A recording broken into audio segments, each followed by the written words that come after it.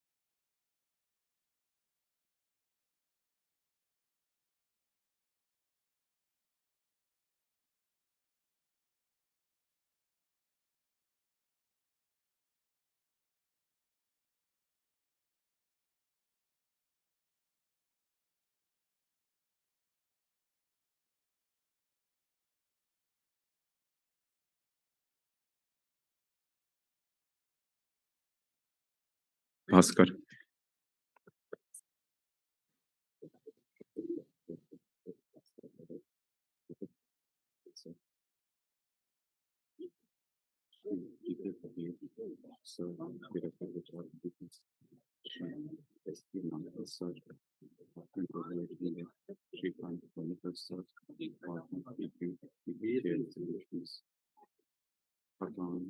Mr. Hakan, Seven Star, founder and CEO, Seven Star Partners, and Honorable Dr. Rajeshwari Nehru, Director, NTPC of this NTPC School of Business Modeling, and distinguished guests and speakers. It's with great pleasure and excitement that I welcome you all esteemed guests, Indo-Scandinavian partners and Workshiop. Good morning. Yes, sir. A very good morning, a very good morning to all. A very good morning to all of you. Today we have with us our Honorable Presiding Officer for the event, Shri Gurdeep Singh Sir, CMD NTPC Limited, Professor Bharat Bhaskar, Director, IMN Level, Shri D.K. Patil, Sir, Director, HR NTPC, Shri S.K. Nansen Sir, Partner Deloitte India, Shri Kantankar Sir, Partner PPJ Solutions, Mr. Hakan Stall, CEO, experienced all partners and honorable Dr. ऊपर डाल दिया क्या? अरे अभी सुन नहीं डाल ठीक है वो कमी का लिंक आया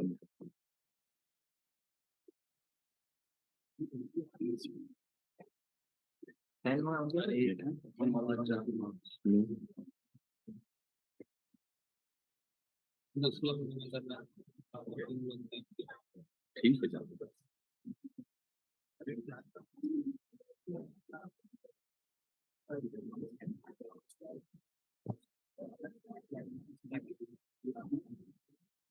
ठीक है वो तो होते रहता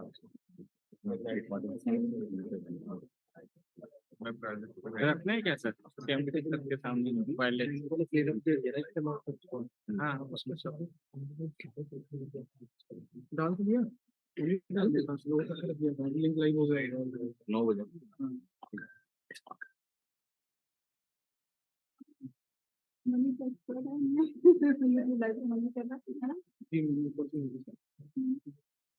अच्छा एक आधा फोटो लगा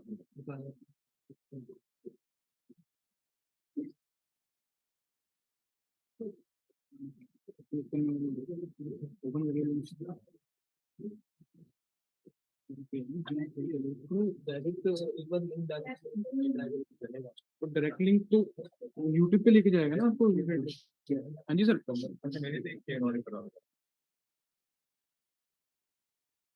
हाँ एक मिनट ओटीपी है अभी तक नहीं है।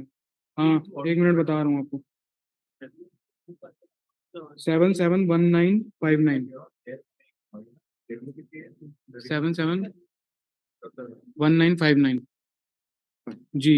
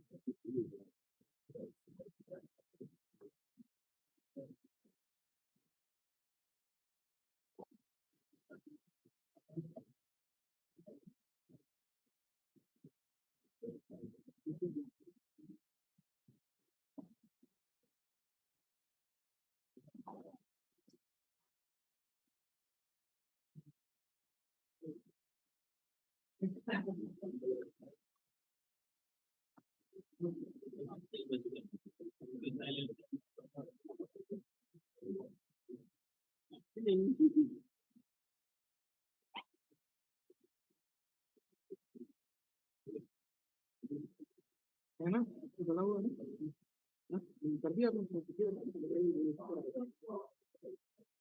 कितने ना पे बोल रहा इसी लिंक को कॉपी पेस्ट कर गूगल प्रोफाइल है इसके का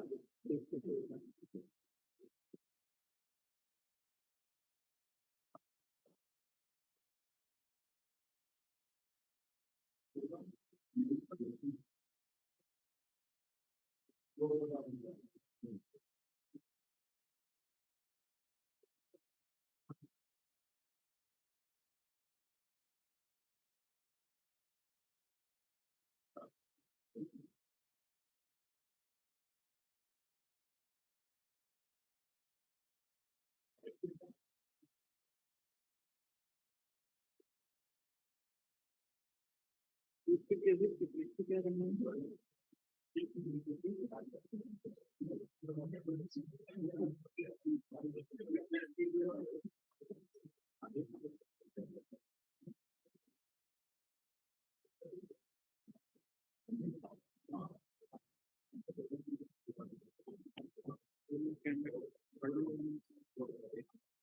अभी तो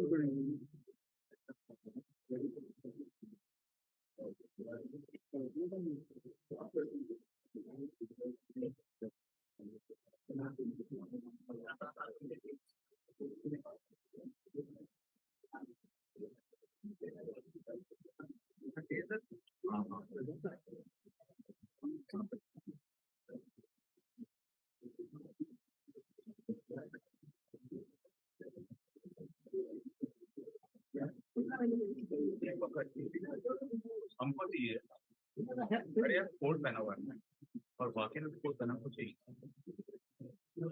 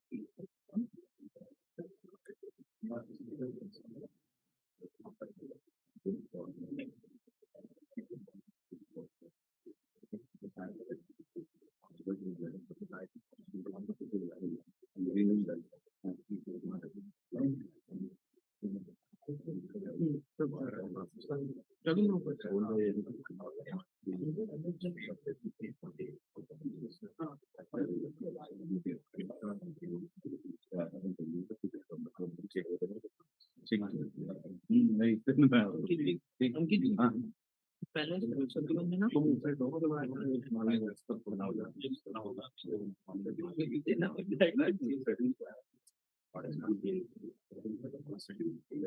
हाँ वहाँ पे रखाएगा ना वहाँ पे नहीं रखा है तो ये अमित सर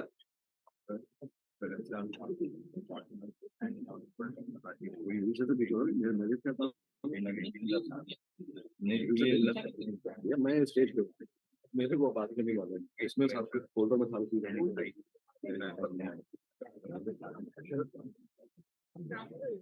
वैसे ही मेरा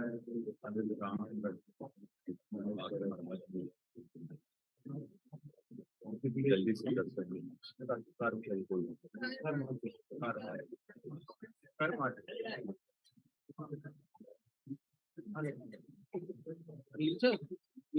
तो सामने रेड वाले काउच है उसके ऊपर वो प्रोग्राम शेड्यूल नहीं रखना है।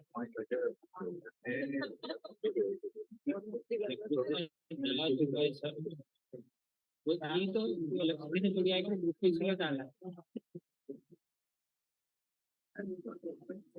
हेलो योगेश सर, हाँ क्यों तो ये प्रोग्राम शेड्यूल नहीं तुम्हारे पास?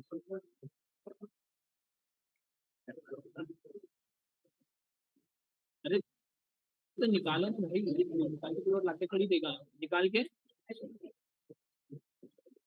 उसी की टेबल पे रखने के लिए।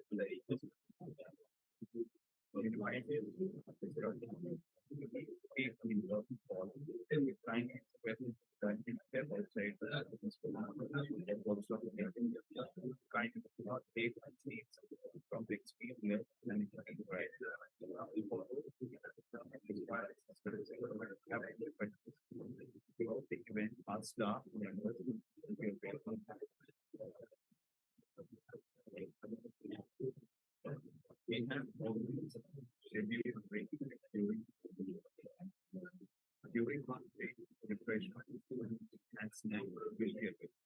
Let's make the opportunity in network with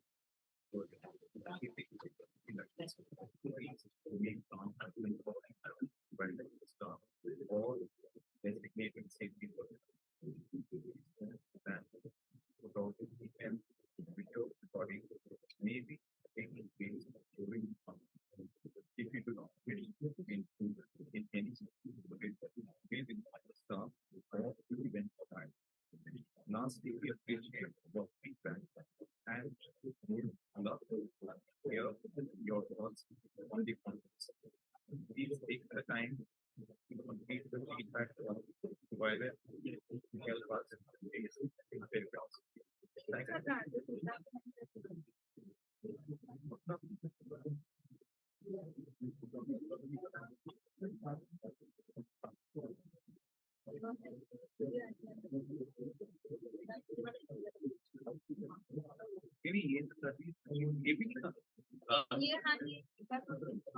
ये बस फॉर्म फिल बता यहाँ तक ना ये पूरा हटा।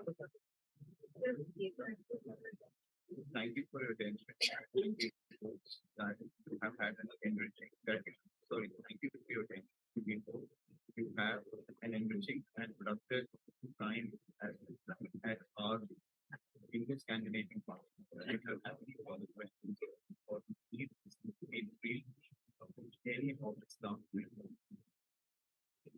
again, it's an Indo-Scandinavian and also on Prismatic culture, the new economic order has the of in the new economic world order.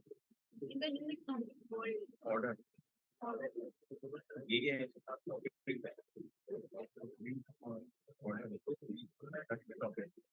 world order, sure.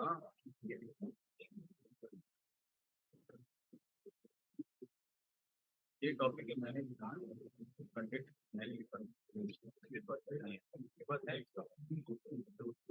Delegate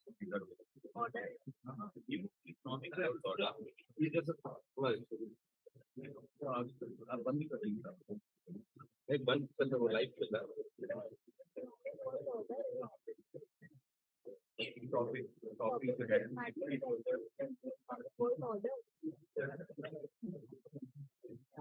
हाँ हाँ ऑर्डर है टेबल ये लाइव जा रहा है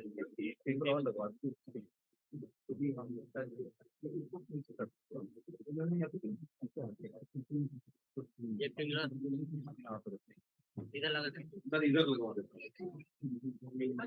इधर लगा दे। Light light light light light ऊपर लाइट लगा दे। नहीं मार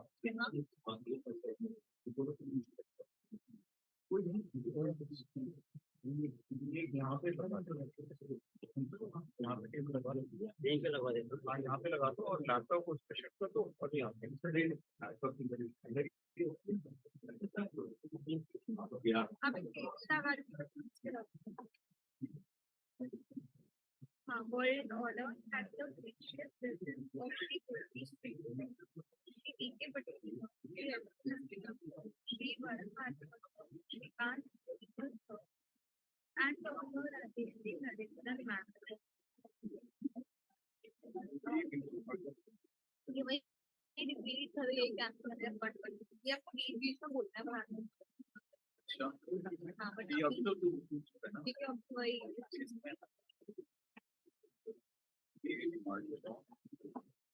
I request for the team to come forward for the signing of the lamp.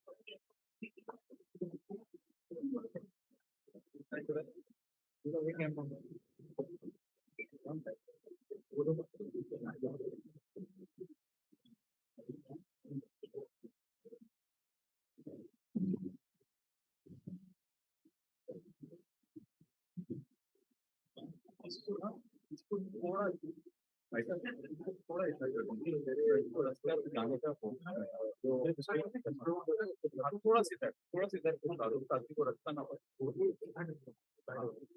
बस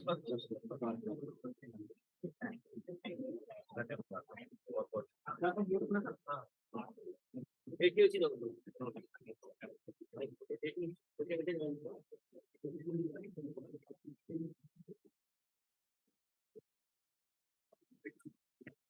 Now I request children to stand for the record of anything.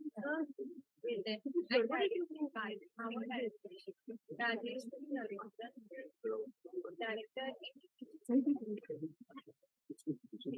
done by Tina.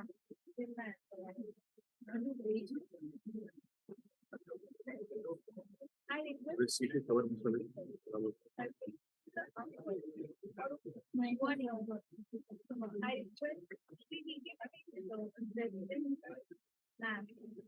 Shri D.K. Patel, Shri D.K. Patel, to do the honor for the duty. I request the President of Village to welcome Shri D.K. Patel.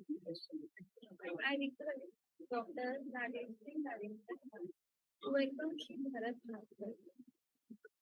I request Professor D.K. Patel to welcome Shri F.P. Nandi. I request Professor A.P. Raj to welcome Shri Kant. I request Professor Gopi Shankar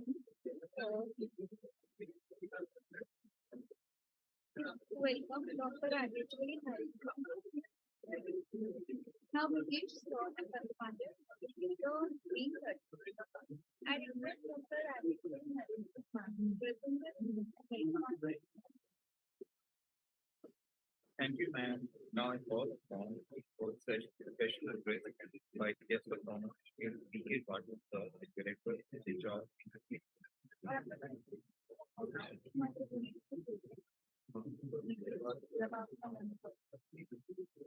break हो गया उसके बाद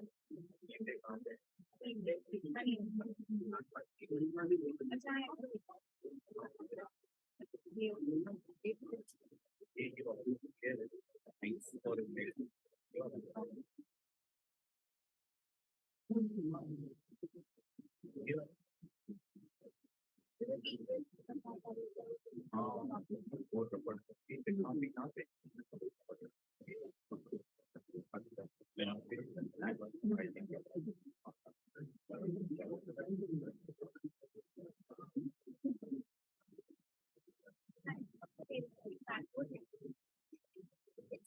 इधर है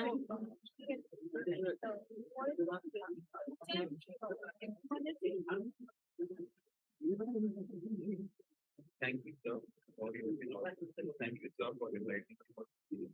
I I request an electric speaker as a great accommodation finding out for. So now I can deliver actually the offer.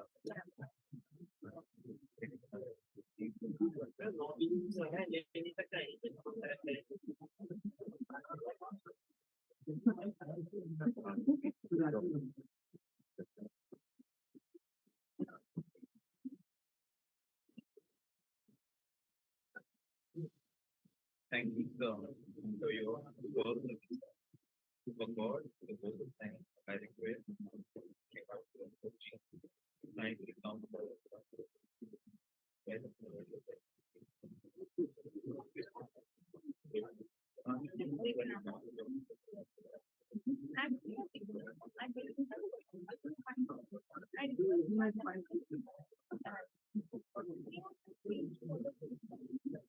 I also equipment along the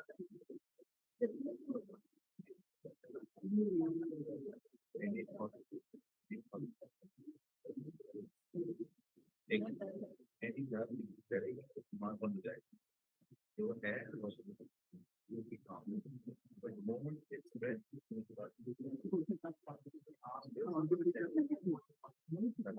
or very problem is they have summer or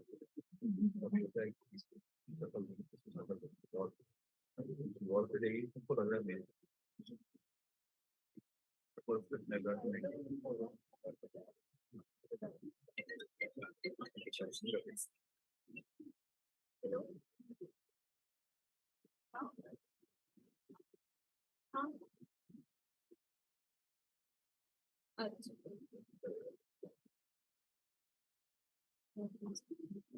we want.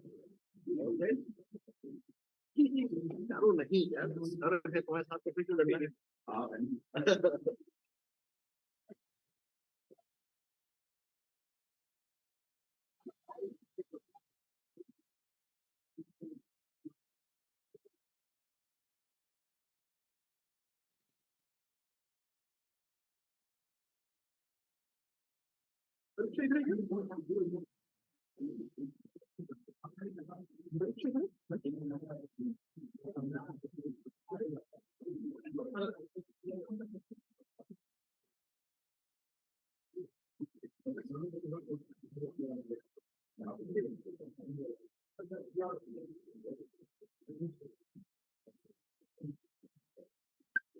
वेद को phone करके कि आ जाए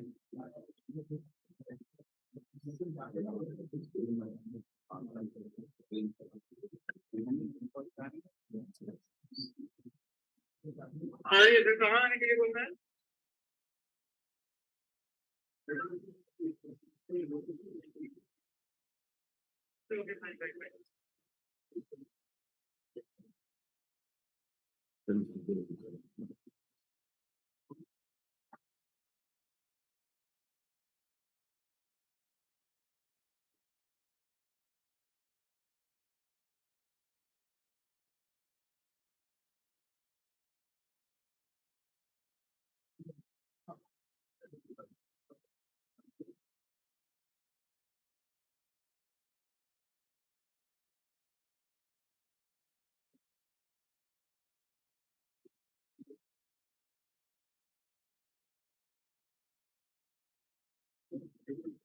यहाँ पे होता है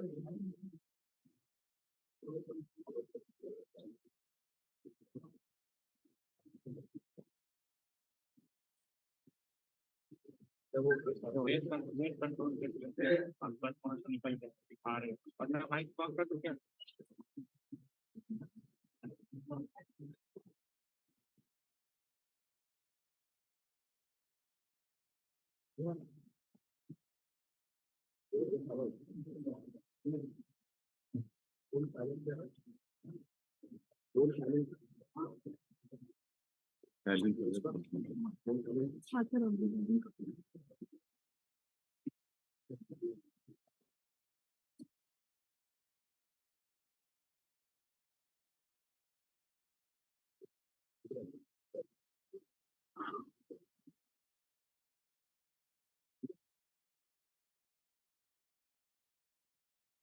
lamp lighting हुई ना पहले Yes, sir. ऊपर कर देना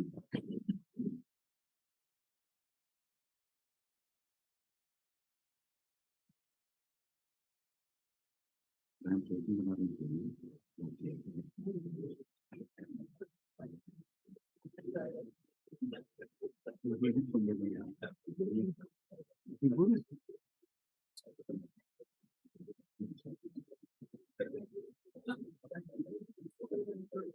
राजेश्वरी मैम की शक्ल को पहचानते हैं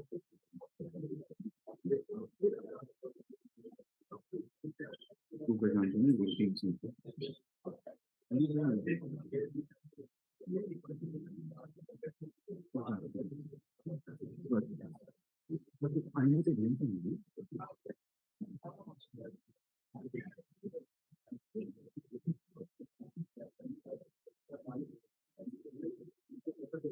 मैं कब बोल रहा हुआ ये लाइटिंग के बाद याद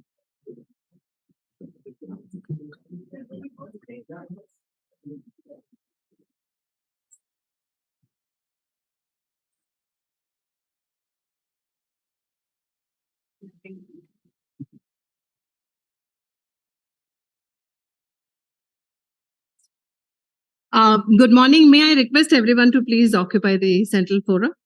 That would help everyone. Please come forward.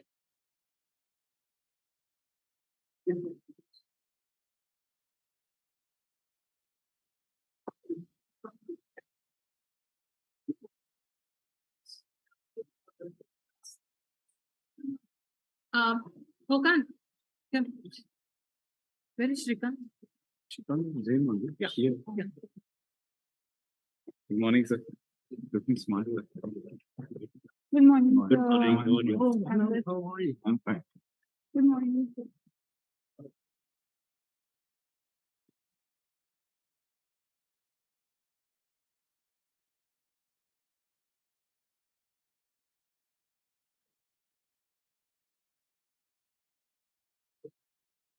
Kindly settle on me.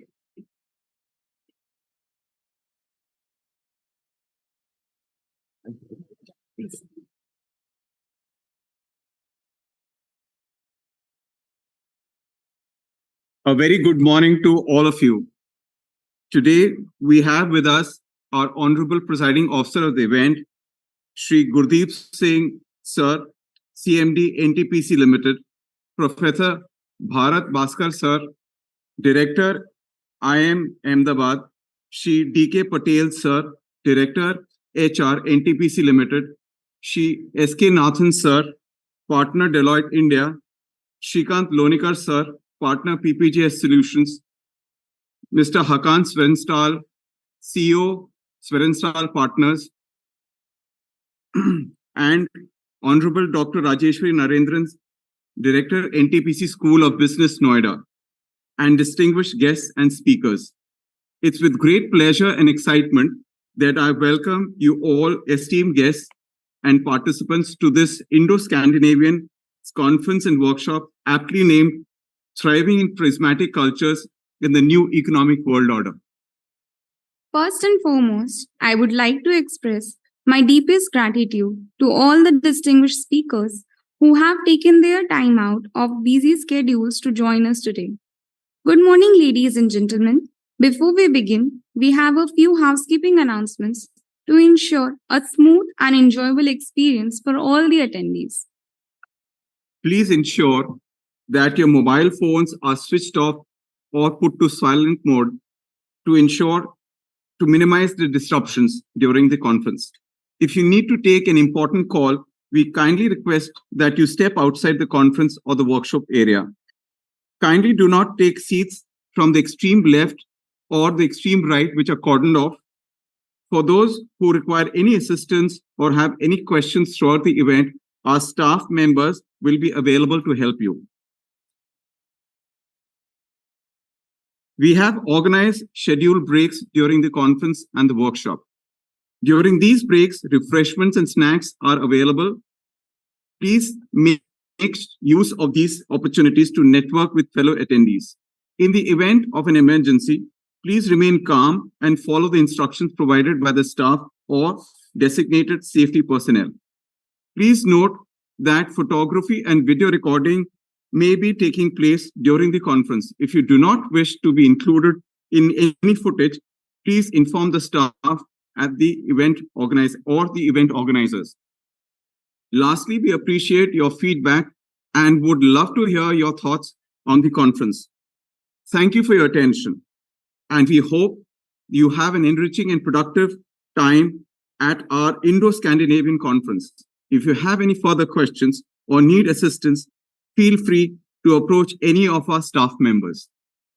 The Galaxy of Eminence in the Indo-Scandinavian Conference and Workshop on Prismatic Cultures in the New Economic World Order has the gracious presence of Shri Gurdeep Singh Sir, Shri D.K. Patel Sir, Shri S.V. Nathan Sir, Shri Bharat Bhaskar Sir, and Shrikant Lunikar Sir, and Dr. Rajeshri Narendran Ma'am.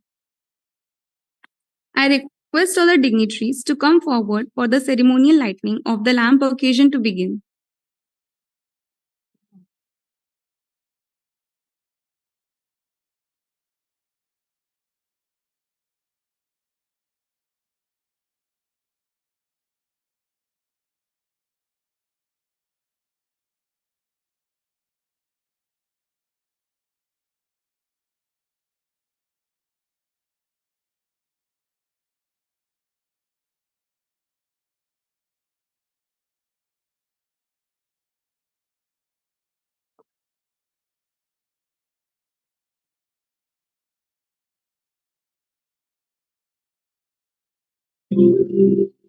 या कुणी तुषारा या शुभ्रवस्त्रमृता या वीणावरदण्डमण्डितकरा या श्वेतपद्मासना या ब्रह्माच्युत Shankar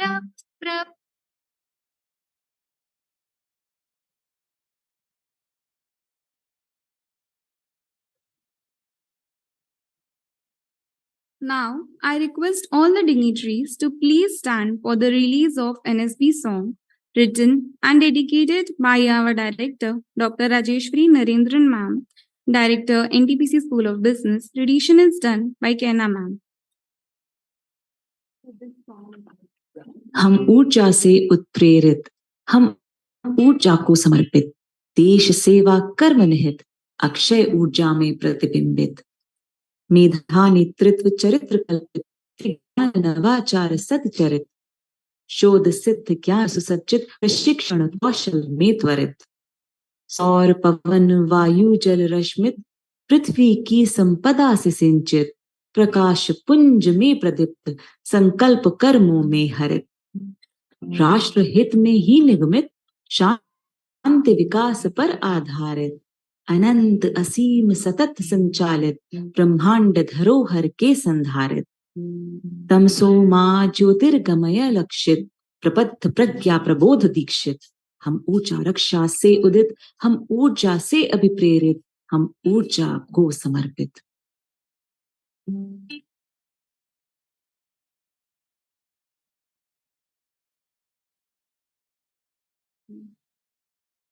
I request for the ceremonial welcome by presenting the Ang Vastra or Uprang to our dignitaries. I request Shri D.K. Patel Sir, President Years, to do the honors for Shri Gurdeep Singh Sir.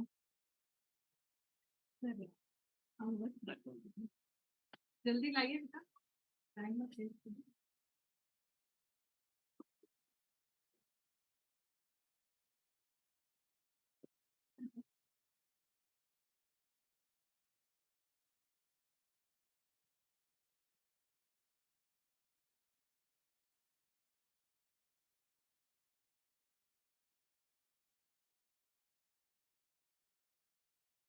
On this occasion, we are also presenting the green certificates. In the name of all the dignitaries, a tree would be planted, and that is what is given as a green certificate to all the dignitaries. Because yesterday was World Environment Day and we are committed to the green technologies and green energies. And so with the QR code, you can even trace the where it is. I request Professor Girish sir to welcome Shri D.K. Patel sir. D.K. Patel sir.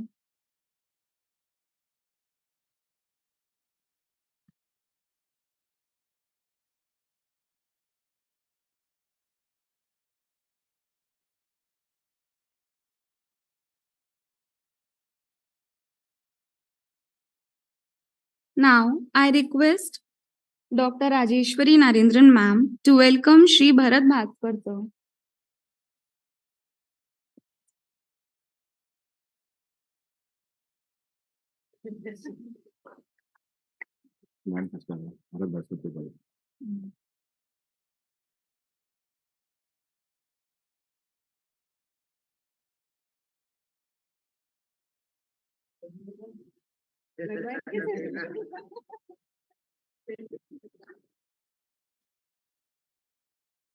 Now, I request Professor P.K. Kulkarni sir to welcome Shri S.V. Nathan sir.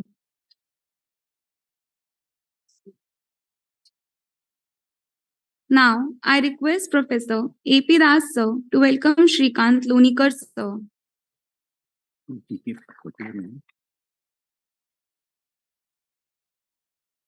Now, I request Professor Gopi Chandran sir to welcome Dr. Rajeshwari Narendran ma'am.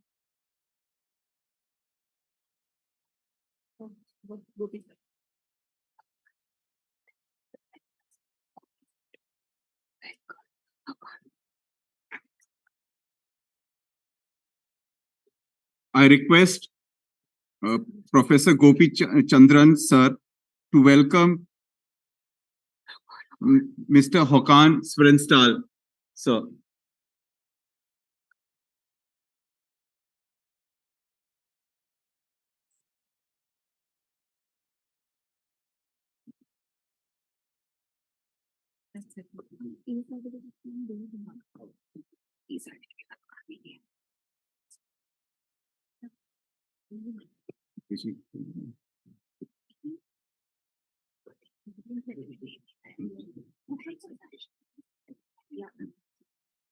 I request Rajeshwari ma'am to present the theme and welcome our guests.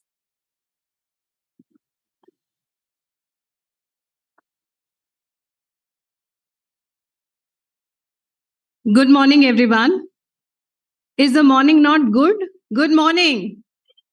Yeah, that's the way. Thank you. Thank you, Arthur, for leading that sound. A very eminent galaxy is present definitely here. It's a proud privilege to welcome the president of the function, Shri Gurdeep Singh sir, our director HR, D.K. Patel sir.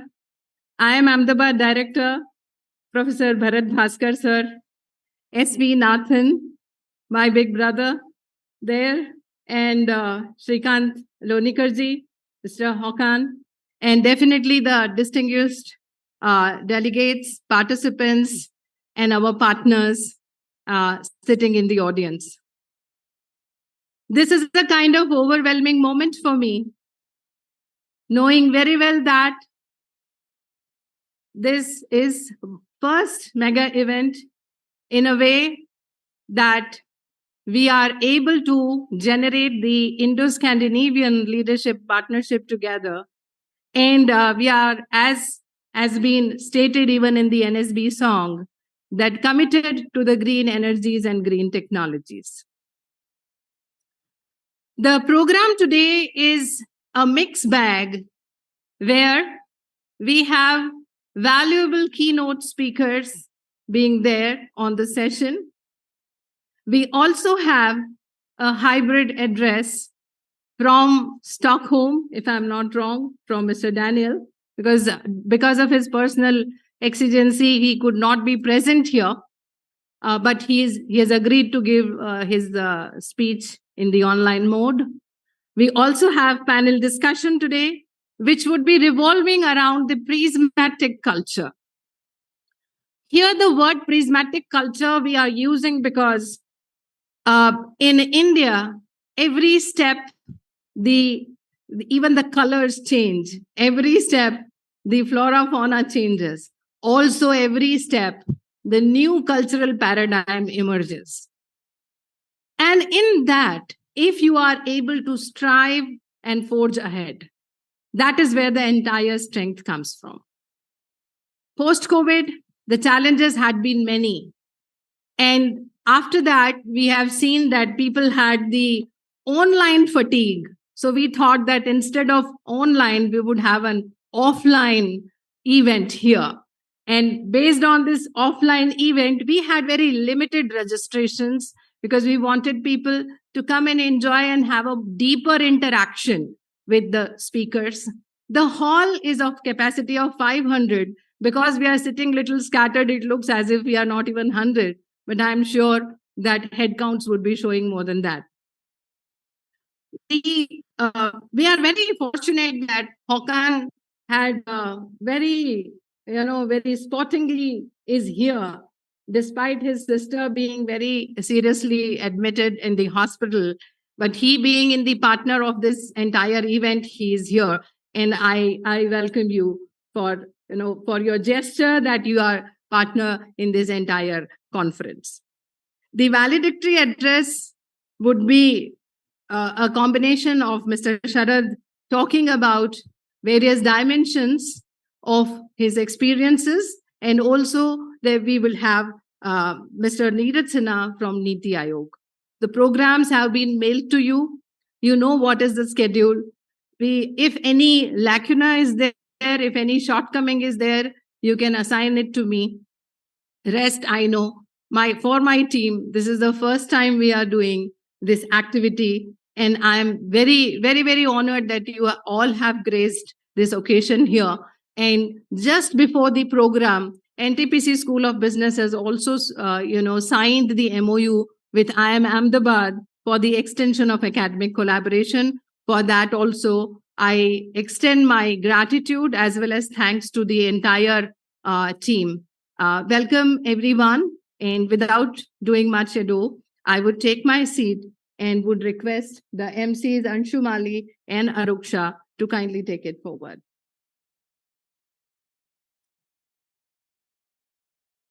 Thank you, ma'am. Now I call upon for special address by guest of honor, Shri D.K. Patel, sir, Director HR, NTPC Limited.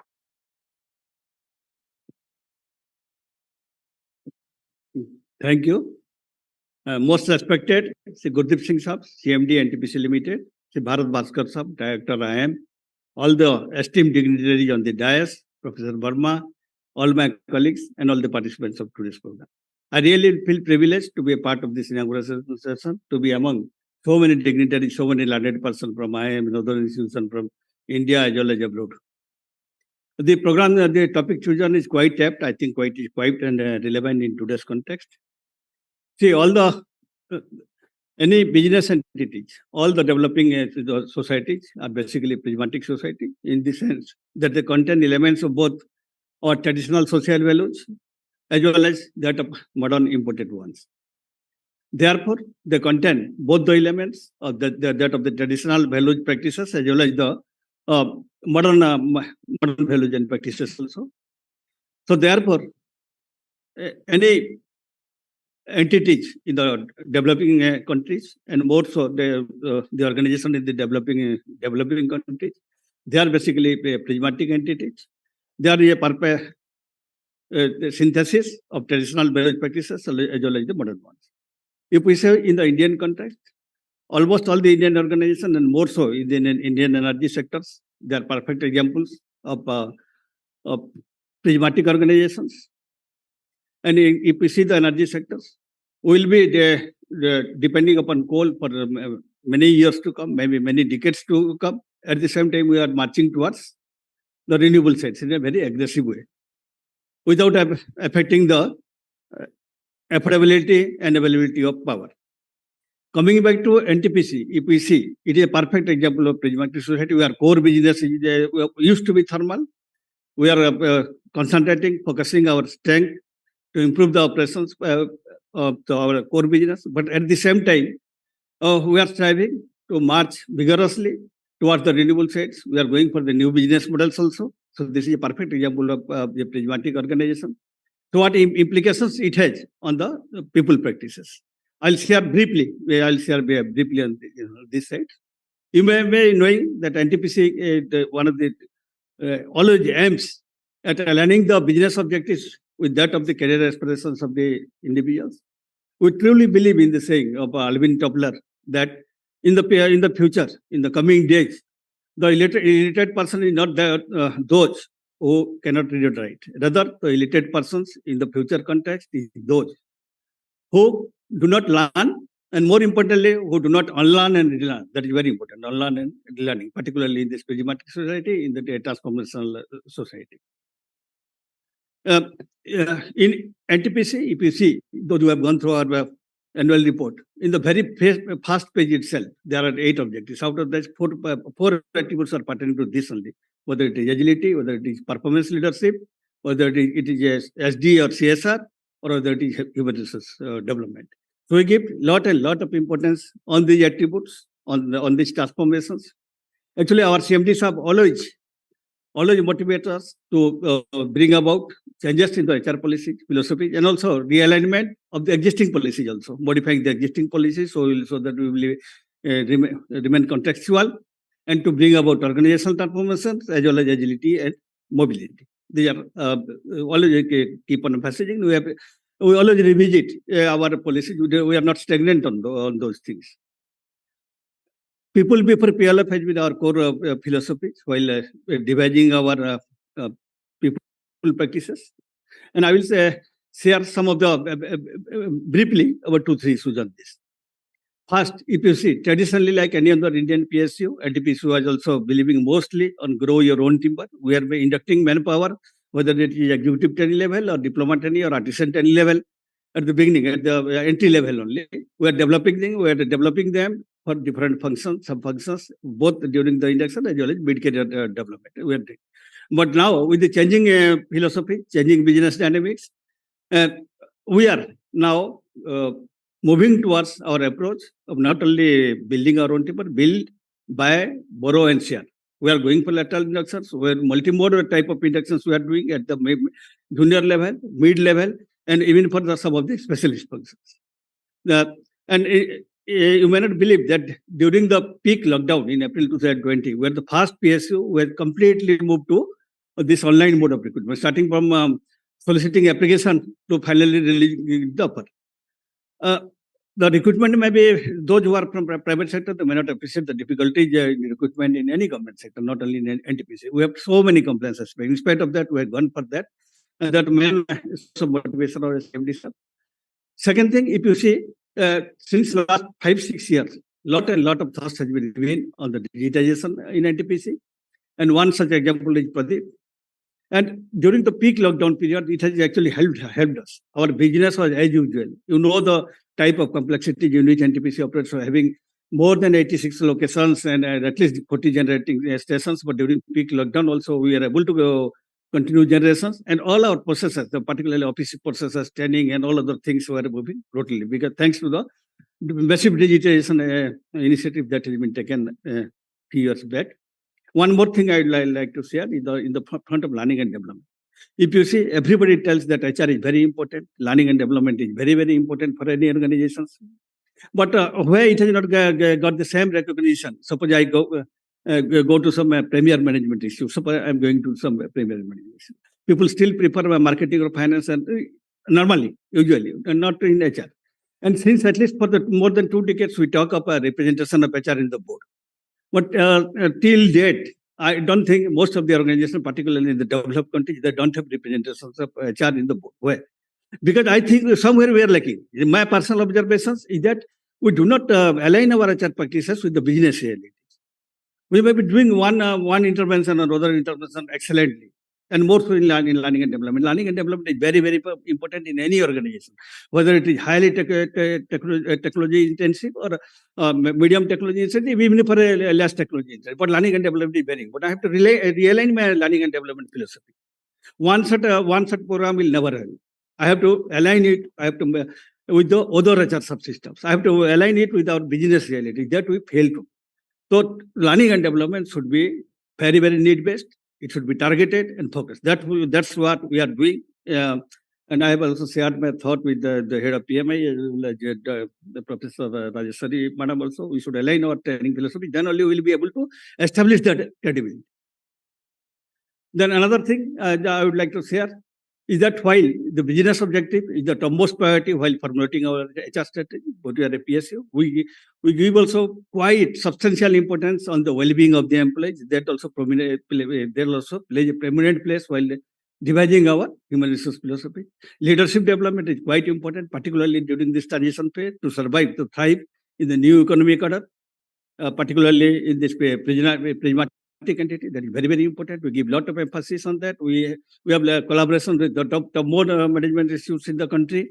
We are going for extensively to make our workforce future ready. We have collaboration with IIT Bombay and IIT Bombay, IIT Kanpur, the Win institutes, and so many. And particularly in the field of management and leadership development, we are taking a lot of help from IIM Ahmedabad. I sincerely thanks the IIM Ahmedabad. Professor Verma has been a great help extending his support also in developing NSB and other management program. I'm sure we will continue to get the same type of support from the new director of IIM. We're looking for a long-term collaborations. Thank you. I'm sure all the participants will immensely benefit from today's program. Thank you. Thanks a lot.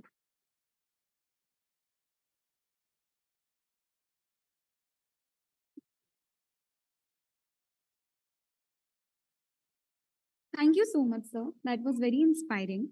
Now it's time to welcome Shri Svinathan sir for his address, which I'm sure everyone is waiting for.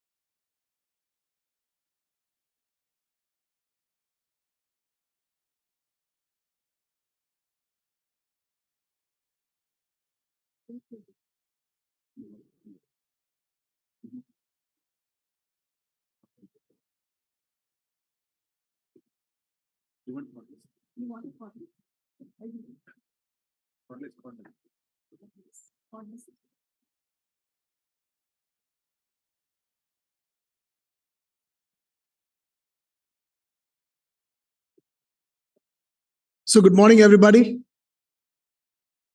My name is, are you all ready?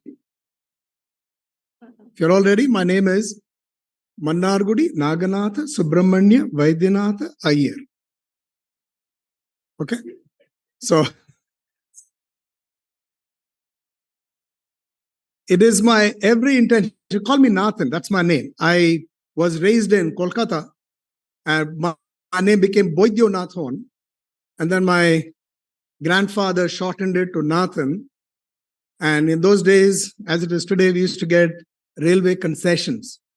A railway concession, I used to go and say, my name is S.V. Nathan. They would write as S.B. Nathon.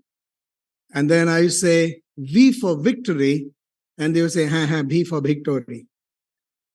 So I'm at a huge disadvantage.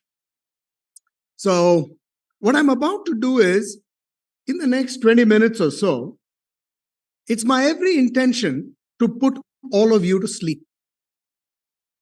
You've had a very tiring night. I believe it rained last night. This room is a little chilly. So I'll do my best to put you to sleep.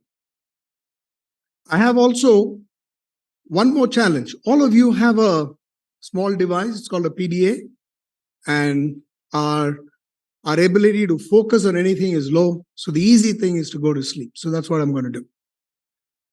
I have picked for this day a very, very boring subject called Generations Matter, Perspectives and Solutions. So it's not something that everybody speaks about. something that we experience though. We go to work, we have people spanning 5 generations. People who are born before 1956 and all the way, and by the way, not all organizations, some do, and all the way to people who were just born into the industry, hardly 20 years, 21 years of age, and they would come in and work. What I'm about to also do is take you through some of the perspectives, what we have as solutions, what we could possibly do working together. And as we do this, as is my wont, I'm going to start with a story. How many of you in the audience are ready for a story? Shameless people. All of you in the morning, I thought you want perspectives on generational issues and you want to listen to stories. But here I go. So once there was a potter, and this potter wanted to make something in the morning, and so he prepared his clay to make something called a hookah. So, Arthur, for you, a hookah is something that you use to smoke. So you put tobacco at one end and you start smoking. So he wanted to prepare a hookah. His wife, who chanced on him, said, hey, a hookah is not good. Why don't you instead make a pot? A pot is good. What it does is it gives you cool water in the summers, particularly in places like Delhi, Noida, certainly. I think it'll be a good idea. So the potter said, yeah, sure. And so he got his clay all redone and started to make a pot. When he started off, suddenly there was a voice. He said, stop, stop, stop. What are you doing? And he looked around. His wife was not there, wondering, where is this noise coming from? And then he noticed it was the clay speaking to him. And the clay says, hey, stop, Mr. Potter. What are you trying to do? He says, I'm trying to make a pot. What about the pot? He said, my wife gave me an idea. And because of that nice idea, I decided to do something else. So, and why would you do that? He says, because you see, if it is a pot, it'll do a lot of good for a lot of people. So an idea changed my mind. An idea changed my mind. And the clay then says, an idea changed your mind, but an idea changed my life and my shape. So today, this day is important because as you go through today, all you will do is pick up a lot of ideas, but there could be one idea that could change your mind, perhaps change your life. So with this, let me move on to what I'm about to do. Hopefully this should work. Next slide, please. Okay. You'll wonder why I start off with a skull. So years ago, there was a gentleman. His name was Raymond Dart. What did Raymond do? He discovered there's a likeness of a skull belonging to Australopithecus, because that's the name of the skull. It belonged to that particular 2 million years old. So what is it about a skull? We all see all kinds of stuff. What about a skull? So this scientist says there's something very special because he noticed that this skull had a hole at the bottom of the skull. And second, it had well-formed teeth. So what about it? Two things. All animals do not have a base of their skull because most of their brains are fused into the spines. And man, perhaps then apes, were the only ones which could use their heads, and therefore they could use their hands for foraging and not really their teeth. So something so spectacular in just a skull. And what this presentation is about, how people look at very nuanced ways of discovering something from something as simple as a skull By the way, it took a lot of reasoning for a scientist to do that.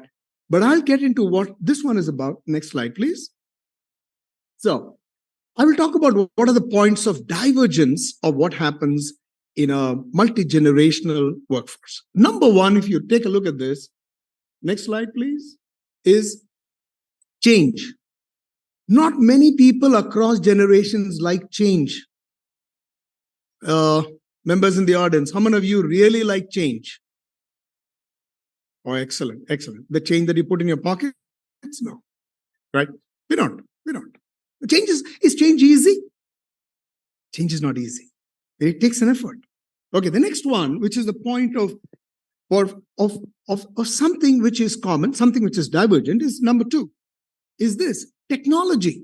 So people who are a little, I won't say older, but who have lived on the planet a little longer, those people will find it a little challenging to work with the millennials. People who are the digital natives, very different.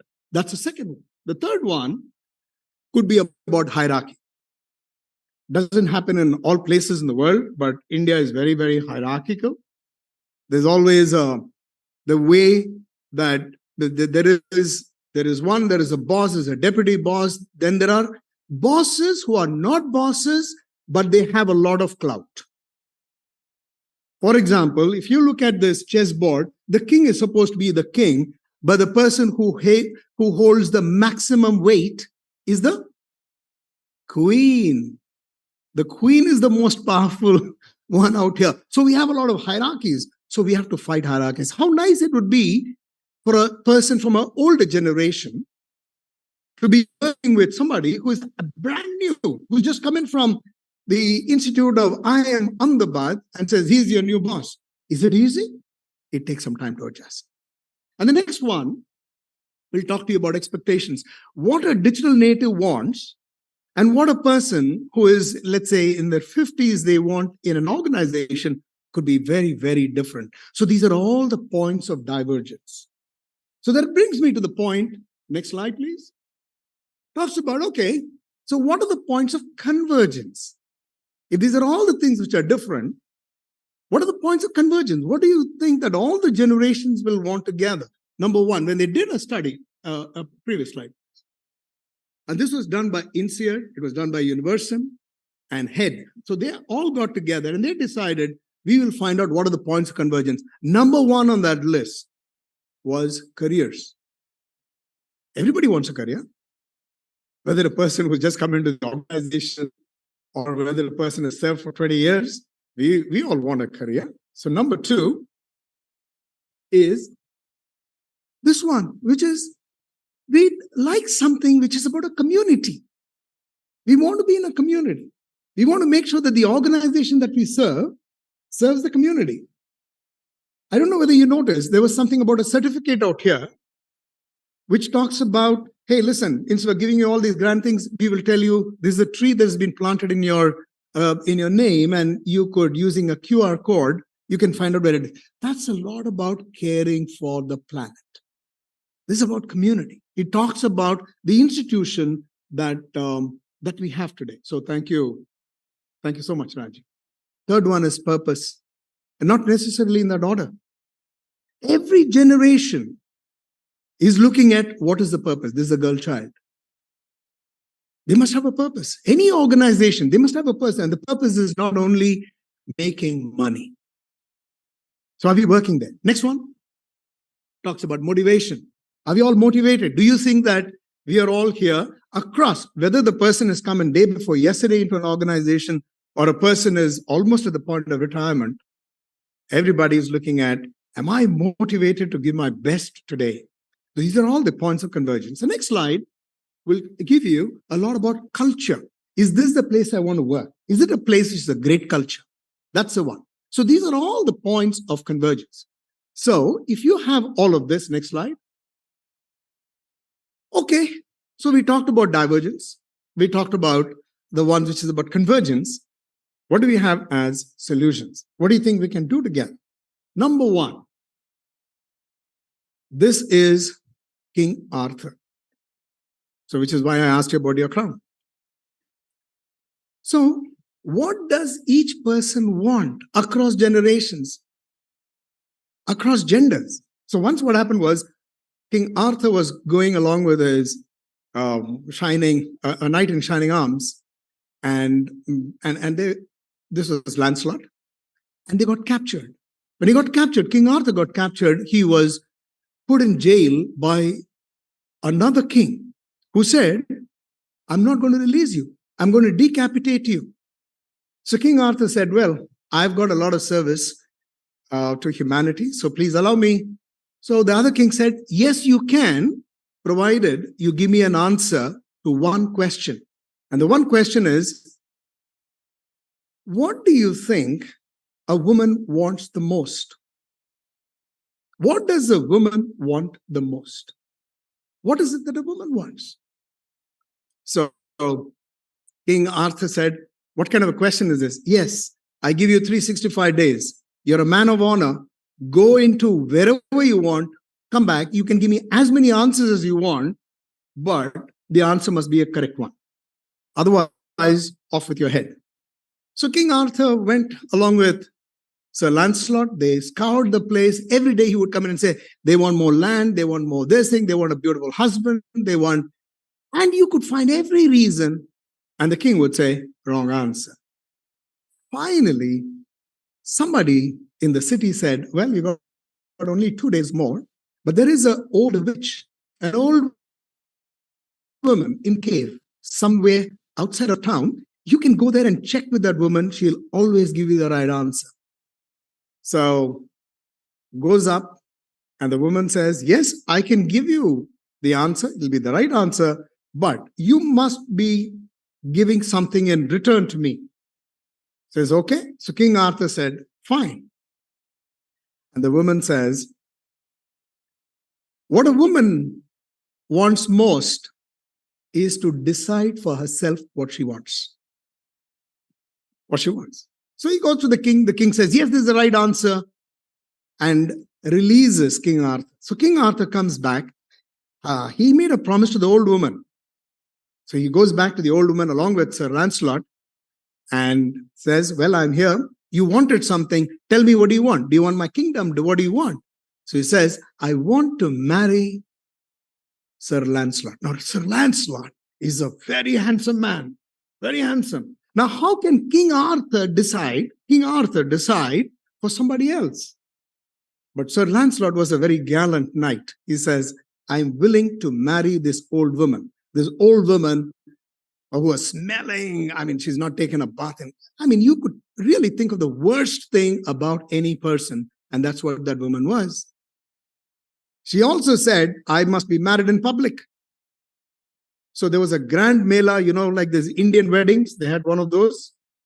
The marriage was a great one.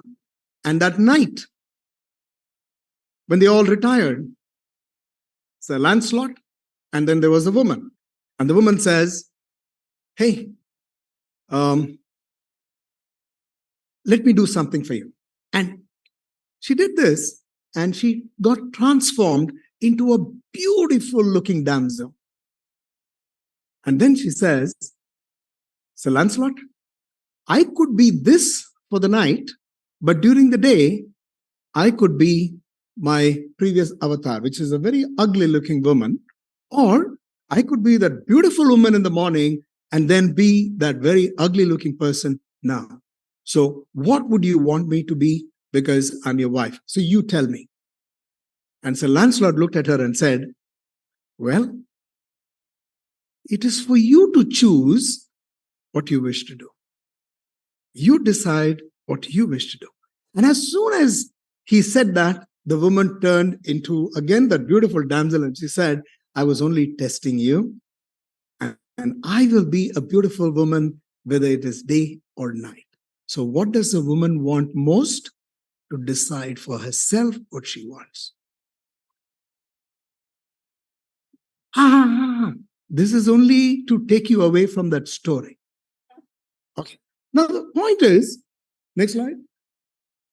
If that is so, can we understand what are the generational differences that we have across various generations? One, We know what is required across each generation, which is really the expectations. The second thing that we want is the one around mentorship. We know this. What do we want? We want mentorship. We want to make sure that there is setting the right expectations. The next slide will give us an idea about, next slide, please. We talked about it. Next slide. So the third one is, how do we work together across generations? The fourth one is a little about what are 6 signature leadership traits. And these slides are important for all of us in this room. What can we do? And they are the 6 C's, starting with 1, curiosity. Can I be curious about a person who is working across generations? Do I know what they really want?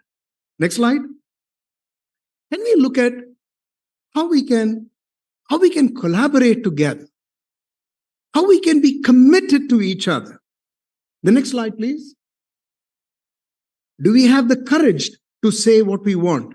For example, and we were just talking about this morning, people today, the younger generation, they are fearless. They would say things to you that maybe 15, 20 years ago, they would hesitate. Why? Because you have a hierarchy. So do we have the courage to say things as they are? The next slide will give you an idea about, do we understand the cultural intelligence that is required?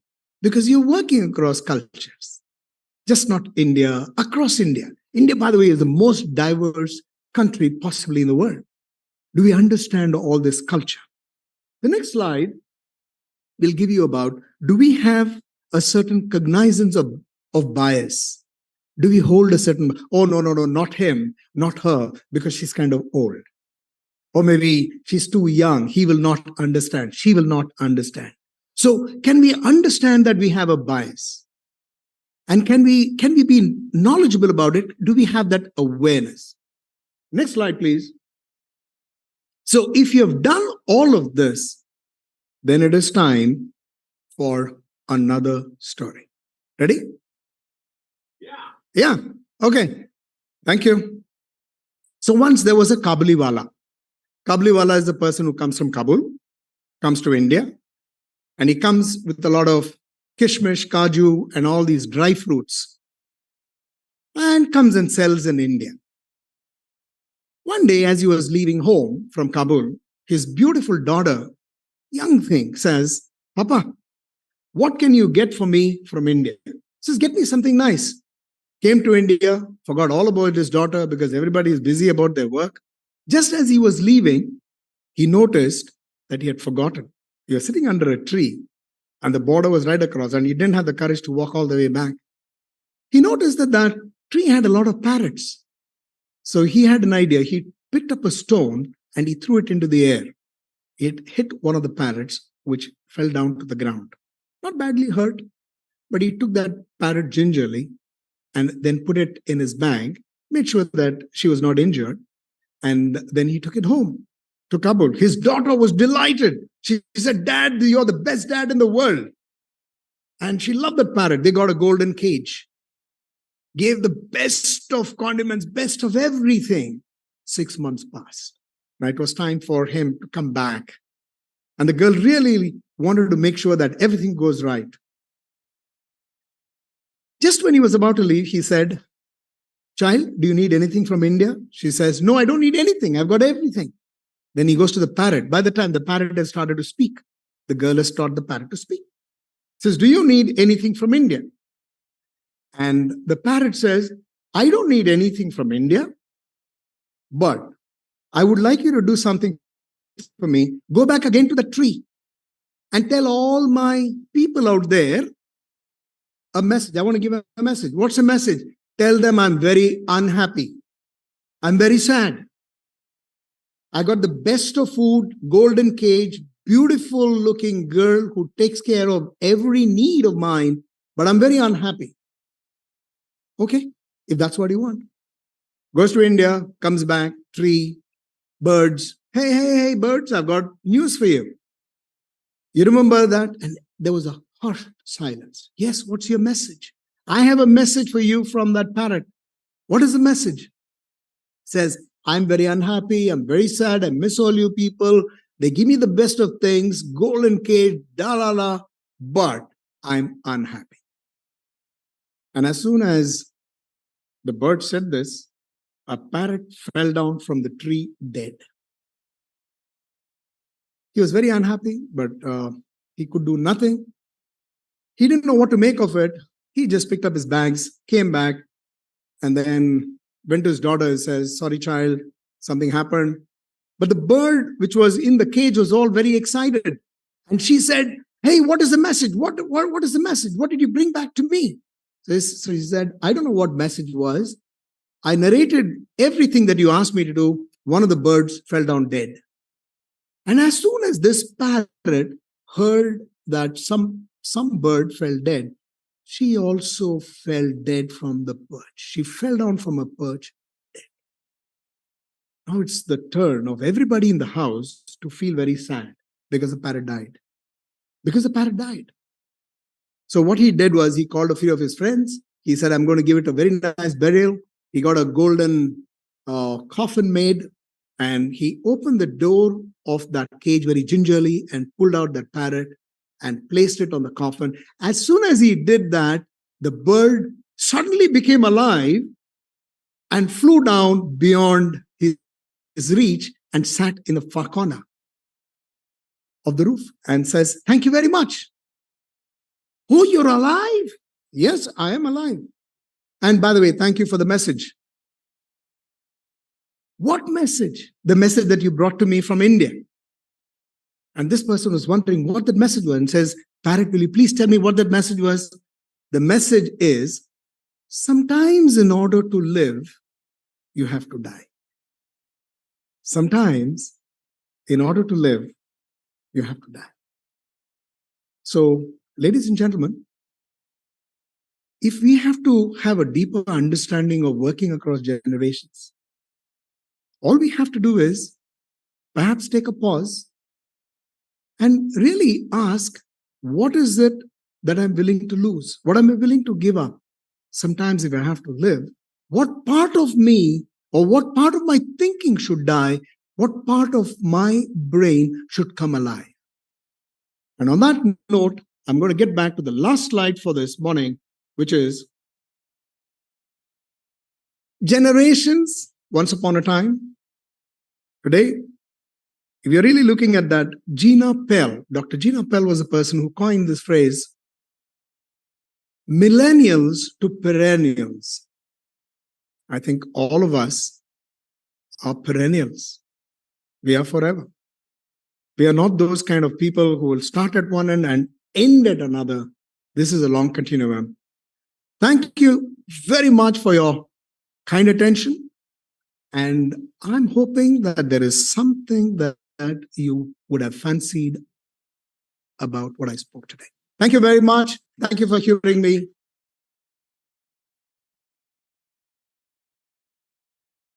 Thank you, Shri S.V. Nathan, sir, for your presentation, which woke us all professionally, psychologically, and soulfully. I request Professor Bharat Bhaskar, sir, who is an eloquent speaker and a great accommodation, to kindly come forward.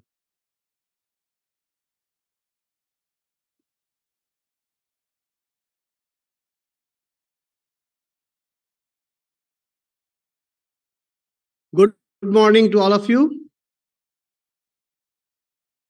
All the dignitaries sitting on the stage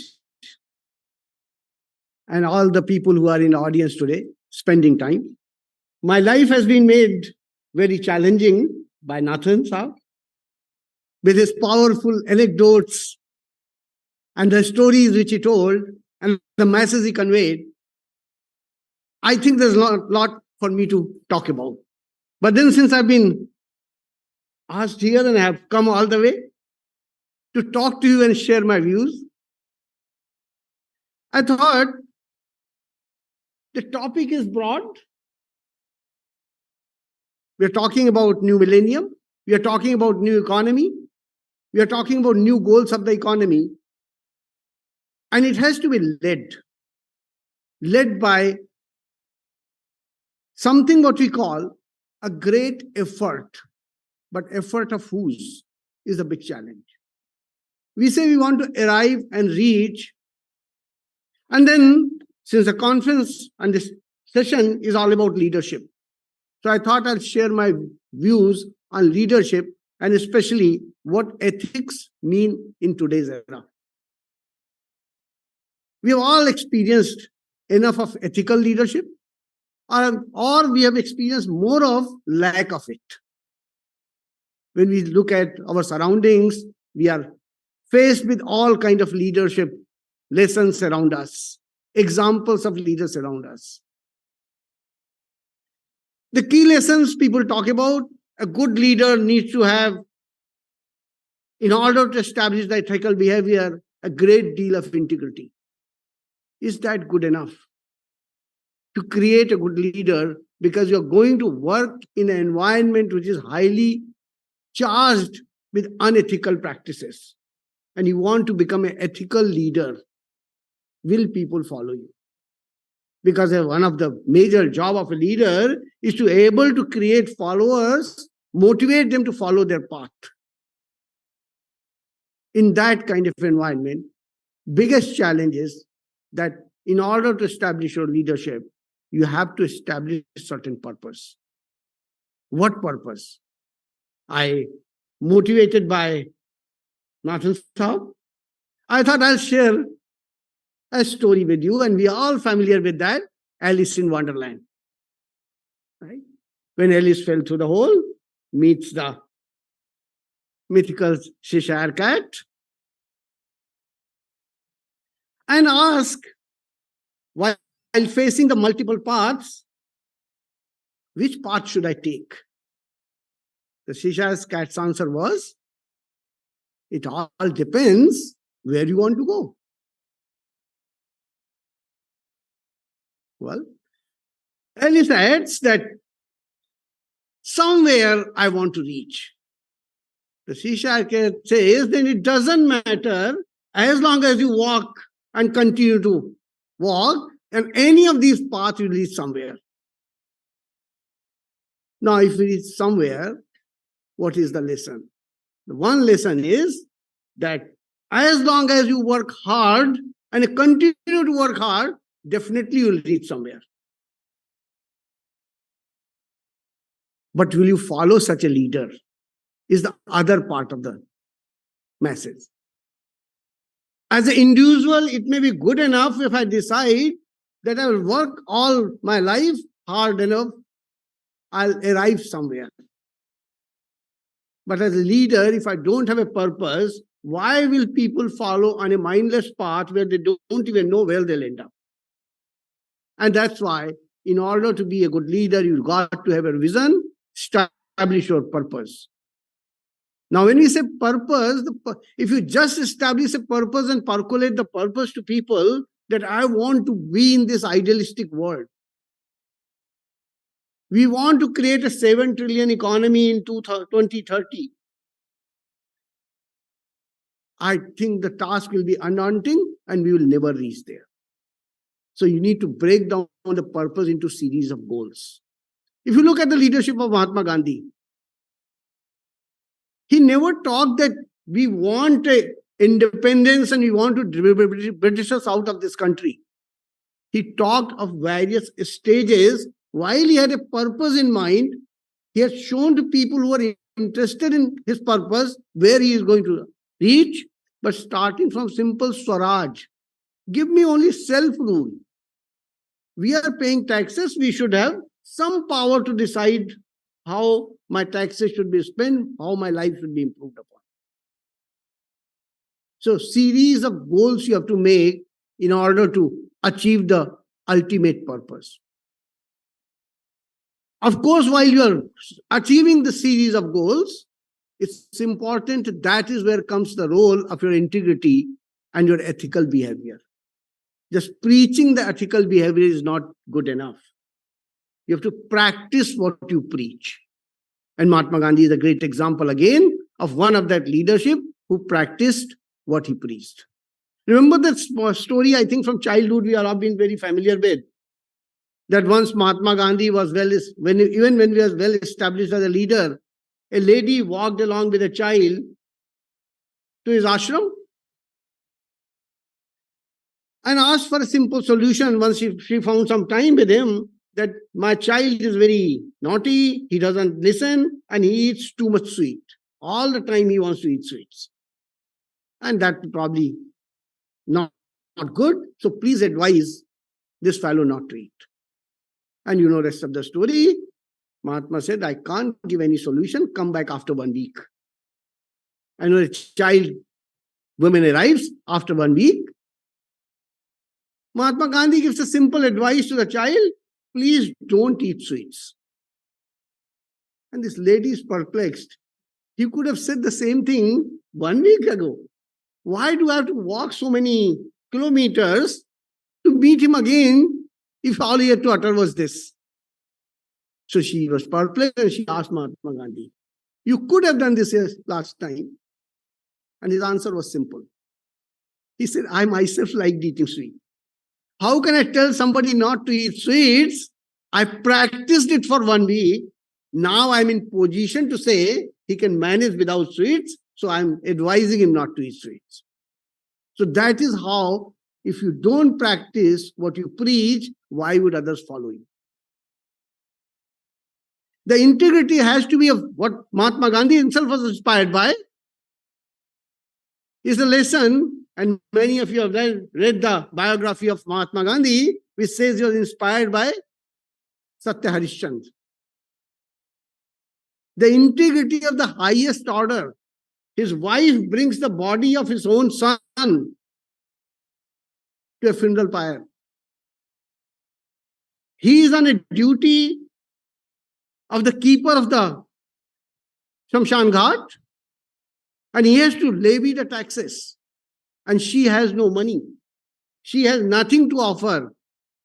He could have allowed his own son to be cremated, his wife to have that leeway. But Harishchandra says, nothing doing. My duty is a duty. I will not violate my integrity even for this sake. Such is the level of integrity. When we practice, others will follow. So other great quality of any leader is going to be. Then on top of that, even if you have those qualities, you have to be able to communicate. Communication is the key, and you have to be a kinesthetic communicator. When I say kinesthetic communicator, that means the receiver and sender have to be able to match with each other. Not the greatest of the speeches which can be quoted in the history, but the speech which transmits from heart to heart. Our Rig Veda says, Samanava akuti samana hridayaniva samana vastuvo mana yatha vastu susahita. When the heart, soul, and intellect of a sender and receiver are the same level, the true communication happens. That means if your audience is of great intellect, you should be communicating them at that intellect level. But your audience is of primary school students, and you communicate the same language to them, the communication doesn't get established. Transmission of the masses doesn't happen. That's why you'll see some of the not so great orators do communicate with the masses very well, because they understand their intellect level, their heart, language of their heart. One such example has been the Mayawati, our state's former chief minister. Nobody will give her any marks for oratory. But the people she's trying to address, she addresses at their head, heart, and soul level, and they are able to connect with masses. Maybe the level she connects with them, and we feel those speeches or those communication is not effective. So that's the other important aspect, that you have to be communicator. But even more important than that is ability to listen to others. Gautam Buddha was once asked by his disciple that I really want to be very effective in carrying out my operations. I want to be understood by others. Or while operating in a very efficient and effective and justifiable manners, I don't want to mess my relationships with others.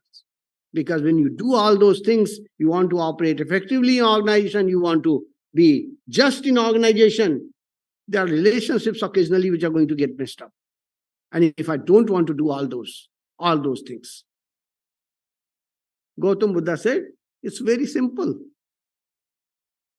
And the disciple looked at him, and Buddha says, just listen to people attentively when they are talking to you. And listen even more attentively when you are talking to them. First, we don't listen to people attentively when they are communicating to us. Second, when we are talking to them, we don't listen to ourselves what we are talking. So listening is most important aspect.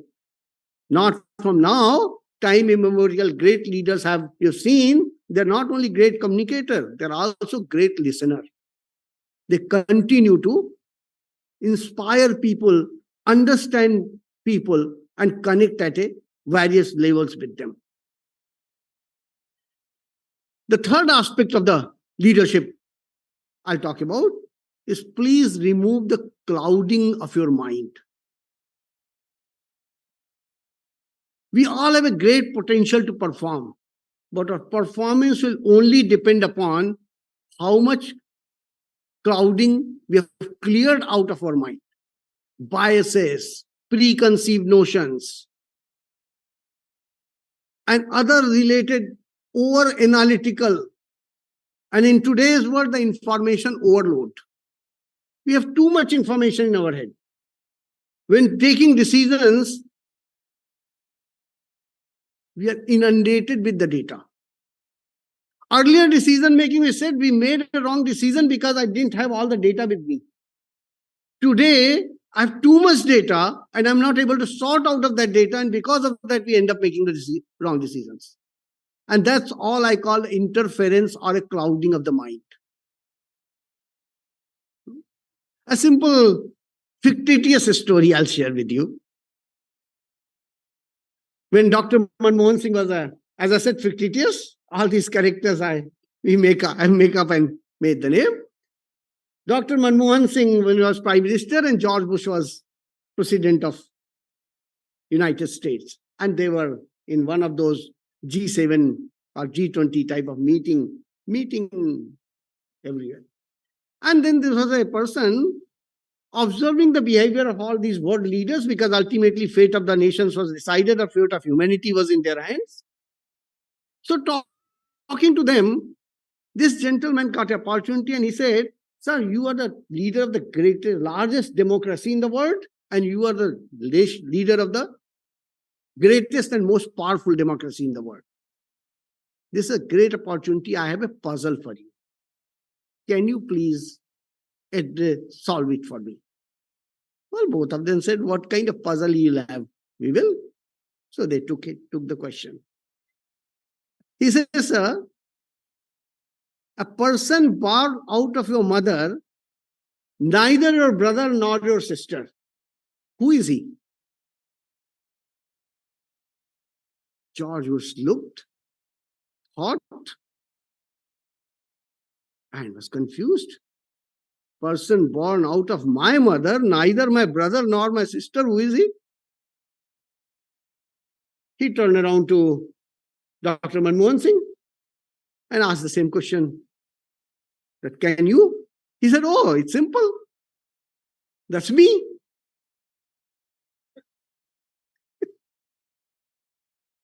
Now, George Bush is still perplexed. So he goes back. The meeting is over. Answer has been given. But he is not convinced with the answer. So he goes and asks his Secretary of State, Colin Powell, who was the general who won them the Kuwait War, and asked General Colin Powell, you see this phenomena happened to me? while I was in Europe? And he repeats the question. Colin, tell me, child born out of the mother, etc., etc. Colin thinks, and he thinks and thinks, and then says, if president is asking, there must be something complex in it. So he says, sir, let me consult Condoleezza Rice. Now, Condoleezza Rice was Secretary State at that time, and she was a professor of Stanford who has been inducted into a cabinet. So he said, a professor will know better. So Colin consults Condoleezza and asks the same question again. And Condoleezza thinks and he says, well, that's simple. He says, that question is asked to you, Colin, then that's you. Colin says, oh, it was that simple. Okay. So he goes to George Bush and says, I found the answer.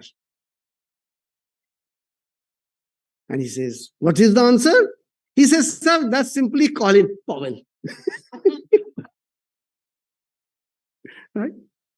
The objective is simple problem, overanalyzed.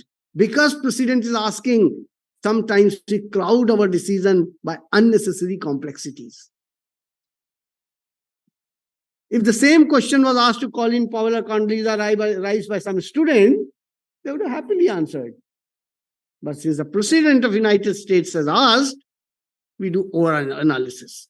So our best performance comes, or we are able to match our potential as far as performance is concerned, the moment we are able to clear all the doubts, biases, preconceived notions, and over-analysis from our mind. The trust is another important factor. We need to establish the trust, the integrity and trust are intertwined. Practicing and preaching are again intertwined. The trust cannot be developed if your behavior is going to be different from your preachings. And many times we all understand trust. The last thing I would like to talk about, because of the interest of time, is that practicing the ethical behavior while executing the tasks. Now, when I say practicing the ethical behavior, I don't mean practicing the morality. Morality can be absolute, ethical execution need not be absolute. It's a contextual in nature. Rather than elaborating from a theoretical framework, I'll again share my last story with you of Karna from Mahabharata. We all know Karna was the most cursed man. Starting from Rishi Durvasa to everybody who came across, cursed him. And now he is a cursed man, very valiant, very brave, and many believe that the most greatest warrior of his time is pitted against Arjuna with his chariot driven by Lord Krishna himself. On the other hand, the most valiant warrior cursed, his chariot driven by Shalya. And in the battlefield of Mahabharata, when they are confronting each other while they are fighting with bows and arrows, etc., Karna's chariot wheel gets stuck. He asks Shalya, Shalya, please help. He move the wheel out of the place where it's stuck. Shalya says, I am your charioteer. I don't think it's in my JD. So Karna has no choice. He puts down his bow and arrow, gets down. Arjun is still shooting arrows at him. And looks at Arjun, I've already put my bow and arrow down. Why are you shooting at me? In our Dharma Yuddha, in our art of war, You don't shoot a person who has put his bow and arrow down. Arjun thinks, and he says, yes, I should also stop shooting. Krishna says, what are you doing, Arjun? Here is the opportunity. You will never get this second time. Shoot him. Arjun again picks up his bow and arrow and readies for shooting. Karna looks at Arjun again one more time and he says, Arjun, what are you doing? Just think what posterity will write about you. As a warrior, what the history will think about you. Arjun thinks again and decides to put the bow and arrow down. Lord Krishna realizes my speaking to Arjun is of no avail. He will not follow me. He speaks directly to Karna. He says, Karna, when Pandavas were being burnt alive in Lakshagraha with deceit, you are party to it. When Abhimanyu, the son of Arjuna, was surrounded by 7 of you while he had no arms left with him, what did you do? Did you not shoot him? Did you not think what his history will write about you? Karna, being a warrior, looks at Arjuna. Arjun, do the right thing. Arjun pulls up his bow and arrow, shoots again, and one of those arrows takes the Karna's head away. So important in a business environment, important in current environment is not the absolute ethics that we are in a dharma yudh. We'll never deviate from those set of rules. Look at your rivals, what they're doing, and do the right thing. That's the important aspect of leadership. You look at life of Mahatma Gandhi, you will look at life of Gautam Buddha. Whenever the time arose, starting from Lord Krishna onward, they have done the right thing, not everything which is written in the scriptures or in the moral framework. Thank you very much.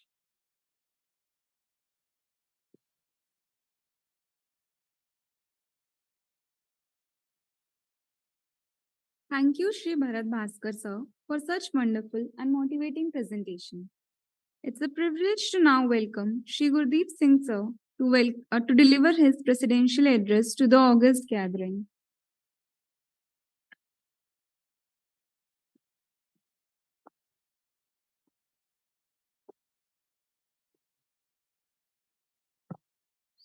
Good morning,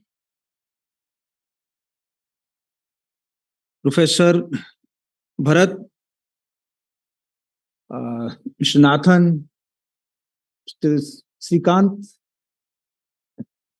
Mr. Patel, Professor Hakan, and Madam Rajeshwari.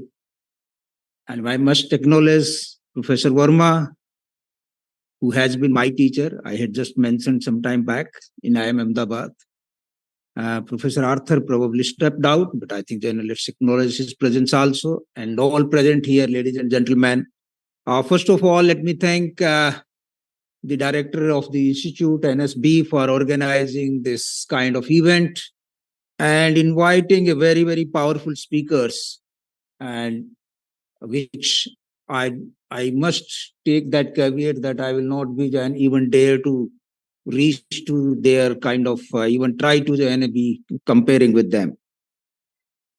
I'm sure that there will be a lot of learning which you already had, and these kind of powerful stories, really, I think it's a very, very good learning opportunities rather than only going through the book and then just going through the some kind of test out of it. I think this is the first one I must acknowledge, and I can also say with conviction that there has been a lot of learning to me also, though it may be, most of them may be a revision, but I think the revision is also important as we go along, and this is a part of the journey. The next one is that let's thank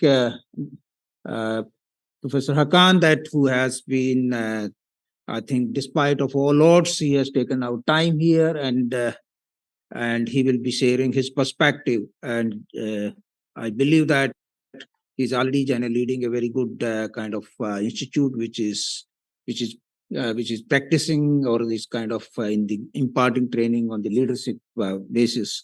And everyone present here should feel privileged that you are going to get a very, very international flavor of it, even if it is going to be from our domestic experts from here. So I think I would not like to get into the general management and this kind of the general stories, but let me try to just bring it back towards the energy sector where we are, and that is which is a kind of the important thing for all of us. Director HR, Mr. Patel just mentioned most of the things rather than few of the things, and the important ones, which you must have got some kind of hint what we are doing at NTPC. But I think the first thing, this event is a very at a appropriate time that in this prismatic culture in the economic world, they are gathering here, and we will be just pondering about and making ourselves future ready, be whatever it comes. I think the prismatic culture refers to the societies or the communities characterized by the diverse range of culture, ethnicity, identities coexisting within the given context. If we take our Indian culture, I think this is, as Professor Rajeshwari just mentioned, I think in India we are having almost every other village or every other town will have its own kind of differentiated differentiated culture, maybe woven by the commonalities, as we are seeing that with pride. We have the different cultures in the country, but we are united as one.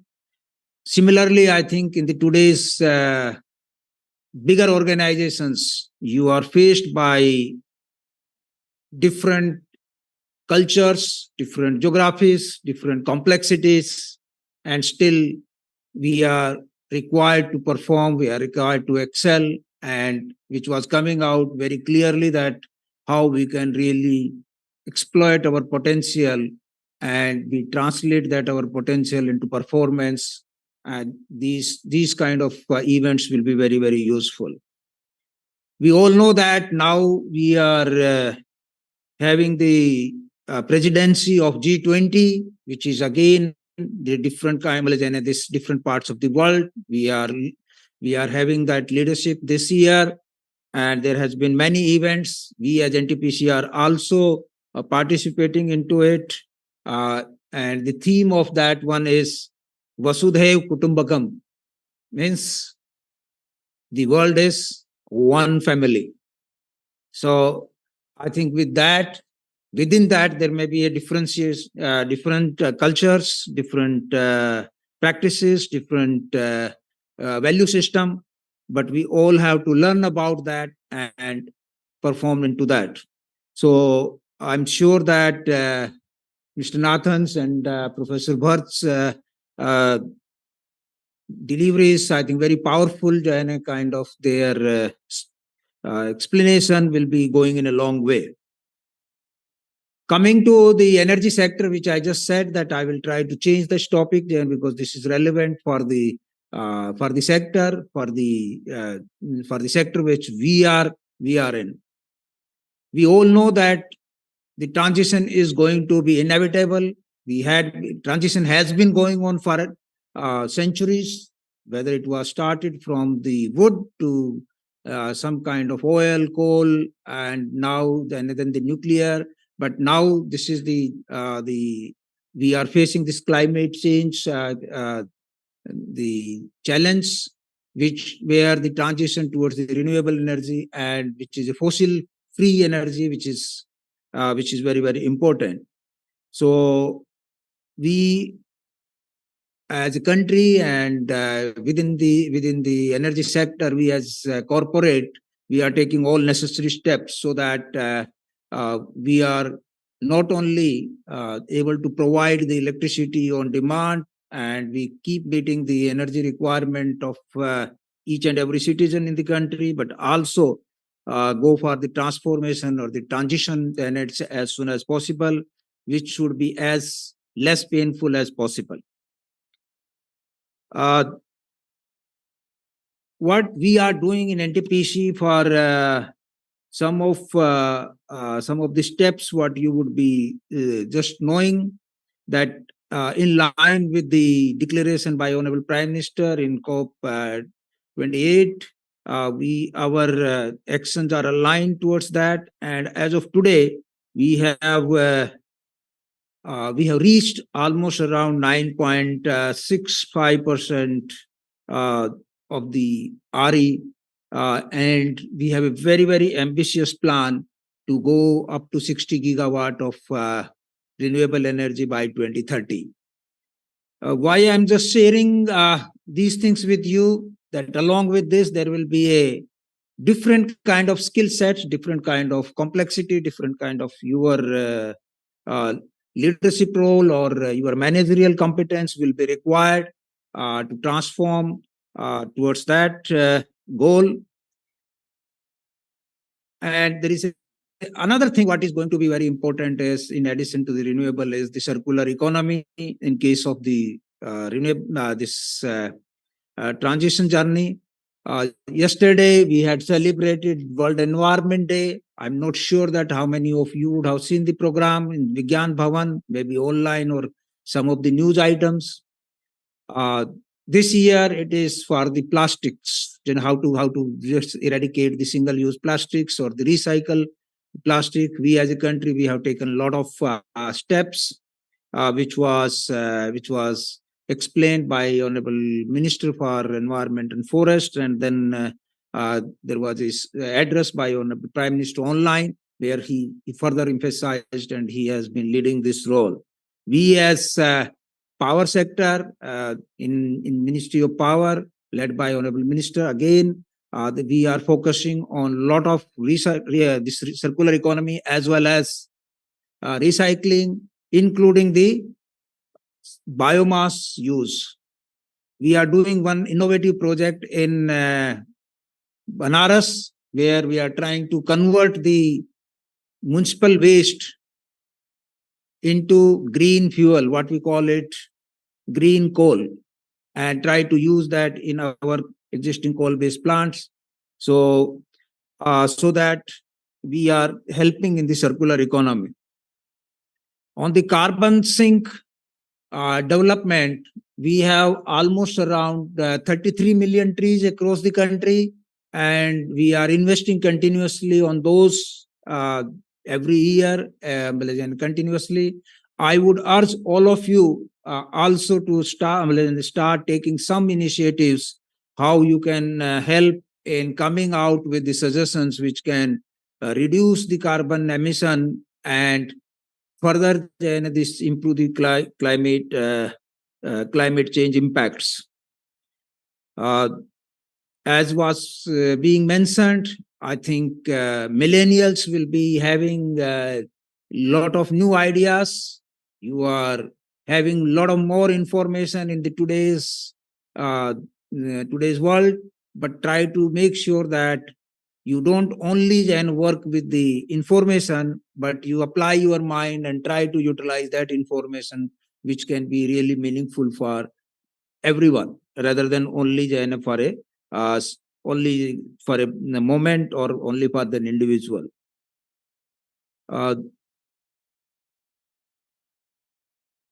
I just mentioned about the renewable energy, but I think there is how many people have heard about Badarpur in this room? Very good. I think on this side, there is quite a lot. We are developing Eco Park, where we had decommissioned our coal-based plant, and now we are developing our Eco Park there, which is going to be larger than the New York Central Park. And that will be acting as a lungs for Delhi. So this is a real example of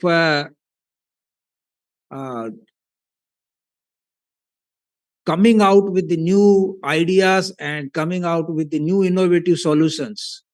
So at once upon a time, this was coal-based plant, which was eyesore for many years, and now it will be the source of attraction. And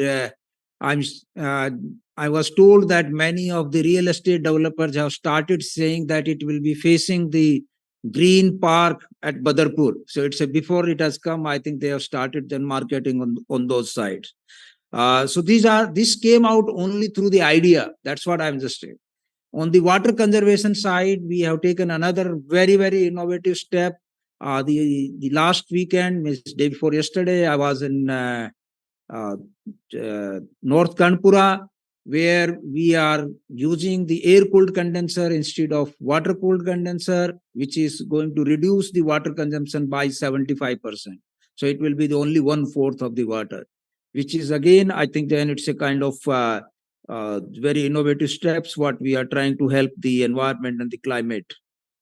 We are working with the different corporates, including IOCL, HPCL, and we are trying to provide their energy needs through the green solutions, whether it's a renewable energy and tomorrow green hydrogen and green kind of whether it's ammonia. There is another good example of circular economy is what we are trying in Vindhyachal, where we are capturing carbon dioxide and trying to blend with the green hydrogen to produce what is called green methanol, which can be again utilized in many ways for the chemicals or the fuel. Either way it can be used. So once that is proved by end of this year, there will be a good breakthrough into that, how we can reduce the emissions and at the same time reduce the dependence on the import of the hydrocarbons. So if you can produce methanol, even that can be converted to the diesel, dimethyl, ethyl, or then some sort of all the chemicals. Once I think organic chemistry really provides, once you are having one product through the I think processes, you can convert from the one chemical to the other chemicals. We have launched a brighter plan for 2032, which with an aim to accelerate NTPC's effort in leading the energy transition, as I was mentioning, through the 3D approach. And this 3D is not the visual one, but it is decentralized, decarbonized, and digitalized kind of the solutions, what it will be coming on. The another one, big one, what we are taking up is the green hydrogen hub at Pudimadka, which is in Andhra Pradesh. So that will be another initiatives from NTPC side to work on that. We have done some kind of experimental things at Kawas, where we are utilizing the floating solar, which is on the water reservoir, that the solar power plant is on the water reservoir, and we are utilizing that green energy to produce hydrogen, and that hydrogen is mixed with the piped gas what is being supplied in the township. So though that experiment may be very small, which is quite successful, which we have already attained, will be going in a long way. Going forward, we can blend as high as 15 to 20%, and we are looking forward for the day when we will be able to produce hydrogen at the solar thermal cum solar PV plants and inject that hydrogen into the gas grid, and we can take that gas at our combined cycle power plants anywhere in our these locations. So that will be again converting the gas-based combined cycle power plant from fossil fuel to completely green plants. So these are some of the ideas which we are just trying to promote. We have started then some collaboration with the Indian Army, which is another. We know that in the I think the Himalayas or the near this Ladakh and those areas, taking the diesel or this hydrocarbon, it's very, very costly. Not only that we are importing something from outside, but also taking from any of the refinery up to that, it takes a lot of efforts, and there is a lot of emission which happens during the day, during that time. So we have started on one pilot project there. There is a place called Chushul, and there we are trying to have the round the clock power from the solar, so that we are not required to take hydrocarbon. And at a later date, also we will be commissioning in this year itself a hydrogen blending, hydrogen production, utilizing that hydrogen into hydrogen buses in Ladakh. So that will be a kind of another demonstration project that we are not required to use or depend heavily on the hydrocarbons, and that too also imported one, and then taking to these far-flung areas. So these are some of the initiatives we are trying to take in addition to developing the mega energy parks, what is called UMREPP, where we are developing 5,000 megawatt of solar and wind project in Khavda in Gujarat. So there is a lot many things which are happening, starting from the very big, very innovative, and the smaller things. We have co-founded Global Alliance for Sustainable Energy with the 16 global energy players. I would invite all of you to look at that and try to contribute in your own way. And there is another one which is the new things. Earlier we were known as only Thermal Power Corporation. From 2000 onwards, when we decided that we will go to the hydro sector, that time we had changed ourselves to only NTPC Limited, and now from hydro we have gone to renewables.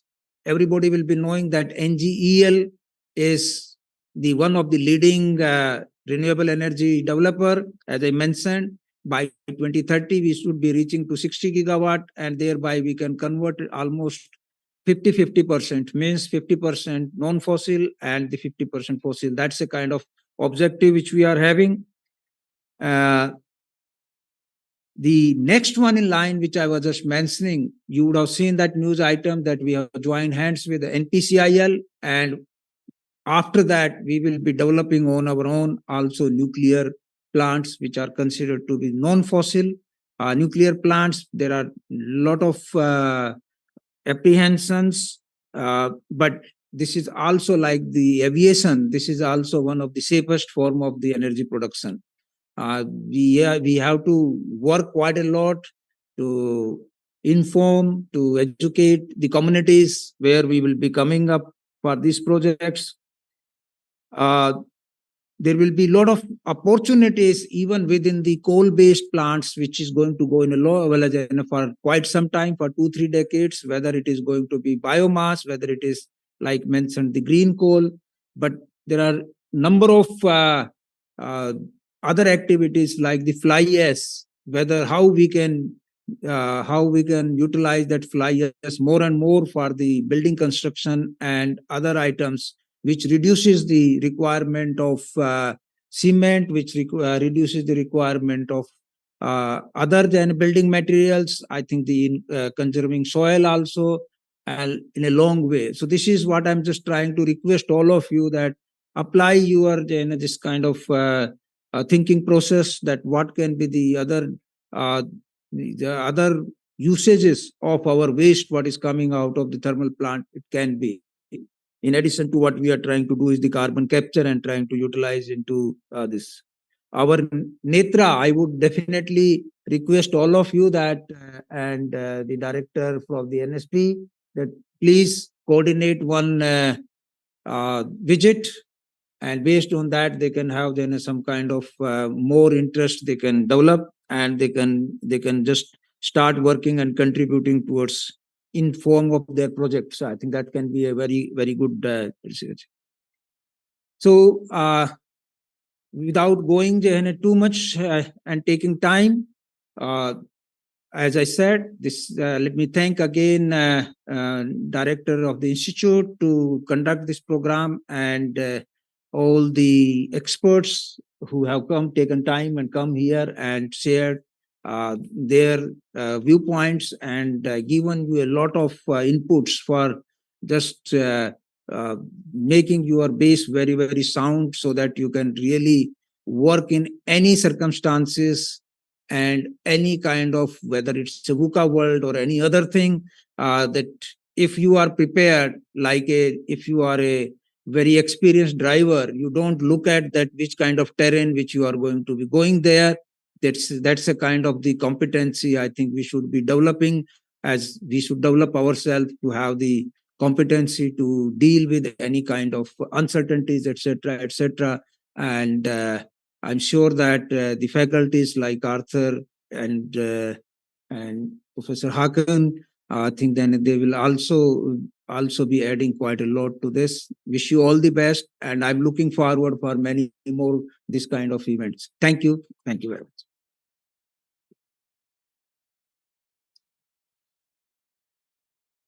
Thank you, Shri Gurdeep Singh, sir, for your pearls of wisdom.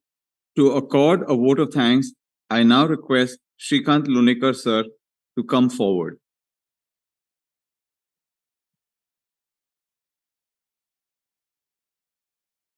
Good morning, everybody.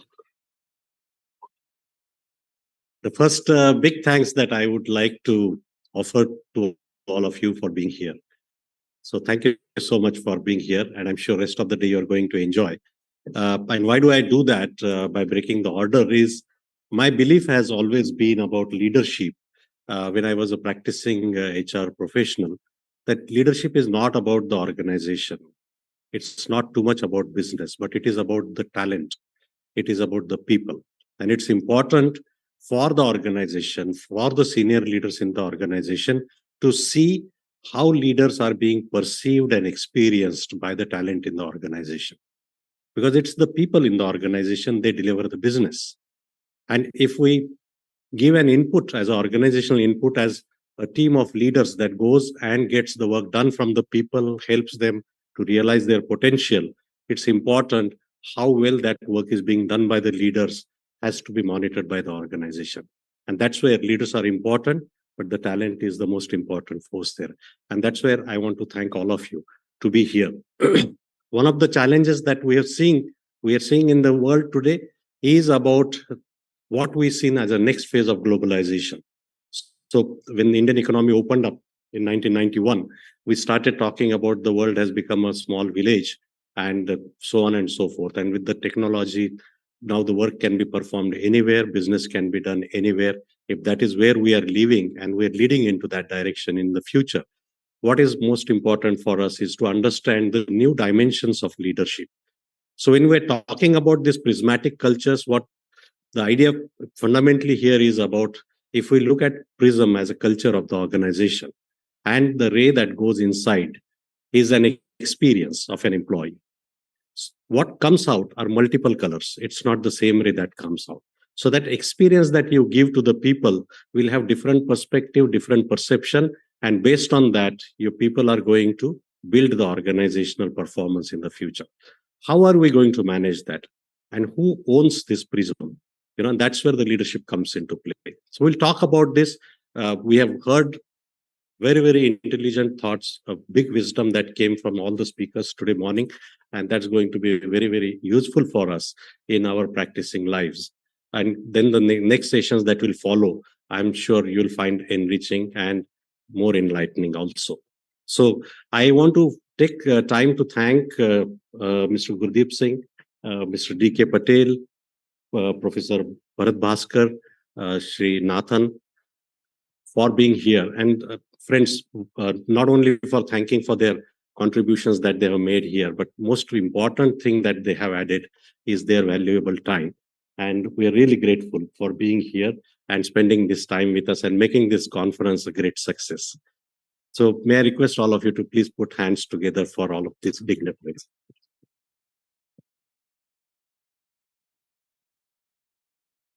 I was in Singapore meeting with Dr. Hokan 3 months ago. And that's where this idea of this conference came into our discussions. And my company, PPJ Solutions, and Dr. Hokan, he said, I would like to do a big conference in India like this. Can we do that? And he's been working in this market for a long time. And we said, okay, let's do that. We started working on that. Then we approached Professor Rajeshwari ma'am, and I asked her, would you like to join hands with us? And she was, as always, a big risk-taking person I have seen in her, very enterprising. And she said, why not? And we will do it. And then the shape of things that you can see today has come after that. So I want to thank Dr. Hokan for bringing this conference to life. I want to thank Rajeshwari ma'am for making this happen in a grand way and making it a big success. It's not easy, we've been working relentlessly to make this happen. And getting such kind of a dignitary on the dais is not an easy thing in today's time. People have gone to online conferences, but getting an offline conference and speakers like this is not easy. So thank you so much, Professor Ma'am. Thank you, Huka.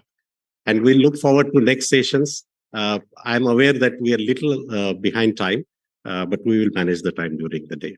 But most important, we'll make it interesting and enriching for you. Thank you. Thank you, Shrikant, sir. This formally, I'm announcing the inauguration session comes to an end now. As we are beginning our technical session within 5 minutes, I request all the dignitaries on the dais to stay on the stage for the photograph. I also request the NSB professors to please join along with our speakers. My NSB faculty professors, please be on the stage. And I also request Arthur Gangal sir, Hema ma'am also. Sanjay sir, please, if you could be here.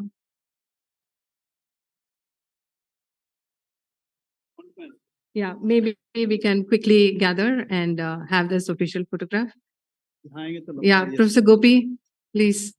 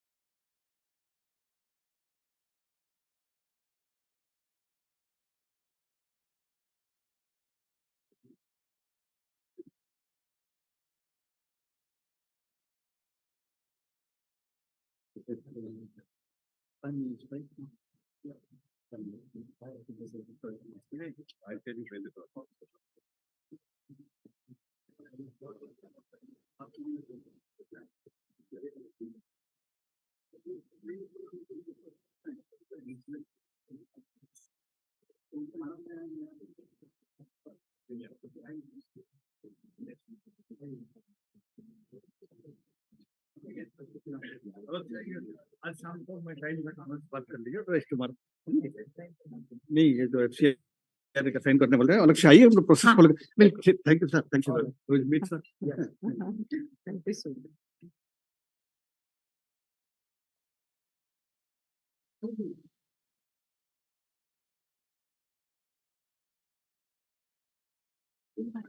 Doesn't matter.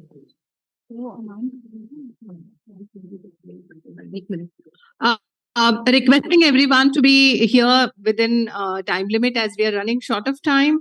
I know everyone needs a small break. However, respecting time would be really great. So please be back.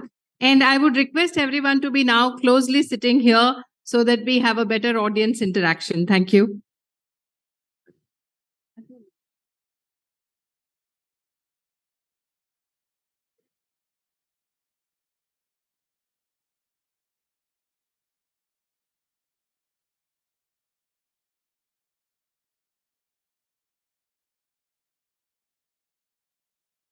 Hello,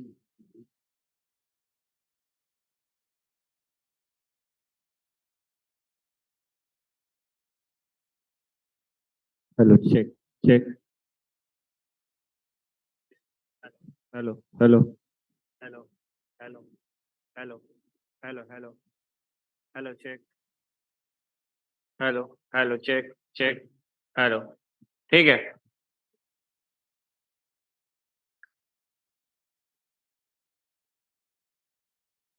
ठीक है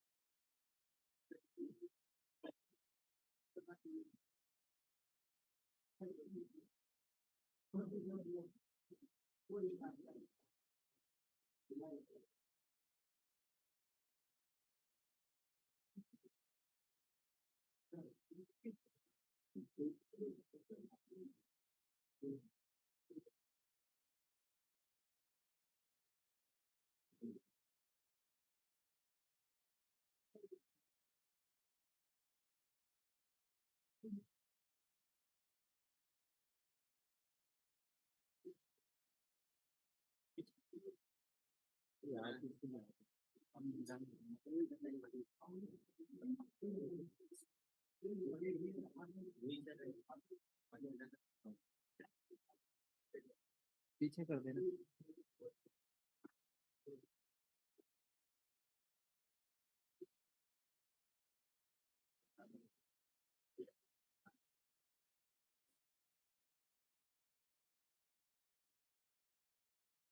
यहाँ देख जाएंगे यहाँ programme चालू हो गया यहाँ दे यहाँ जाओ इसको हटाओ उसको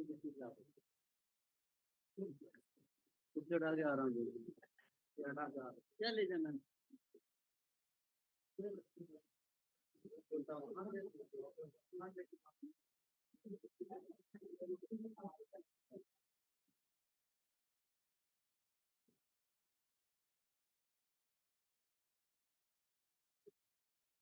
खाना पीना चालू हो गया यहाँ चलेगा यहाँ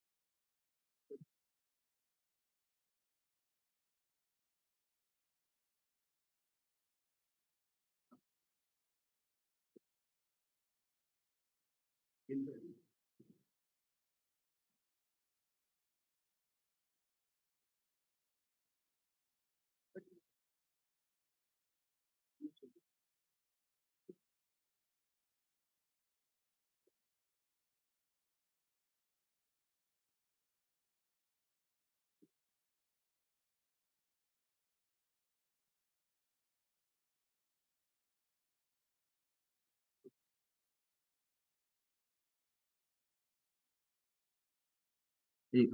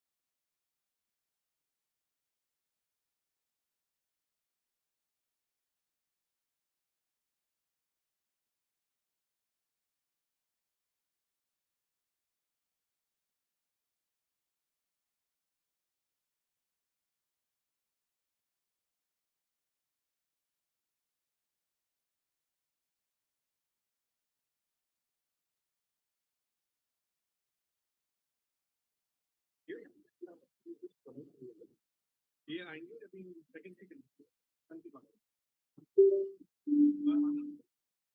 Follow my.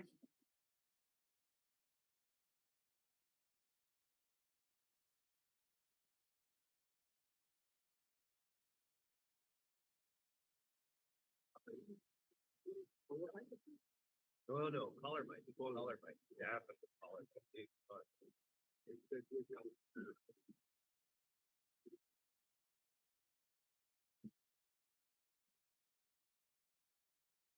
Oh, is it? Okay, sorry about that.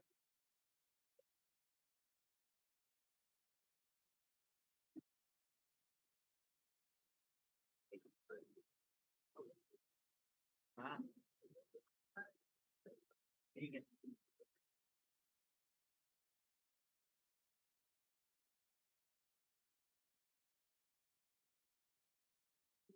There. So, and then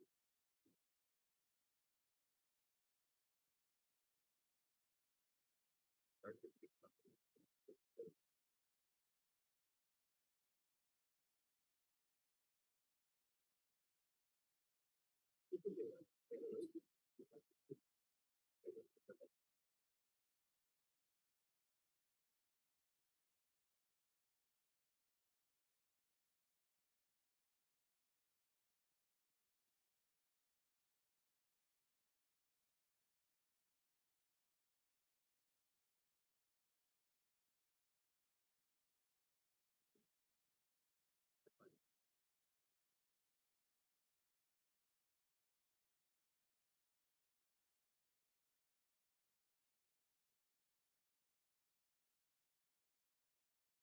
So that's later. I think that's the else.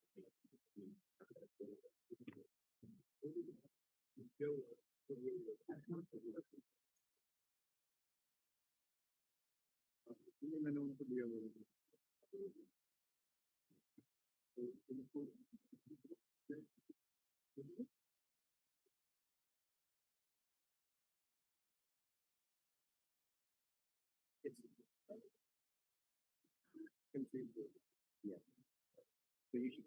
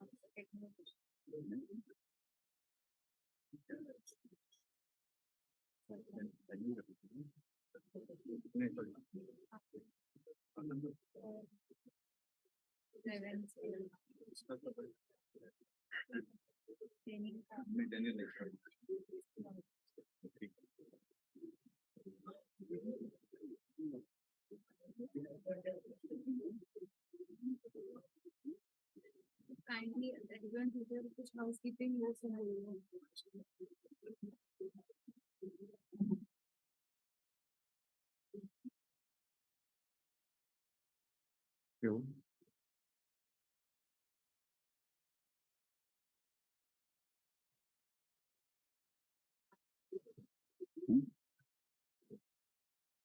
Kindly settle down, please.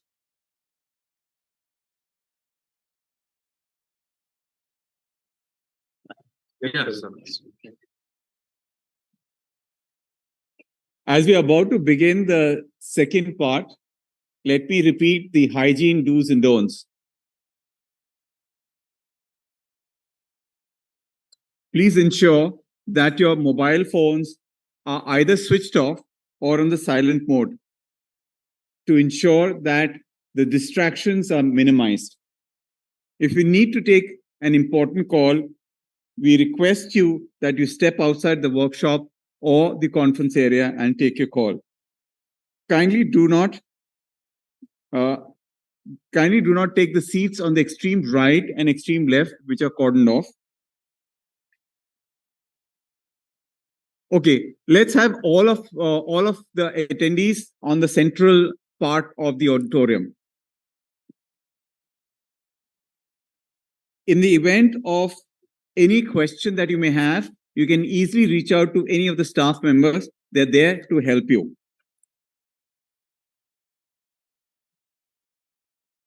We have organized scheduled breaks, one of which we just had. And in this scheduled break, I implore you to use this occasion for networking. Please make sure that these opportunities for networking are useful for both you and the other person.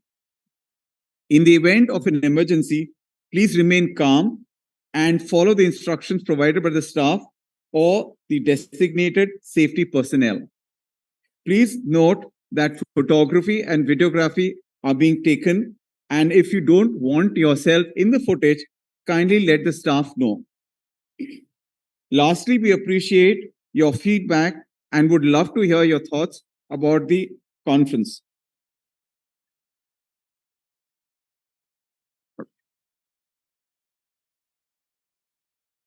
So let's begin with the technical session. Thank you.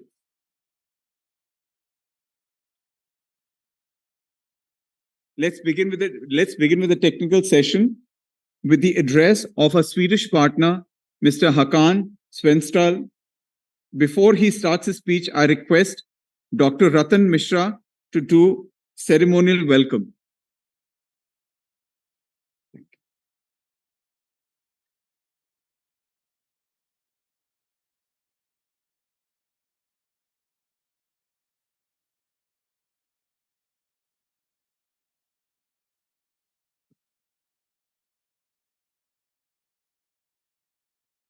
We can once again welcome you, Dr. Vena. Is it here? Yeah. Okay. Just now for now. Just now for now.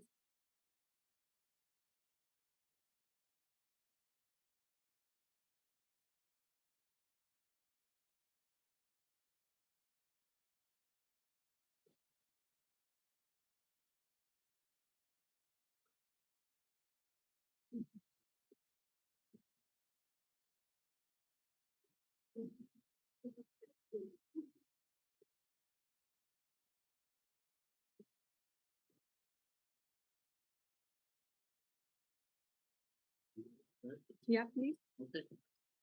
So the floor is yours, Hokan, for everyone waiting to listen to you. Okay. And I'm sure that there would be so many learning points. And let's see how it goes. Okay. Yeah, thank you. Thank you for inviting me and for this great conference that you have arranged here. I have been around the globe for many years. First time, we can take next picture. First time I was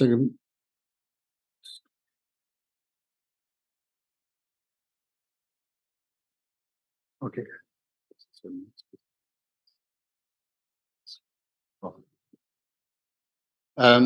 First time I was in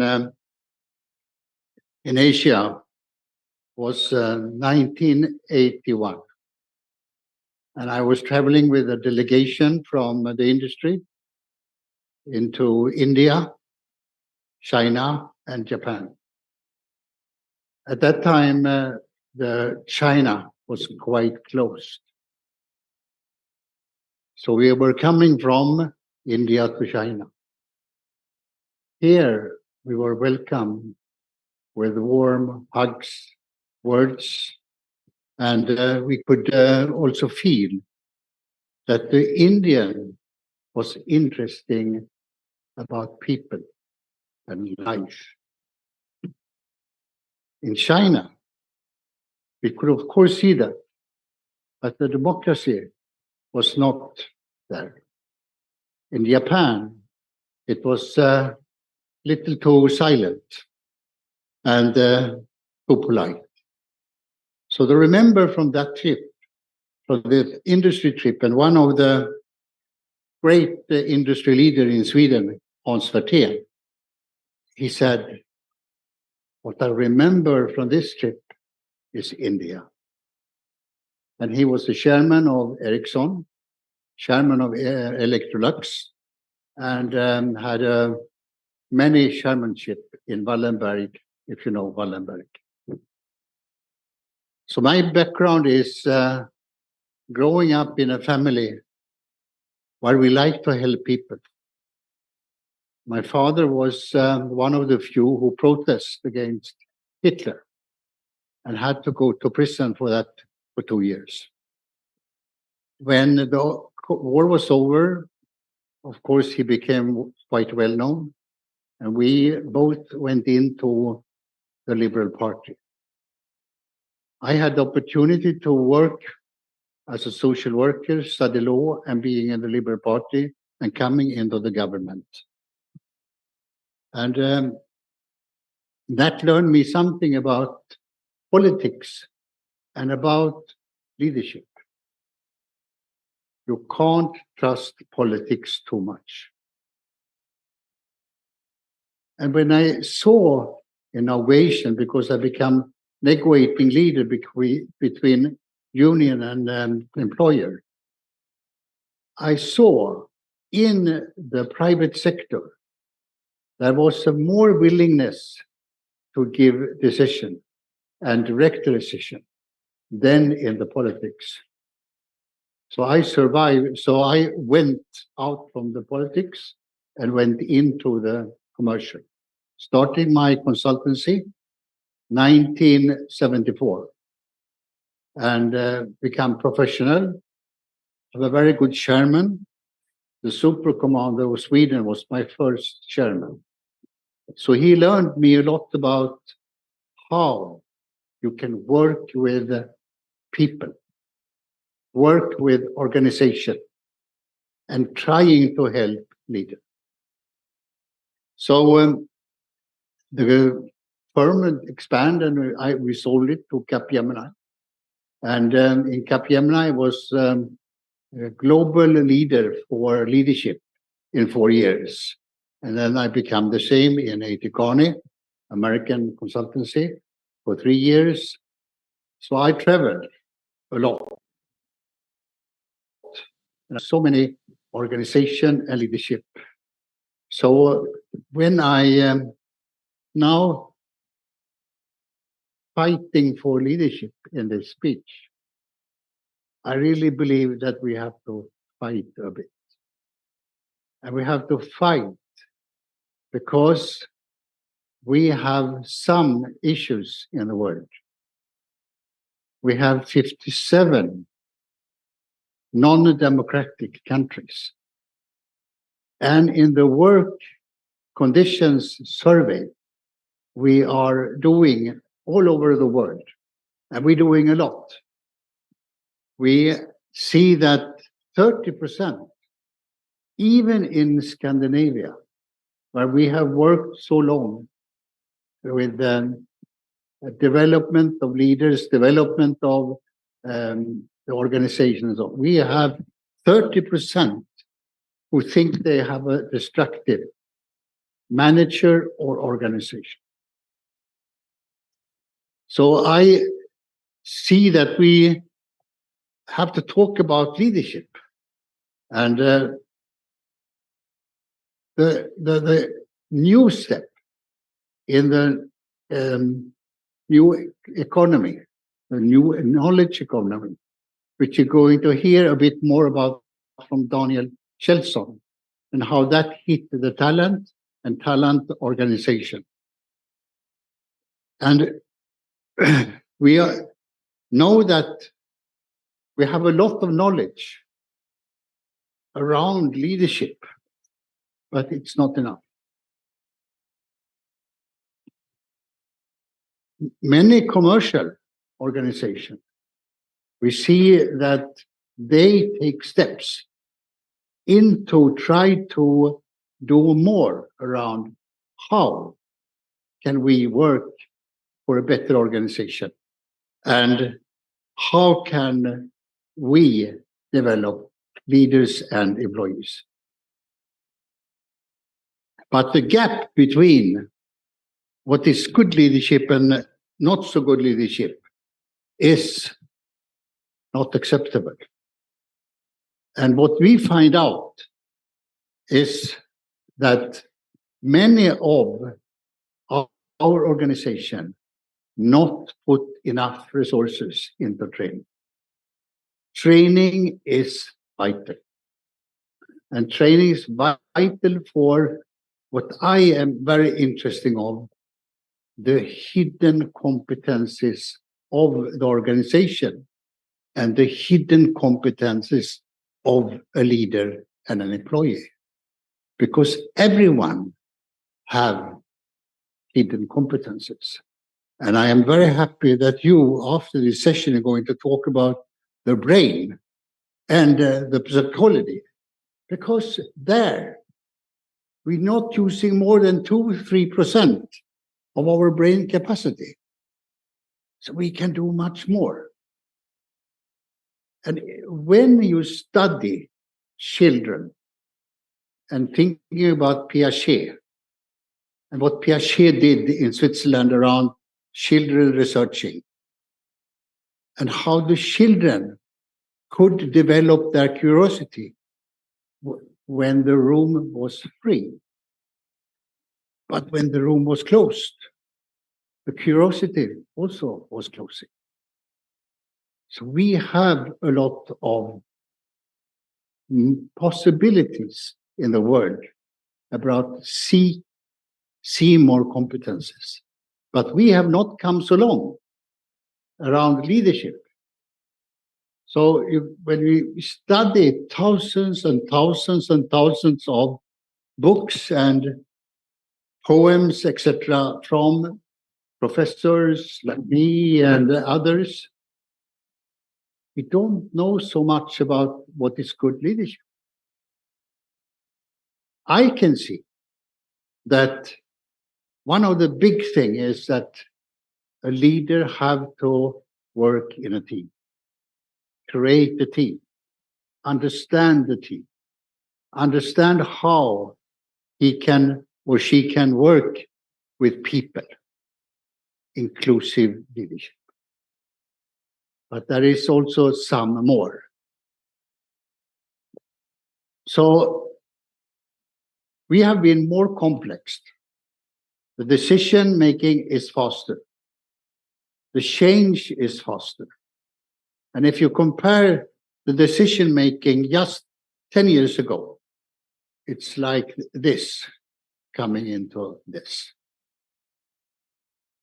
Therefore, many organization is stressed around to take decision, because the competition also changing because of this decision making.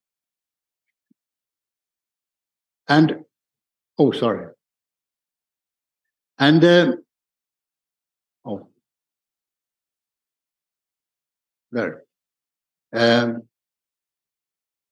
the majority of leaders is developed on job experience. And that is the tradition, especially in the manufacturing, that we give work to a leader and then the leader start.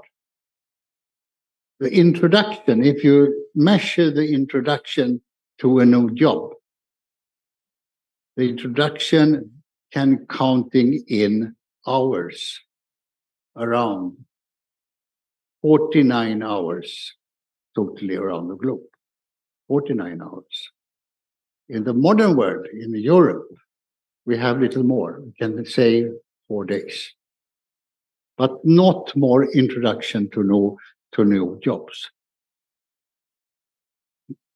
So what we're talking about in the introduction is about the physical of the work, not the emotional of the work. I should change that.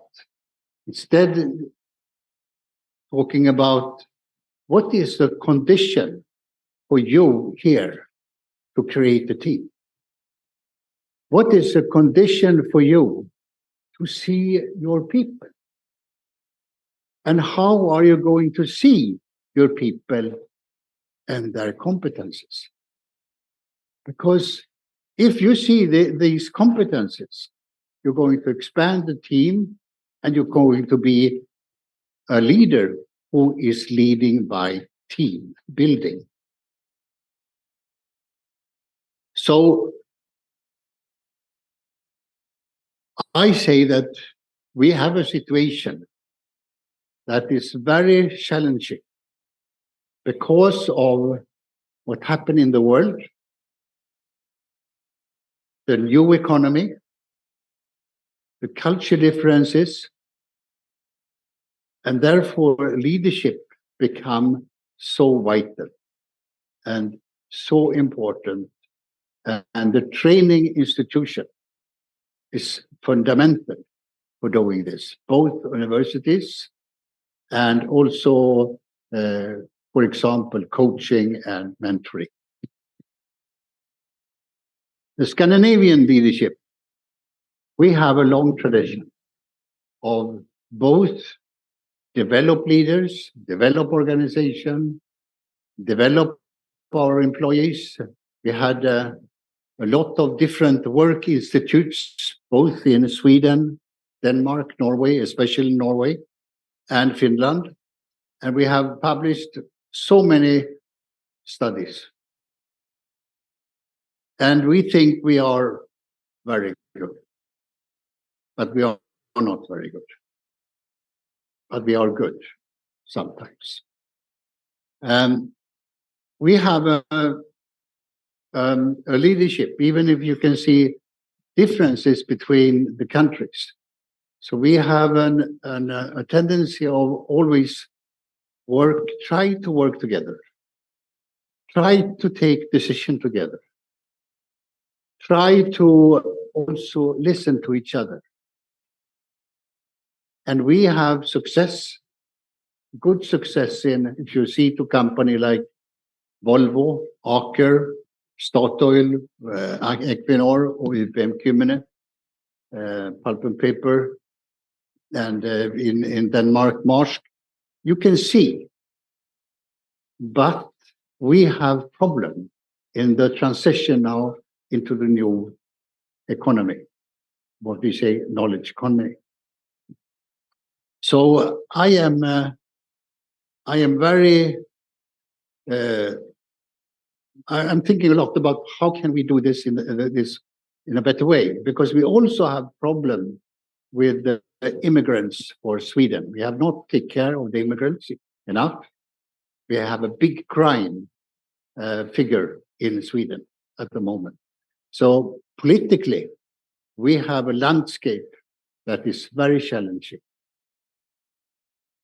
On the other hand, and I have interviewed the security top executive for each country because I'm writing a book, and they saying very clearly, we see that the political person don't take decision enough. They are afraid to see the real problem of what I said. But all of them also say, we see that the industry are willing to take decision around how we shall develop leaders in the future, and finding new organization that better support the employees' willingness to learn more. So we are seeing some good tendency, but not enough on the political side. So in the world, you remember maybe there is a researcher, Professor Hofstede, who did a great research about culture. And that research you can go into, because there you can find the differences a bit between countries and continents. But we see that the continent have differences. And in America, we're talking a lot about passion. And the passion takes over. And I see as a result of that, when I am working in America, that they don't take care enough about the employees. There is too much discussion about minorities and the blacks especially.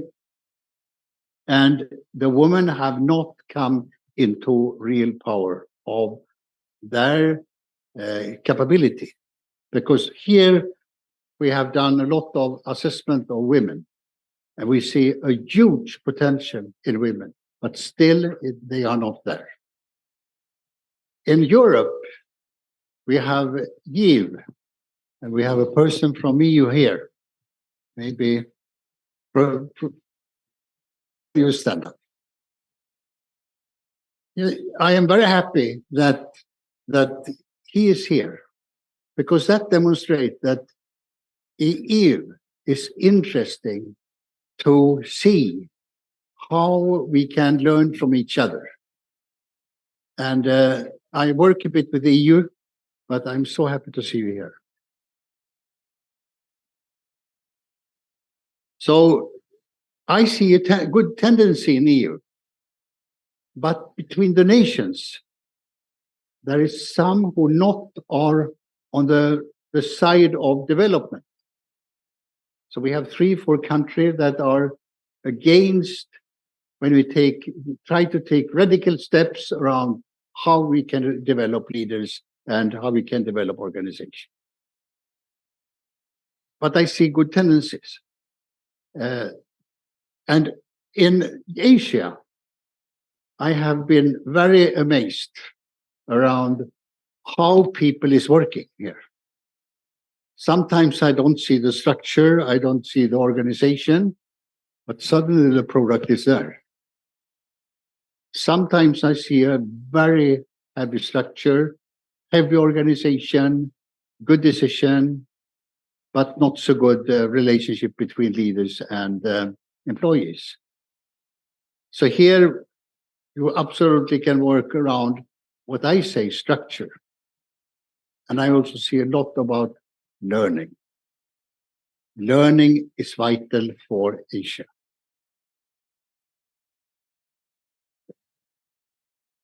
There is a challenge for the equality between men and women. It's absolutely around the globe. We have lots of problems. And I will tell you a story. For 1982, no, 83. I was doing an research, an audit about 100 leaders in a top bank in Scandinavia. Because the chairman said, we have to find out who is the best leaders here. And I asked him to put the names and the number, what he think, this is the best one, and this is not the best one, not so good. So the first 97 was men. And then it was 2 women and then a man. When we were finished, the best was the 2 women. And I said to the chairman, here's the result.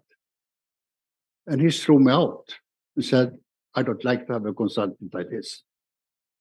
So I had to go out, and he went with the research to the board, but the board said, this is very interesting. I think you should meet that lady. So he was forced to meet these 2 ladies. After 3 months, the first lady was managing director of the whole currency and became the vice president of the bank 2 years later. And now, for 1 year ago, I was in the same bank. Now it was much bigger. And I asked the same. And the chairman was new, and this managing director, there was 1 woman and 1 man, and they put the names.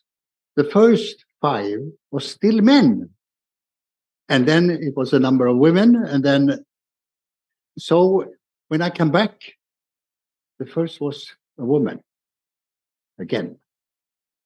And then they said, didn't you do this for many years ago? Are you copy this? Now that lady is on the way to the highest spot.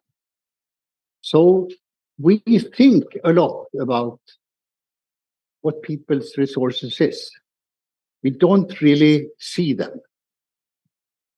So I ask you, and this where you're coming in, the psychology and the psychology safetiness that you have, if you're using that and trying to see the people's capability and potential, try to see, you're going to see more. We don't see enough. And I am trained by a professor called Elliot Chuck and a professor Gillian Stam in the end of 70s, so many years ago. And he wrote a book called Level of Construction. And Gillian wrote about how to see a person. She was talking about, I see how you travel. So she learned me to see. And if you like to know more about that, so please read this Elliot Chuck Level of Construction. It's a good book, very interesting. So what I think we have to do today is we have to think more about what is the situation? How is the situation look like? How can I, through adaptability, take the right decision or a good decision? So you have to summarize more. And even if in what we say level 1 of a leadership, there they start around complexity.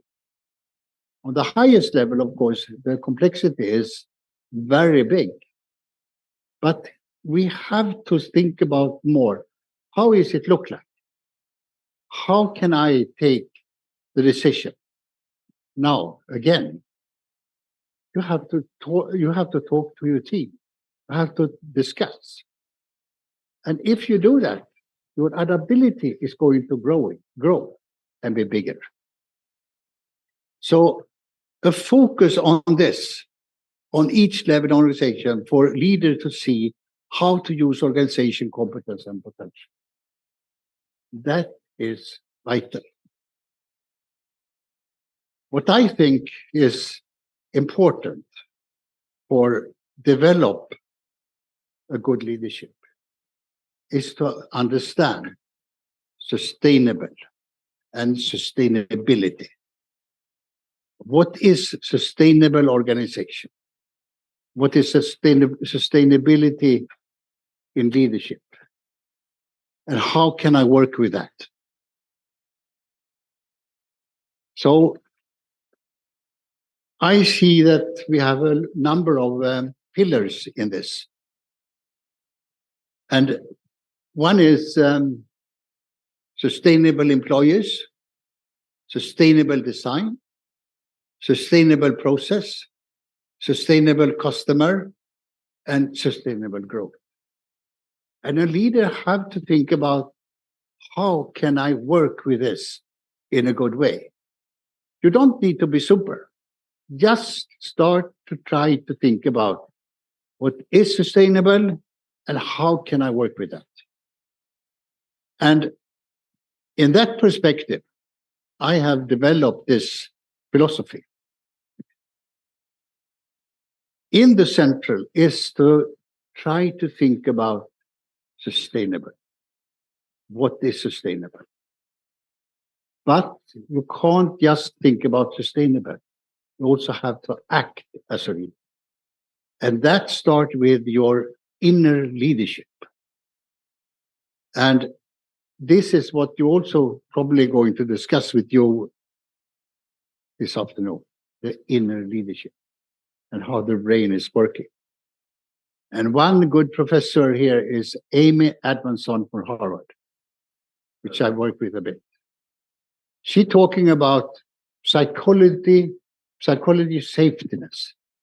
Because if you have psychology safetiness in your body and see your person, you're going to see that person better.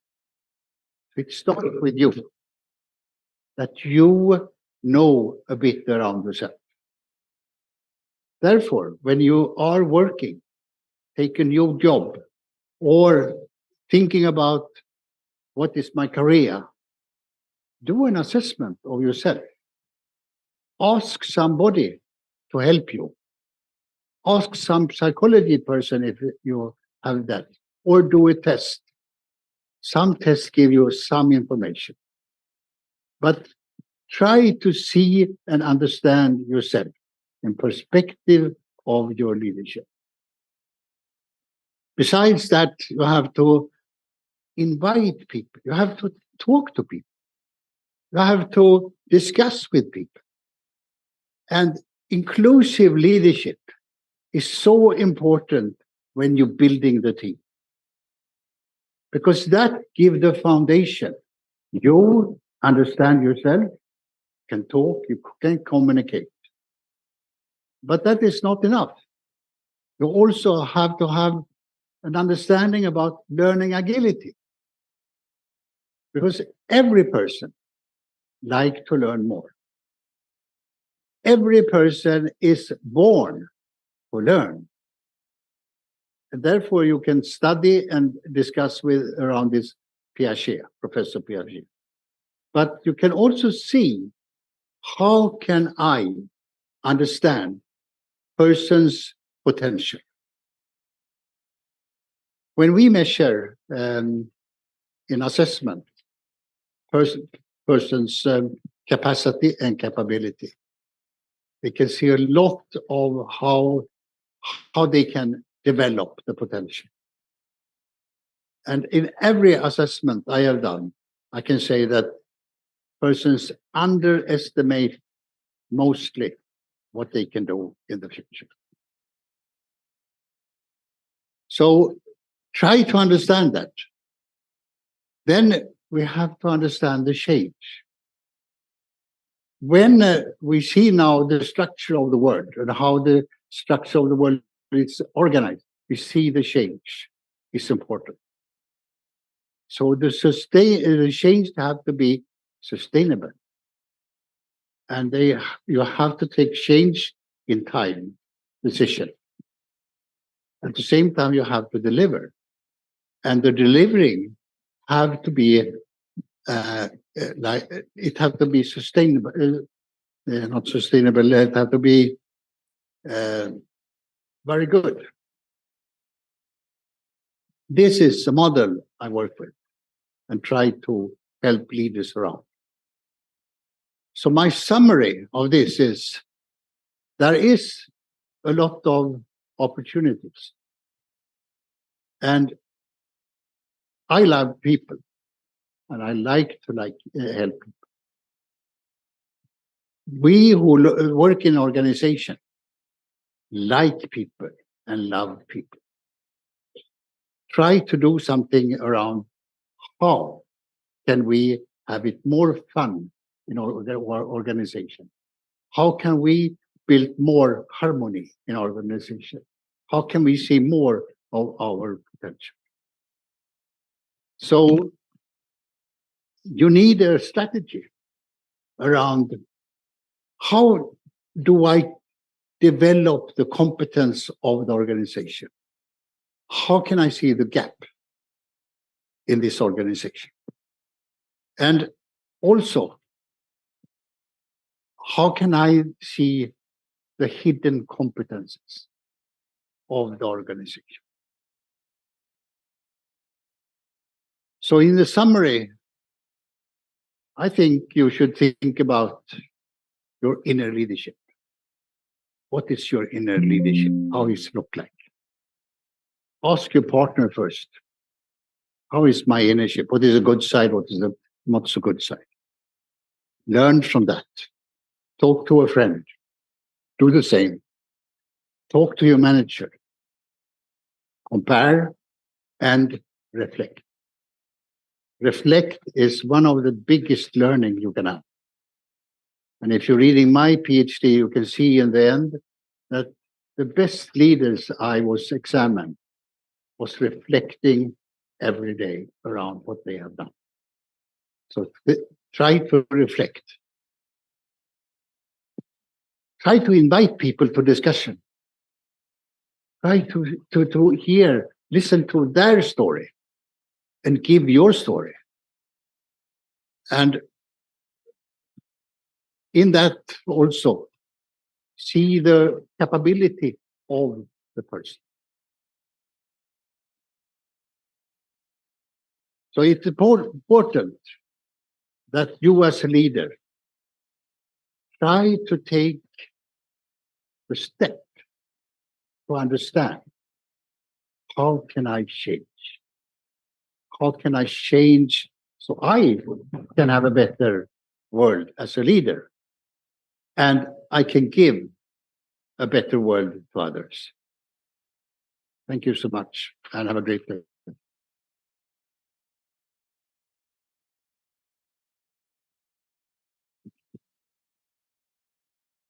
Thank you, Hakan sir, for your words of wisdom.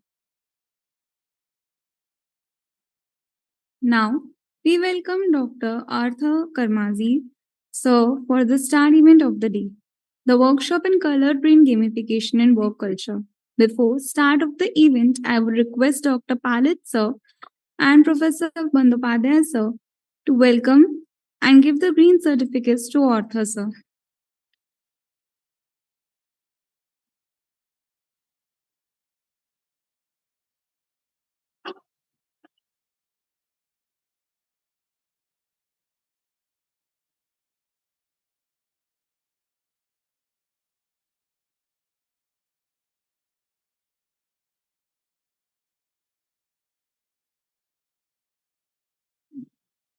Arthur is being decorated with the mic in the meantime. Decorated. Yeah, you're being decorated. Yes. Thank you. I didn't use the word investiture. Well, so here, Dr. Bandyopadhyay, welcoming you with the ceremonial stone.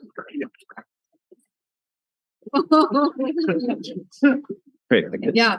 Oh my God. Does that remind Rajnikant? Somewhere? Huh? Shah Rukh Khan. Oh, Shah Rukh Khan. It was like, so I should go kind of more like this, right?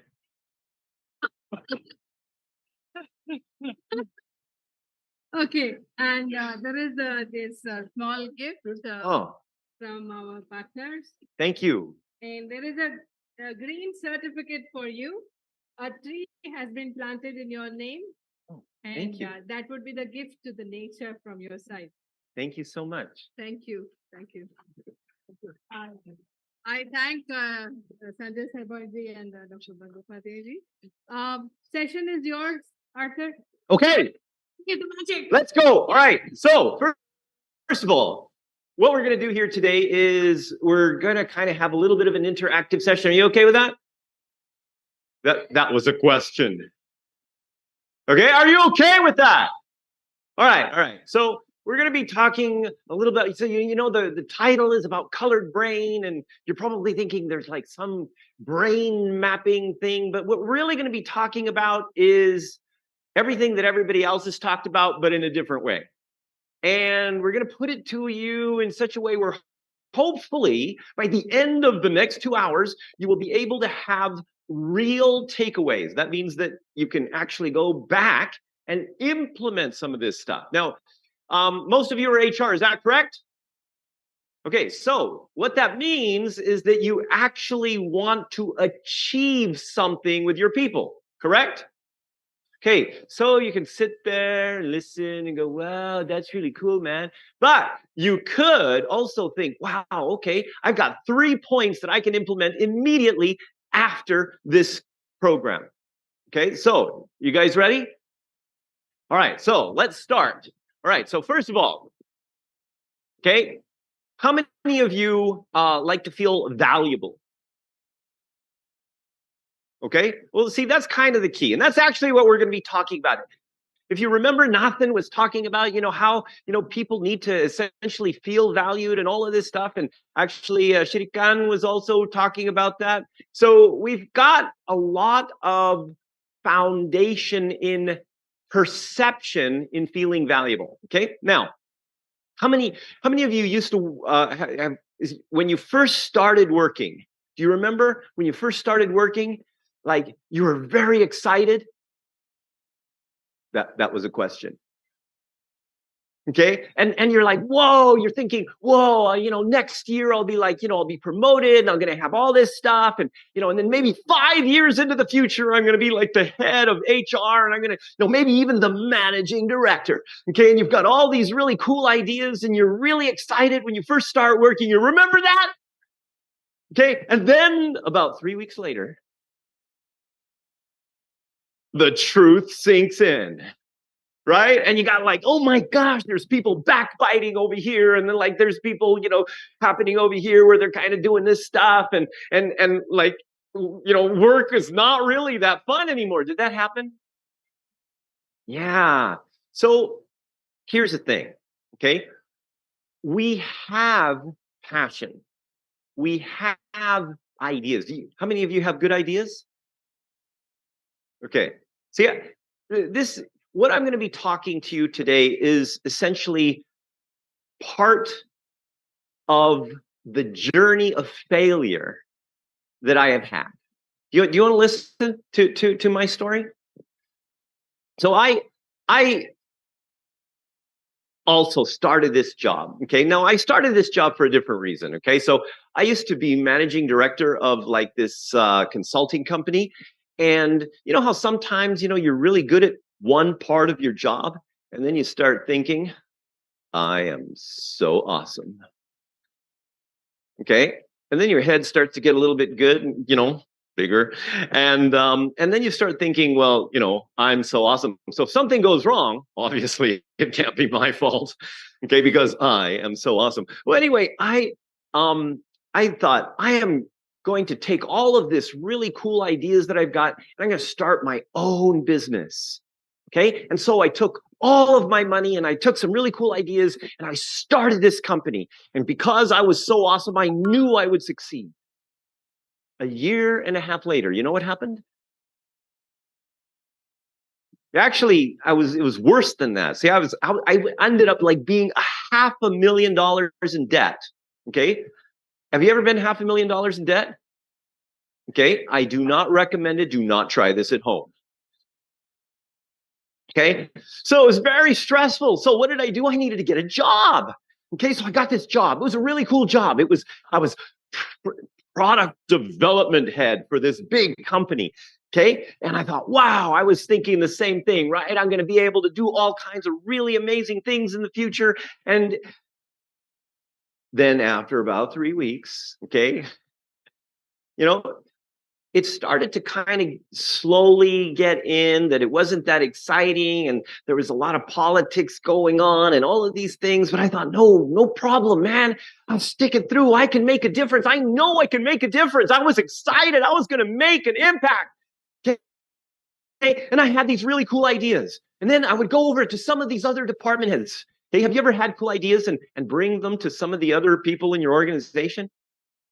Okay. Well, I did that. And they looked at me and they said, we understand you're new here. But we're very busy and we've got our own stuff. And well, you do your thing and we'll do our thing. And like, oh man, I'm thinking, what is wrong with these people? I know I can make a difference.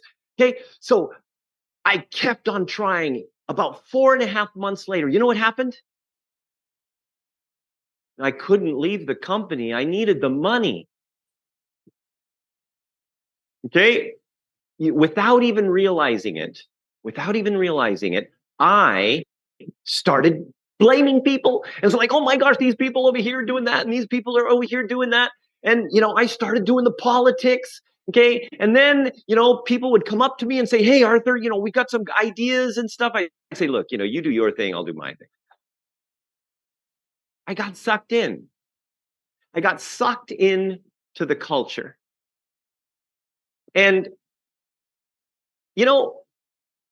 I knew that I could actually do more. I knew that I could be more. Have you ever felt that that you have more ability, more potential, more power, more ideas, but for some reason, you just kind of feel stuck? And that's what happened. I felt stuck. And it affected my entire life.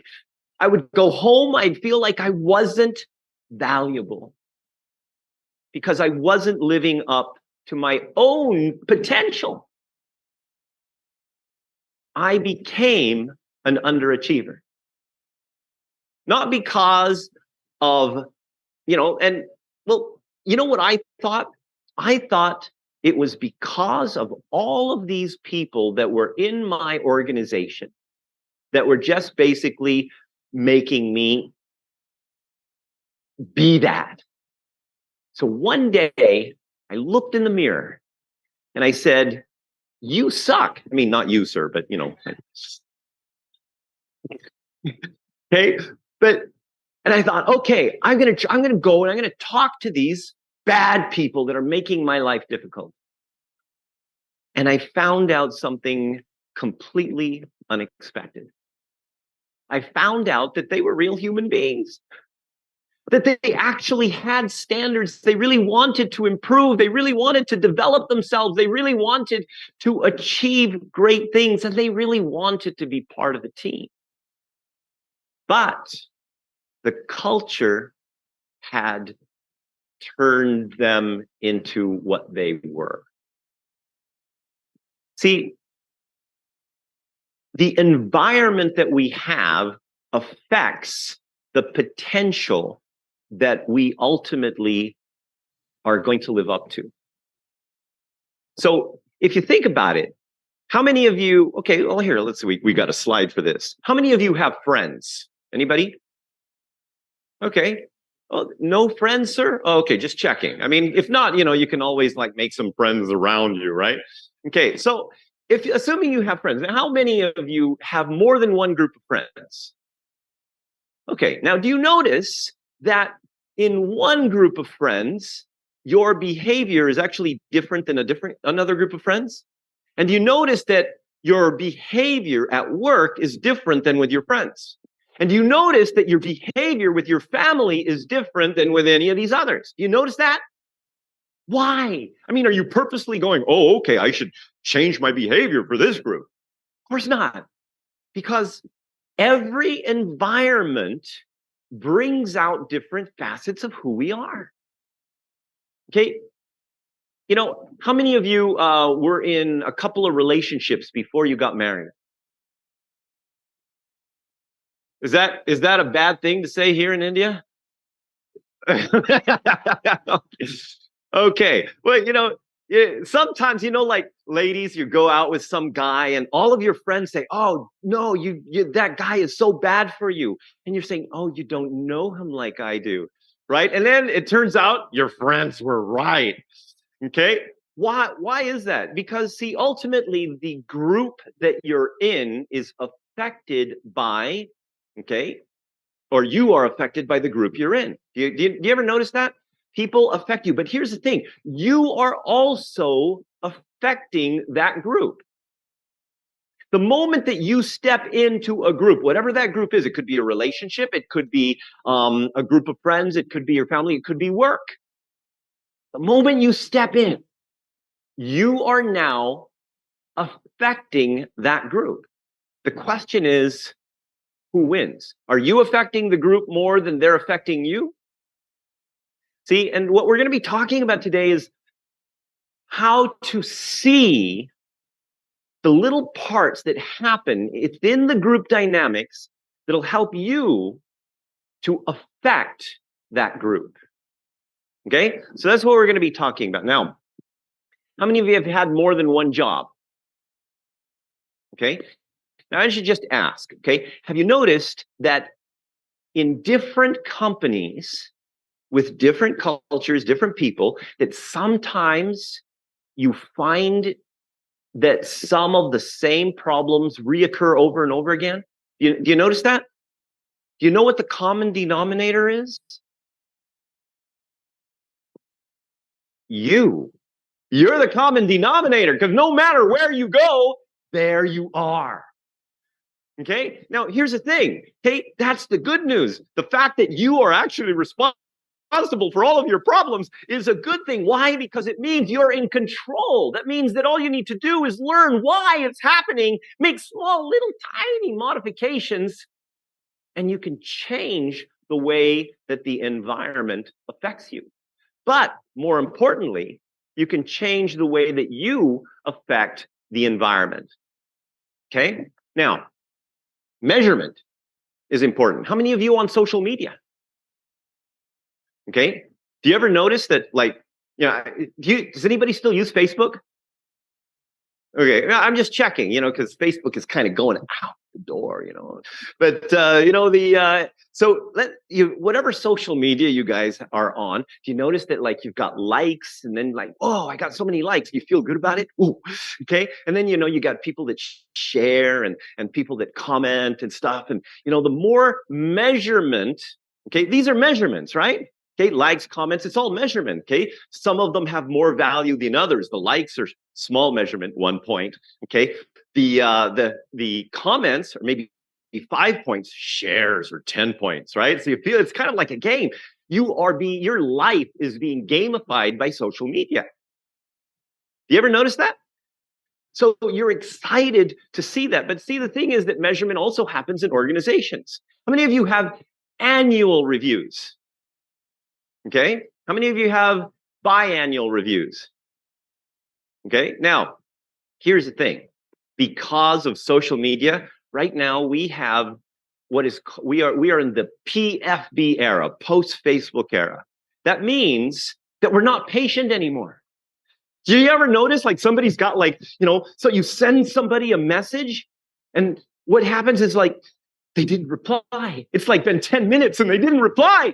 Okay, what is wrong with them? Maybe we should call the police or find them if they're over in the hospital. Okay, maybe exaggerated, but still, you know, you get a little bit anticipating for what's wrong with these people? Why aren't they replying? So what ends up happening is that we become less patient. And because we're less patient, we're also less patient for the emotional gratification that comes from that. So we are expecting people to be able to fulfill our emotion. But when they don't, no problem. You know what? I can post a picture of a kitten on my social media, okay, get 100 likes. It's like, oh, I'm so awesome. I don't need the emotional gratification from my leaders anymore because now I am in control. So here's the thing, okay? Every part of our existence is going to affect different facets of who we are, our abilities, okay? And that includes even our competence. Do you ever notice that even though you have the skills, you have the knowledge, but in some environments, you're just not really competent, while in other environments, using the same knowledge, same skills, you're extremely competent. You ever notice that? Okay, because environment affects the foundations of who you are and who you can be. So even though you have the skills, you have the potential, if you're in the wrong environment, sometimes it's just not easy to use. So, and this has been talked about by pretty much everybody. Trust, psychological safety, the ability to feel that you, as a human being, are valuable enough to give feedback. That you, as a human being, as a person, have enough value to contribute to the success of the group, the organization, the team. But it's not easy if there's no psychological safety. How many of you have, like, innovation is one of the things that you want to develop in your organizations? Innovation. Anybody? Okay, let me ask you a question. How many of you have some things like values like, we want to be innovative and we want to make sure we don't make mistakes? Okay, I mean, think about it. Okay, it's completely the opposite because innovation requires risk. And yet sometimes we have risk-adverse cultures trying to say that they want you to be innovative, but they don't let you, and your brain is going, oh my gosh, what am I supposed to do? Have you ever noticed that? You sometimes your organization's values or the messages that they give are a little bit mixed. And so how do we fix it? So first of all, one of the key things in creating a safe environment is the no blame zone. How many of you have problems where sometimes, I mean, people kind of blame each other? Does that happen? Okay. Now, how many of you like to be blamed? I mean, how many of you, okay, let me ask you another question. How many of you, after you get blamed, are really motivated? Oh, I am now so motivated, okay, to go ahead and make the change because I just got blamed. Dun, dun, dun! Does that happen? No. Of course not. It doesn't happen. Why? Because blame takes away your value. So what do we do as human beings? Immediately our brain is trying to, it's the flight or flight thing, right? Value in this case, in today's age, is directly related to your survival. If you're not valuable, and this is instinctual. Back in the caveman days, if you were not part of a tribe, you would die. Okay? That meant that you needed to show at least some level of value to the tribe to stay in the tribe. So instinctually, we need to have that value. And so what has happened is that because we get that taken away, well, we react. And what do? Immediately, the first thing is try to defend ourselves, right? Even if we know that we were wrong. Have you ever noticed you know you're wrong, but you still say, yeah, I was wrong. But, you know, if that thing wouldn't have happened, I probably wouldn't have done that. Have you ever done that? Okay. Or, your wife goes out and buys that Louis Vuitton bag for $5,000 and you're thinking, what did you do? And then she justifies it. Has that happened? You're saying, yeah.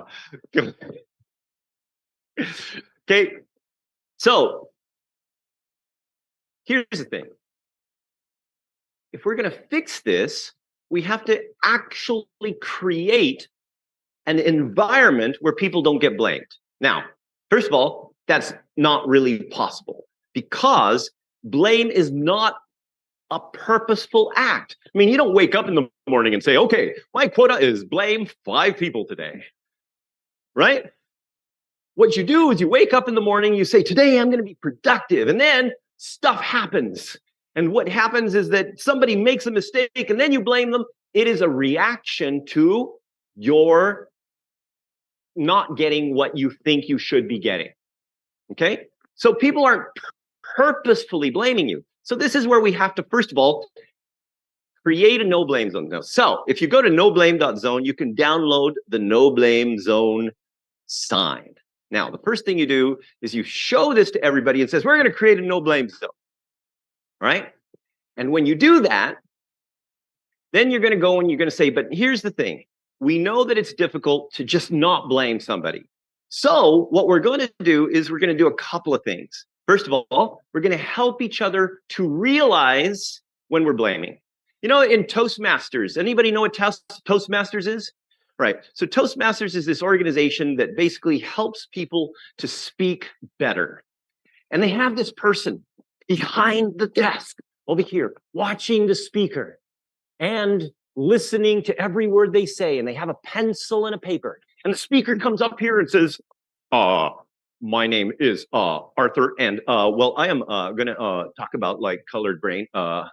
And after a 3-minute speech, the counter comes back, stands up and says, you had 34 ahs in 3 minutes. And you're going, what? I wasn't even aware of that. So now what we're going to help people do is become aware of blame. So I want you to try something. Okay, you ready? Okay, this is going to be weird, but you got to try it. All right, now, I want you to smile. Okay, like this. I want you to really smile. Yes, sir, you too. Okay.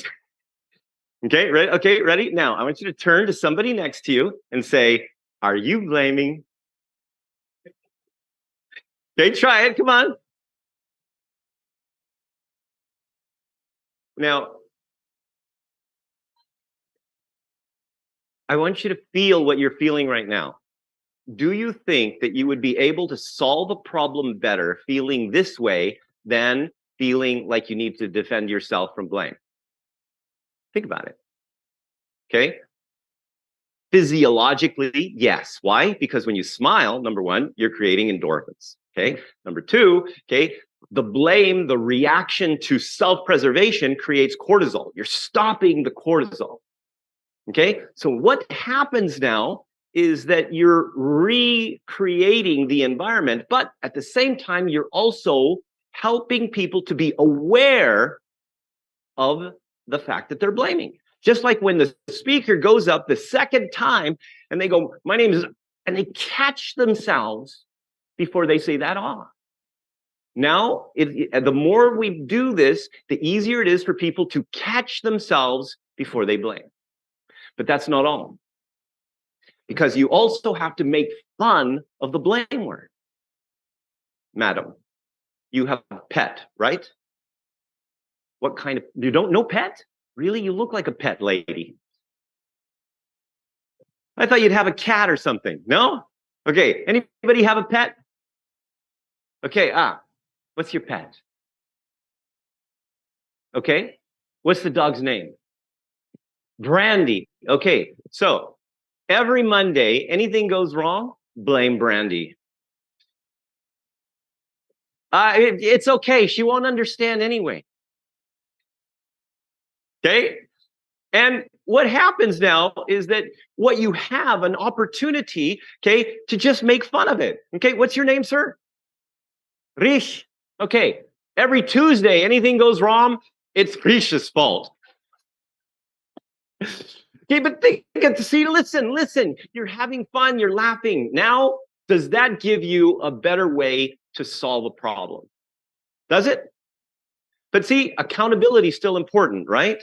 So even though you have this idea of the no blame zone, you're going to have fun with it. You're going to go up to people. If you catch them blaming, you're going to smile. You're going to go, are you blaming? Okay. But you have to have accountability, right? So we changed that to failing intelligently. Failing intelligently. So I was doing a program for a company called Etisalat. It's a phone company in the Middle East, in UAE.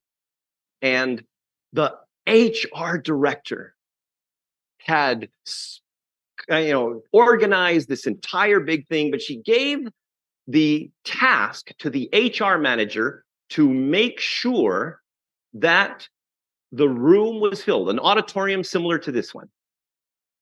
So 8 o'clock in the morning, I show up, okay? There's the auditorium, and guess how many people were in it? 21 people. Okay, in the entire auditorium. So I gave my talk, everything with everybody, we had some fun. Okay, but then after the program, the HR director immediately started blaming the HR manager for not doing her job and making sure that all of these people that came in, that nobody came, that only a few people came in. So it must have been her fault. So after the HR director left, you know what happened? It was only me and the HR manager. So who did she complain to? Okay, so she's saying, what does she expect, that I have control over everybody's schedules? And she's so unreasonable. Now, let me ask you a question. If that was her mindset, if that was her attitude, if that was her focus, would she have solved the problem? Because there was a second one that needed to happen after lunch. Okay, and the HR director told her she had to make sure it was filled after lunch. So, would she have succeeded with that attitude?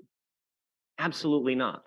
Okay, so first step in failing intelligently, understanding the consequences of the problem.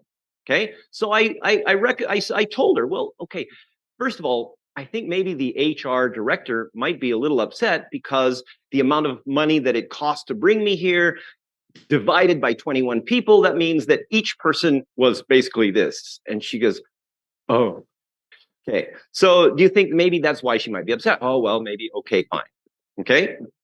So then the next step is getting somebody to solve the problem. Now, this is the most difficult part. You know why? Because a lot of people's brains are filled with peanut butter. You know what I mean, right? How many of you eaten peanut butter? Okay, so you know what happens? You put peanut butter in your mouth, and it's kind of like this, kind of along, and you have to kind of work it out before it kind of gets going, right? Well, it's the same thing. So you ask a person, okay, so how would you solve the problem? And immediately, what's the peanut butter answer? I don't know. I don't know, right? Have you heard that? And you're looking at this person going, okay, because you're trying to be calm, right? And you say, okay, I understand you don't know, but if you did know, what would you do? And she looked at me and was like, what? No, I don't know. I said, yeah, I know you don't know, but if you did know, what would you do? And she said, no, I don't know. I said, yes, I get that. But if you did know, what would you do? And she's like getting frustrated, and the peanut butter's starting to get loose. And I asked her again, what would you do if you knew? And she said, oh, I guess I could call the secretaries from all the departments because they have immediate access to all these people, and they would be able to communicate. And I said, okay, well, what else would you do? Well, I would, what I was going to do was just do the same thing that I was going to do before, was send out the SMSs and send emails. But it's like before lunch, nobody's going to read their emails. And most of the guys give their phones to their wives because it's free calls and their wives use them more than they do. So they won't get the SMSs anyway. So this would probably be the only thing that could work. And I said, well, great. So then try it. The after lunch session. Guess what happened? How many people were in the room? Completely full, standing, even people were standing up. Okay? But it wouldn't have happened if she didn't solve the problem. Now, who got the credit? She got the credit, right? She solved the problem. Did she feel valuable for solving the problem? She did. Why? I didn't know how to solve the problem, but simply by helping people to be successful, people will feel more value. And you notice how sometimes when you start feeling more successful, you get a little bit more courage and you start making more decisions? Have you noticed that? Okay, so no blame zone. First step, okay, make sure you got the sign, explain it to somebody, then have fun with the B word. Then make sure that, you know, if somebody, you catch somebody blaming, you smile and say, are you blaming? Okay, then use the failing intelligently. And the third part of failing intelligently is help them to solve the problem for the future. So how can we prevent this in the future? And by that time, they're already much more eager to make it happen. Okay, but here's the thing about feeling valuable. Have you ever been in a situation where you're explaining something to someone and you're being very clear, okay? And you ask them, do you understand? And they say, yes, I do. And then they go and do something completely different. Has that ever happened? And you're thinking, oh my God, I'm surrounded by idiots. Okay? But you don't say that. But you know what? It appears in the way that you communicate with them. It appears in the way that you trust them. It appears in the way that you interact with people. And you know what? Then they start to think, oh, you know, my boss doesn't trust me. Okay. And then they start to kind of become underachievers because they don't feel valuable. And the cycle continues. So this is what we're going to do. We're going to take a test. You guys like tests? Okay, this is the colored brain test. So everybody, you guys have a mobile phone? Okay, pull out your mobile phone. This is what you're going to do. You're going to go to coloredbrain.com. Coloredbrain.com. All right? And you're going to use this code. You know, well, first of all, you have to set up an account, okay, which shouldn't take you very long. Okay, set up an account. And then you're going to use this code when it says take the test.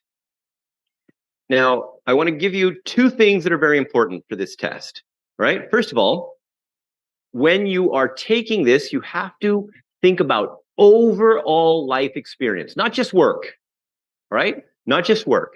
Think about who you are at home, who you are with your family, who you are with, you know, your friends, okay?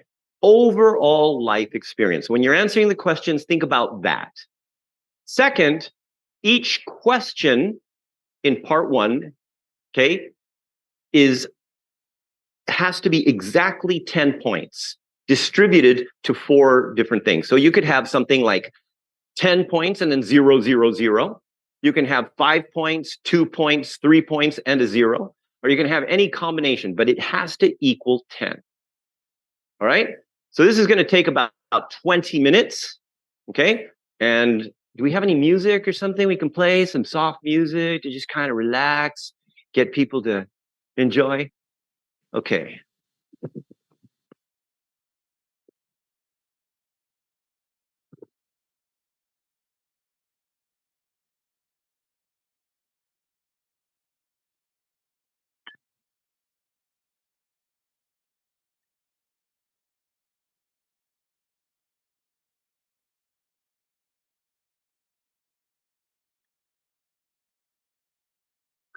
So you better hurry and make sure you use the code quickly before the people on the live streaming take up all the spots.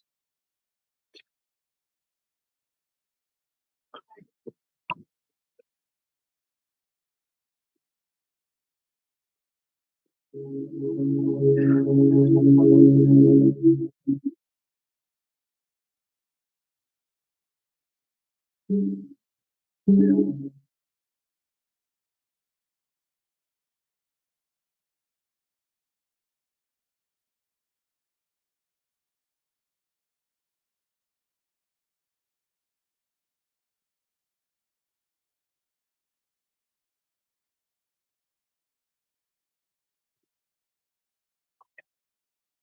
internet.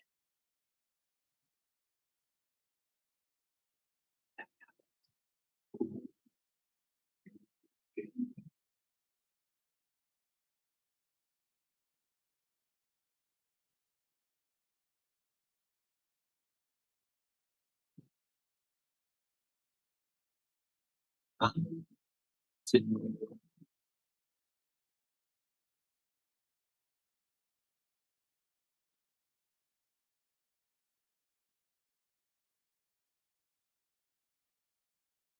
it's not. Oh, I think they were just saying that there was a network error. Okay, so there's an error. Okay, hey guys, any possible maybe because there's too many people using it at the same time. Internal server error. Okay, so okay, try. Okay, so you got a few. Try again. Just refresh. Yes. Wow. Okay. There you go. Yes, this is the one. And you go over here to take the test. There's a little button that says take the test.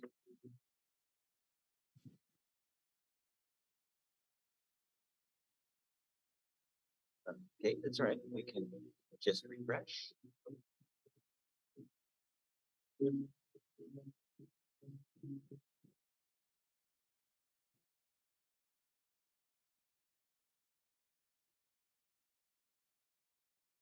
Okay, if you get the 500 internal service error, just keep trying to refresh and hopefully it'll work eventually.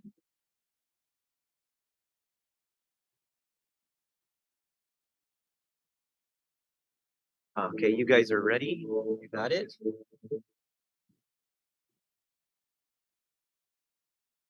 Okay. There you are. And then you go here and take the brain test. And then you put the code in. Ah, there you go. You got it. Okay, click on the button. It says take the test.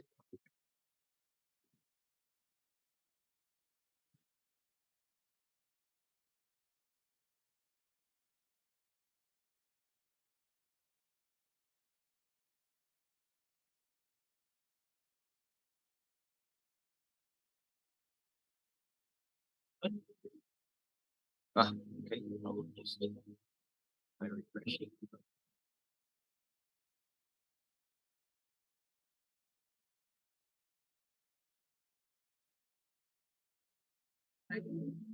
Yeah, total is 10. Once you get to inside, the total is 10.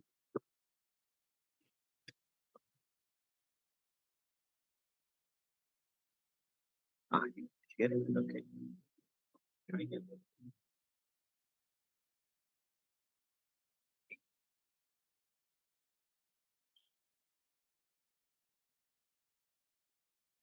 Ah, there you are. Okay. This one? Oh, you have to, well, here. Yeah, after you've already registered, right? Yeah. Okay, then yeah, you just enter the code.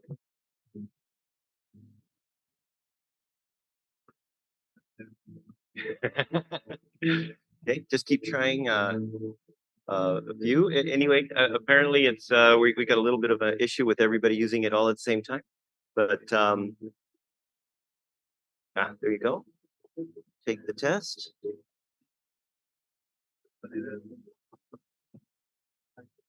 Okay, if you get the server error, keep trying again. It eventually will work. Okay, just keep refreshing. It'll eventually work. Yeah, wait, let's see. This one? Oh, you've already got your Okay.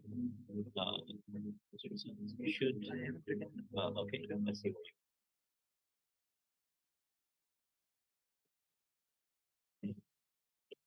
Cookies.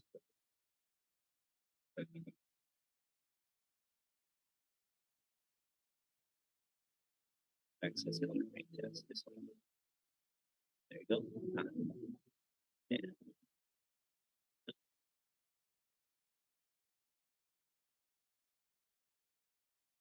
Okay. Code there, and then access now.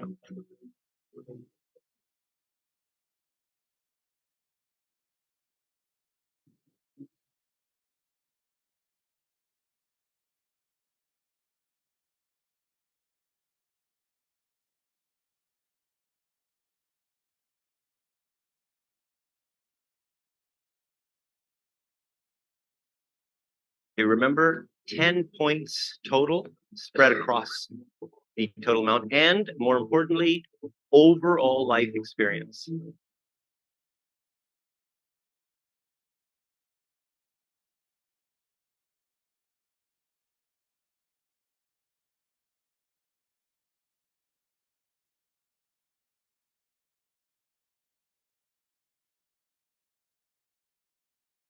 Oh, space is an illegal character. Okay, no try. You're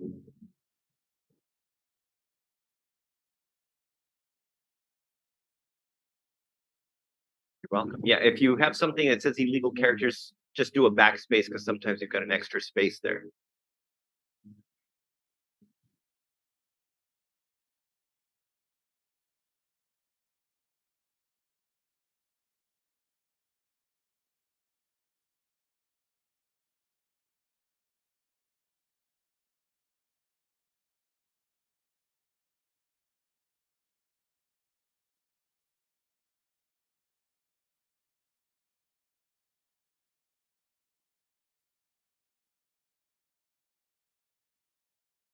You want to be on here?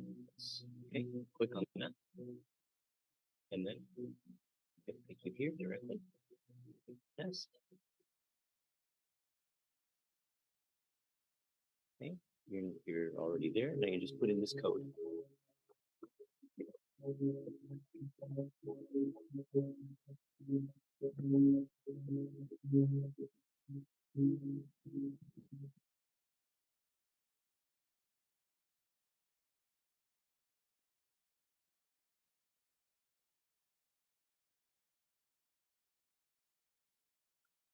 It has to add up to 10, yes.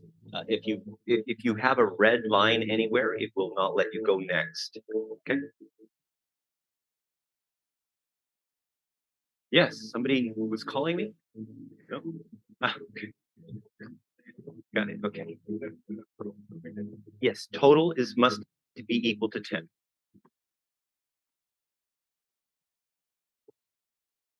Okay, yeah, that's right. And then you just choose which one is most.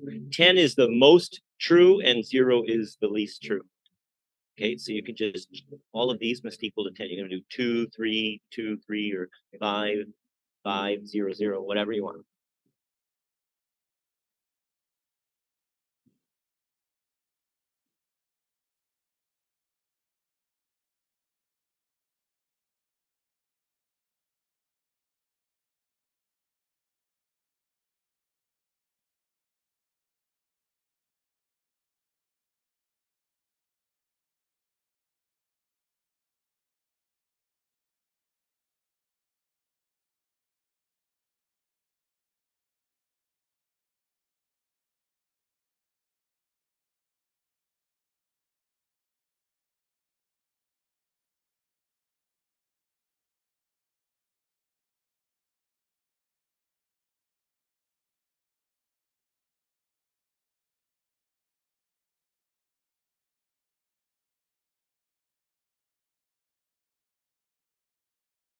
Equal to total of 10. Okay, not more than 10. So these, yeah, it cannot be less than 10 either. It has to be exactly 10. Yeah. Okay. So if you've got a red line, that means your math is wrong.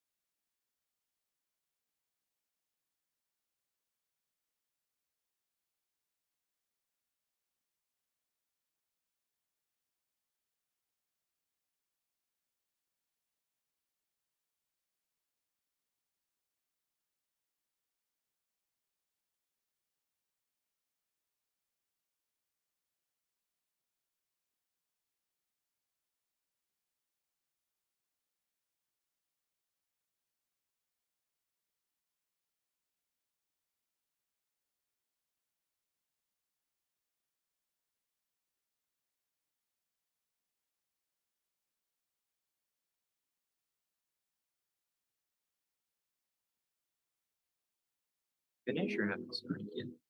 In place.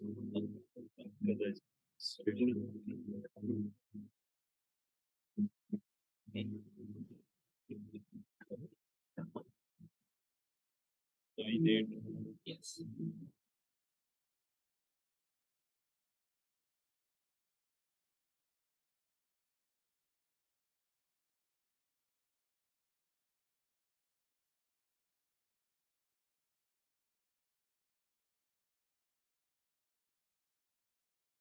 Yes.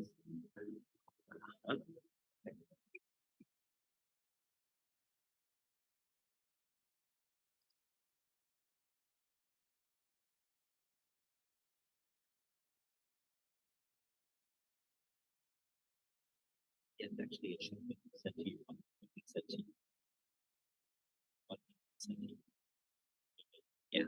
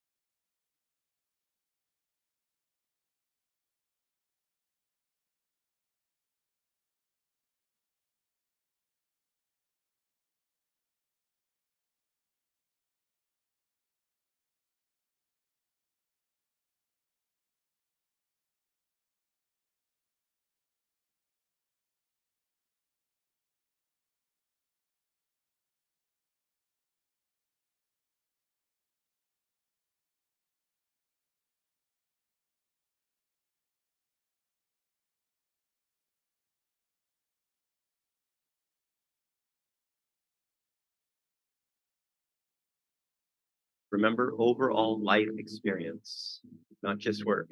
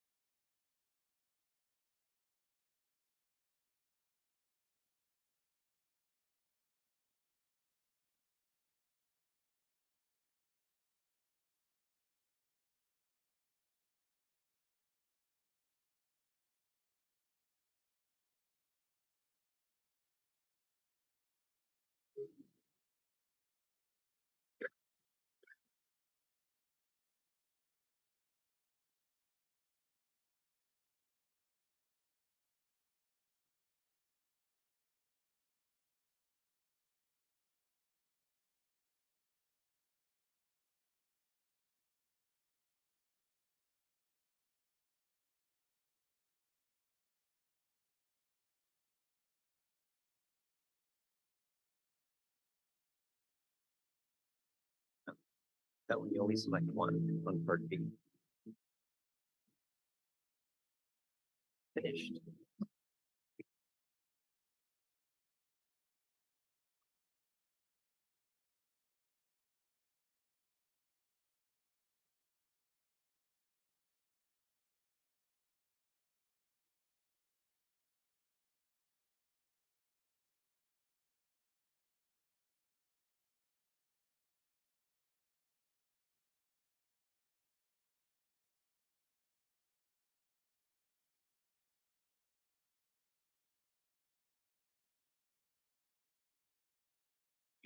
Okay.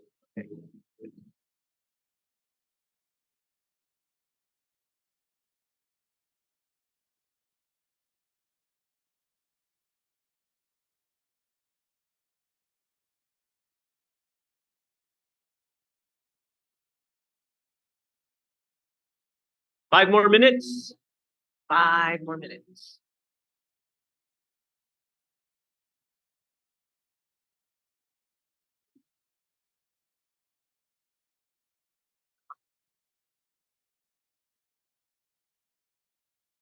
Means in your danger zone.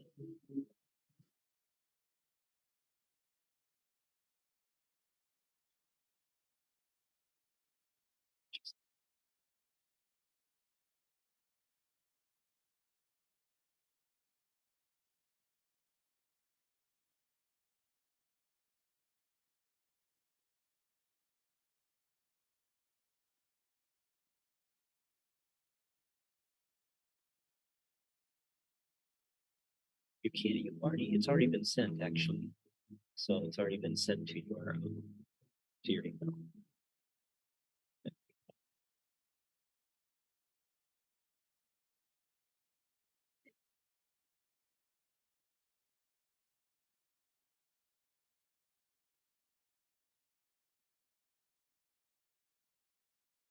No, 1C is the last one. There's only 3 parts, and the 1C is only 5 questions.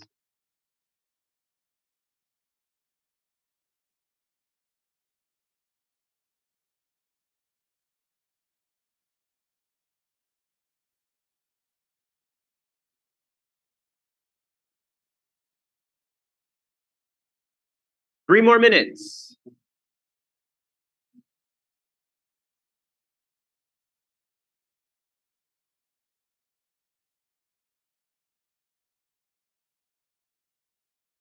Wait, see, one of these is not 10. This is 3 plus 4 is 7, plus 2 is 9, plus 2 is 11.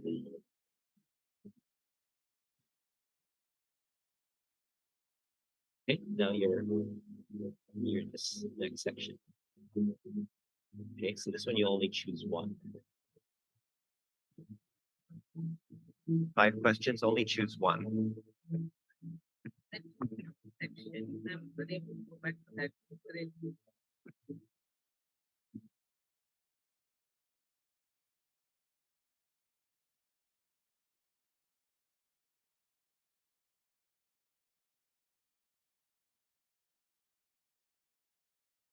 Yeah, same result. Whoa. Okay, well, actually, it would automatically go, but let's see what it's communication. Okay. Oh, you guys. Yeah, these are the miscommunications. Oh, anyway, I'll share this stuff with you in a bit.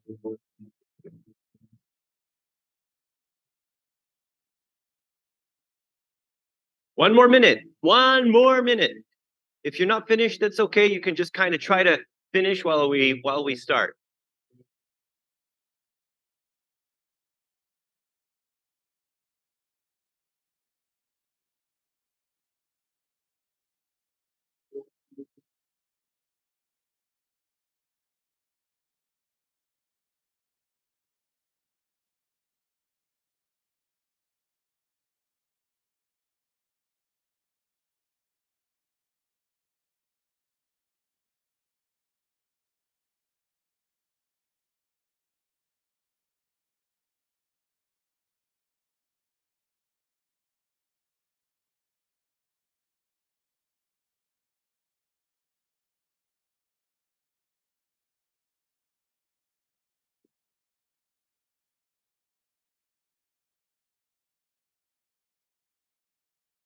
Do a extended display so the presentation is there and then the next slide is there. Can you do that? Because right now you've got instead of right now you have a duplicate display. Can you do extended display? I have to duplicate it. Yeah. Okay. I use kind of. If you do extend, then okay, then use the one that's there, the display settings, so that the slide is showing, not the okay. All right. Okay. So now what we're going to do is we're going to kind of learn a little bit about what the colored brains are and everything else. Now, first of all, okay, how many of you have already finished? Awesome. Okay, how many of you are green brain? Green brain. Okay, green brain. Awesome. Okay, now, what does this mean? Basically, it means that you have chaotic processing. Your brain is in chaos. Okay, and here's the thing, okay? Green brains are the ones that make the most mistakes of any other brain color. But, okay, what happens is that because a green brain gets clarity through action. That means you have to act, you have to try something, you got to get feedback, say, hey, what do you think about that? Okay, what's going on? Well, you know, and you're getting feedback and you've got all these different ideas and you're kind of moving forward. So because a green brain is constantly taking action, sometimes, okay, you make some smaller mistakes. But here's the thing, okay? Because you're constantly taking action, you're also fixing the mistakes as you kind of go along. And sometimes people don't even notice you made a mistake.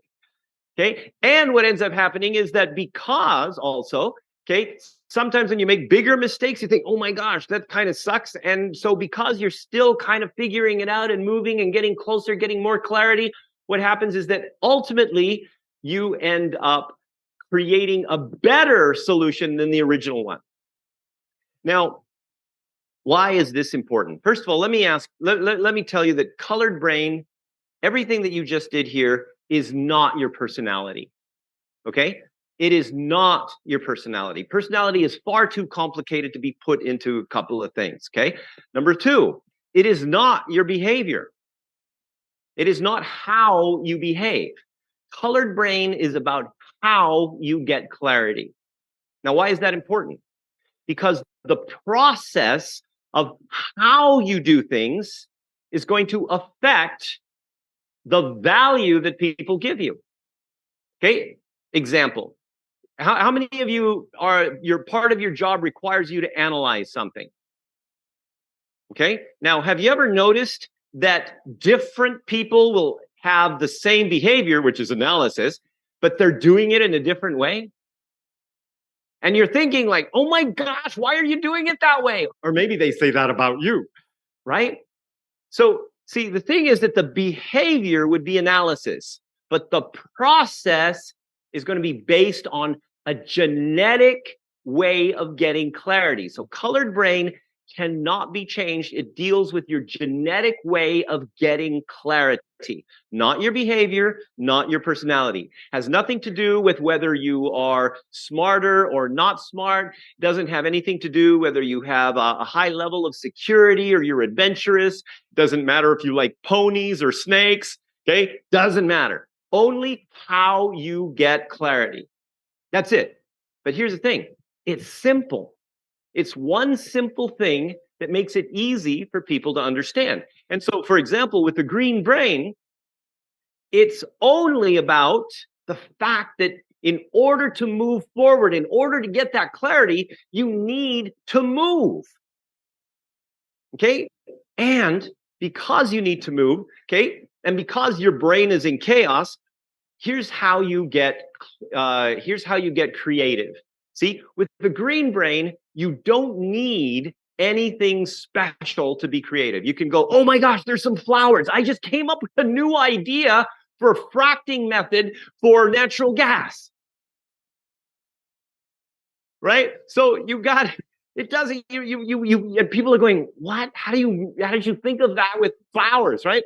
And so the thing is that with green brains, there is no foundation required. You don't really need a lot of information. You just need to kind of see something and then make some, oh, wow, and then try something and then make it get better. So a green brain will get clarity through action.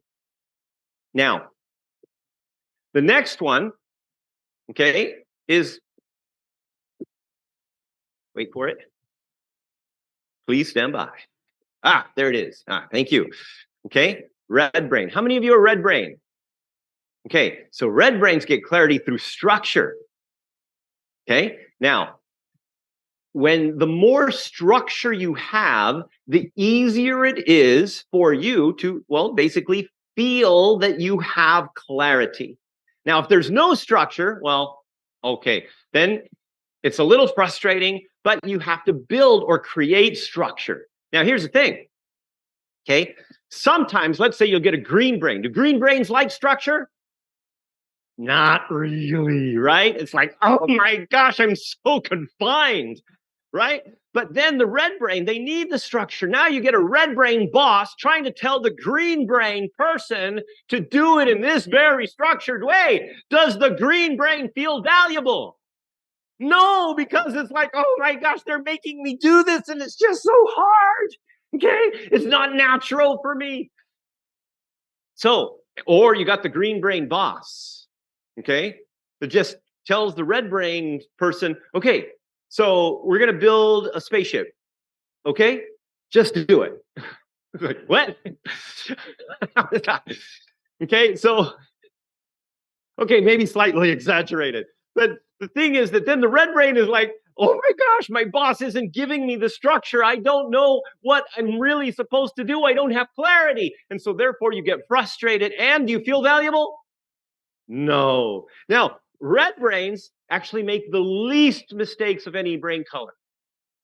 Okay, but if they do make a mistake, they have to go all the way back to the beginning to start over. And it's like, wait, because where did it go wrong? Where did it go wrong? And so now what happens is that because of that, sometimes it takes the red brains a little bit longer to kind of recover from a mistake. Now, red brains also are sometimes misunderstood. See, because sometimes, okay, you know the structure, you can see it, everything is like boom, boom, boom. And sometimes people kind of misunderstand a red brain and think that, oh, you're not really caring, or sometimes, red brains can be just as caring as any other brain color. It's just that sometimes, because it's like about this, it's about structure, it's about all this stuff, that they don't really kind of connect with people in the way that people feel cared for. Well, green brains are also misunderstood. Because, green brains, they shaping and reshaping as they go along. So here's the end result. It's kind of like this fuzzy picture, and they're taking action towards it. But because they're shaping and reshaping as they get more clarity, people think they change their mind. Now, to a green brain, they think, I'm not changing my mind. I'm just kind of fixing it so that we get it better. But everybody else thinks they're changing their mind, and it frustrates them, okay? And so now we have the purple brain, okay? How many of you are purple? Okay, purple brains, interestingly enough, have the most difficulty communicating and dealing with other purple brains. It's the only brain color that does that. Okay? All of the other ones are okay. But here's the thing with the purple brain, okay, it's all about the data. Now, here's the thing with green brain and red brain, you have to actively do things, right? You actually actively take action, or with the red brain, you actively find or create structure. With purple brains, all you need to do is collect data, information. You're collecting the data, you're getting the information, getting all the information, boom, boom, boom, boom, boom. And suddenly it's like, bam, you can see it. It's clear. The options, I got option 1, I got option 2, option 3. It's like, whoa, it's like magic, right? Okay. The only problem is it takes a long time to get the data. And then sometimes people misunderstand you because they think you're just taking too long. It's like, is it done yet? Is it done yet? Is it done yet? And it's like, no, but wait, because you have to get more information, and once you have more information, and then you get a purple brain boss, right? That says, I want a report on this process. And the green brain comes and gives you a 2-page report, and you're looking at them. It's like, where's the rest of it? Or you get a green brain person, a green brain boss asking a purple brain to give them a short report, and then they give them 27 pages, and they put it on their desk and never even look at it because it's just too much. So what happens with the purple brains, okay, is if they do make a mistake, okay, what do? Do they have to start over? No, because they've already got multiple options, right? So maybe they look at, okay, so that option didn't work. So here's the other options and maybe get a little bit more information and boom, there you go. Next option up for grabs, okay? And so then they move, right? So the recovery time for a purple brain is actually not that bad. It's just the time to get to the clarity is a little bit timely, okay? So when purple brains are working together with others, okay, sometimes there's some miscommunication, okay, because other brain colors may not really get what you're trying to do. And now you've got two parts to your colored brain results. In the graph, you have one that says miscommunication insights, okay? Now, with the purple brains, I just want to ask you, okay, how many of you have another purple brain in your miscommunication insights? Or did you look? Okay, a few, all right. So, and now, so what happens is that the miscommunication insights are going to be, these are the people who are going to essentially, you're going to have a little bit potential difficulty in connecting with, communicating with, and working with. Okay, now, why is that important? Well, because what we're trying to do is create an environment where people are safe and people feel valuable, right? Okay, so miscommunication insights is going to give you a little bit of an idea of where that is. Now, here's the thing, okay? Those of you that know each other, that came in a group, you can go ahead and invite your friend, okay, that already took the test. Make sure you use the same email that they used, and then they're going to show up in your dashboard. That means you're going to be able to see all of your friends, and you're going to be able to see all the different things that, you know, where they are, and you've got additional insights. You got these little buttons that are going to help you to be more productive with them, be a better leader with these people, have a better relationship, improve communication. So all of these things just by inviting your friends. Okay, now the next one is the blue brain. How many people are blue? Wow, lots of blues. Awesome. Okay, so blue brain, also everything is connected. But here's the thing. It's connected through kind of this sense. See, blue brain is what's called intuitive processing. You know what intuition is, right? It's the universe trying to give you guidance. No? Or maybe it's subconscious knowledge that you don't know that you had. So let's say, for example, what's your name over there? Amani. Amali. Amal. Okay, Amal. Let's say Amal, 2 years ago, Amal was shopping, okay? And she's doing her own thing, and she's like getting cantaloupes or something. And there's these two people in the background talking, okay? But she doesn't really notice them.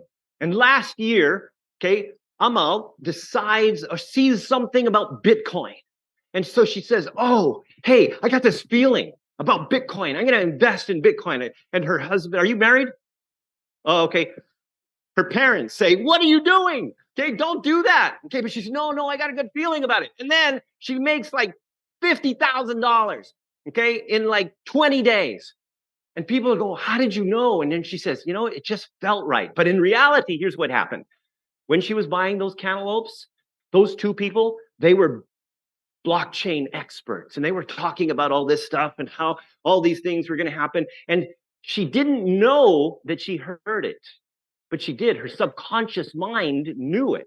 And so therefore, when it was triggered by maybe seeing something about Bitcoin, suddenly she goes, oh, I need to do it. It feels right. Now, if you go to a red brain person and that person says, well, okay, what's your strategy? Well, I'm not really quite sure, but I'm just kind of go with it and see, and see how it feels. Okay. You think that's going to go over very well? Or can you justify why you want to, go ahead and do this? No, it just feels right. It's like, hello, give me some facts. Okay. So therefore we sometimes misunderstand blue-brain people because they actually have real way, the information and the decisions and everything that they're making is based on real stuff. It's just that they don't really know where it comes from sometimes. And so therefore, sometimes they get misunderstood. So, example also, okay, blue brains, because they kind of are, everything is connected. Values, emotions, incidents, stuff that's in your subconscious, everything is connected. So that also means that because their brain is a little bit faster, they have what's really good multitasking. Now, women by nature are better multitaskers than men, right? Okay, now, a blue brain woman is the kind of woman that would be on a business call, cooking dinner, taking care of a baby, and painting the ceiling all at the same time. And a blue brain man is almost as good as a regular woman.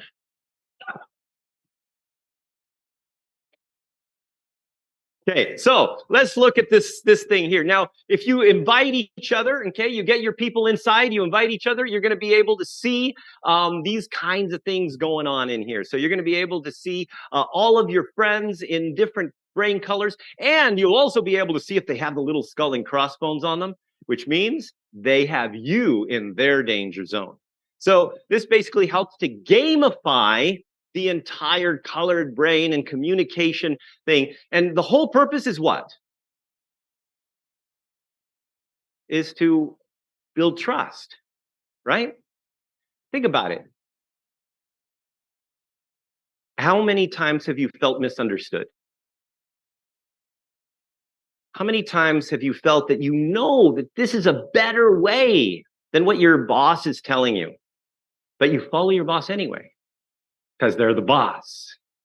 And they may not be so excited about you trying your own stuff. And then, do you feel valuable? See, that's the thing, right? Our emotions drive our competencies. And if we can understand our own colored brain, one of the key factors that happens is you can manage your own expectations. You can manage. If I'm green brain, I know that I am not structured.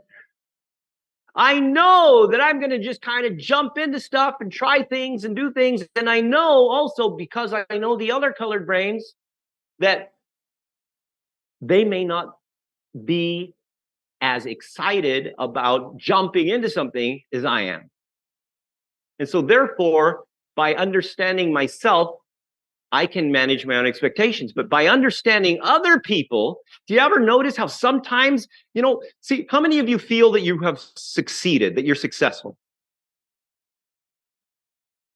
Really? Only the few? Okay, well, you should be, if you're sitting here, you're probably successful. So consider that. Okay, but let's just say, see, the thing is that whatever you have done has helped you to succeed your way, right? You've done things your way. And so therefore, there's certain things that just appear to be common sense, right? Have you ever just thought, oh my gosh, these people have no common sense? But is your common sense the same as their common sense? That's the question. They probably think you have no common sense because you have different perspectives, different ways of how. So if we're going to be using colored brain, we are able to understand others so that instead of accidentally setting them up for failure by getting them to do things our way, we help them to do things their way so that we can set them up for success. And you know what the best colored brain is? You know which one is the best color? Your color. Whatever your color is the best one. Because it's the best one for you. But the best way to get things done is to mix and create synergies, because each one has positive and maybe not so positive elements to it. But when you get together, that's really where the power is. The thing is that you have to be able to get together without killing each other. So by understanding each other, by understanding yourself, okay? And then, of course, we gamify the language, right? So if you understand colored brain, you can say stuff like, dude, I'm green brain. give me some slack. Or, okay, my red brain's working a little bit overtime now, so we need to really kind of put this into structure. Sorry. Okay, so you don't have to go and tell people big things and get emotional about it and explain stuff. You can just say, look, dude, remember, I'm purple brain. I do this. This is my gig, right? Have some fun with it. How many of you like fun? All right, because the next thing is about gamification. Now, how many of you have started to do something on gamification in your organization? Anybody? Okay, you? Wait, no, you're just doing your ear. Okay, you? Okay. That means you are very welcome. Okay, so there you go. So this is my latest book, Reorganize, Game On, Reinventing Organizational Culture Through Gamification, available on Amazon. Okay. So, what is gamification? Okay, what is gamification? Gamification is not apps. Okay, gamification is not about creating, games that you play at work or in training or stuff like that. Gamification is measurement. It's performance measurement that's fun. Okay, and if we like to have fun, and well, we kind of need performance measurement, right? Especially if you're in HR. Okay, so we want to come up with something cool to do it. So we're going to look at the psychology. Now,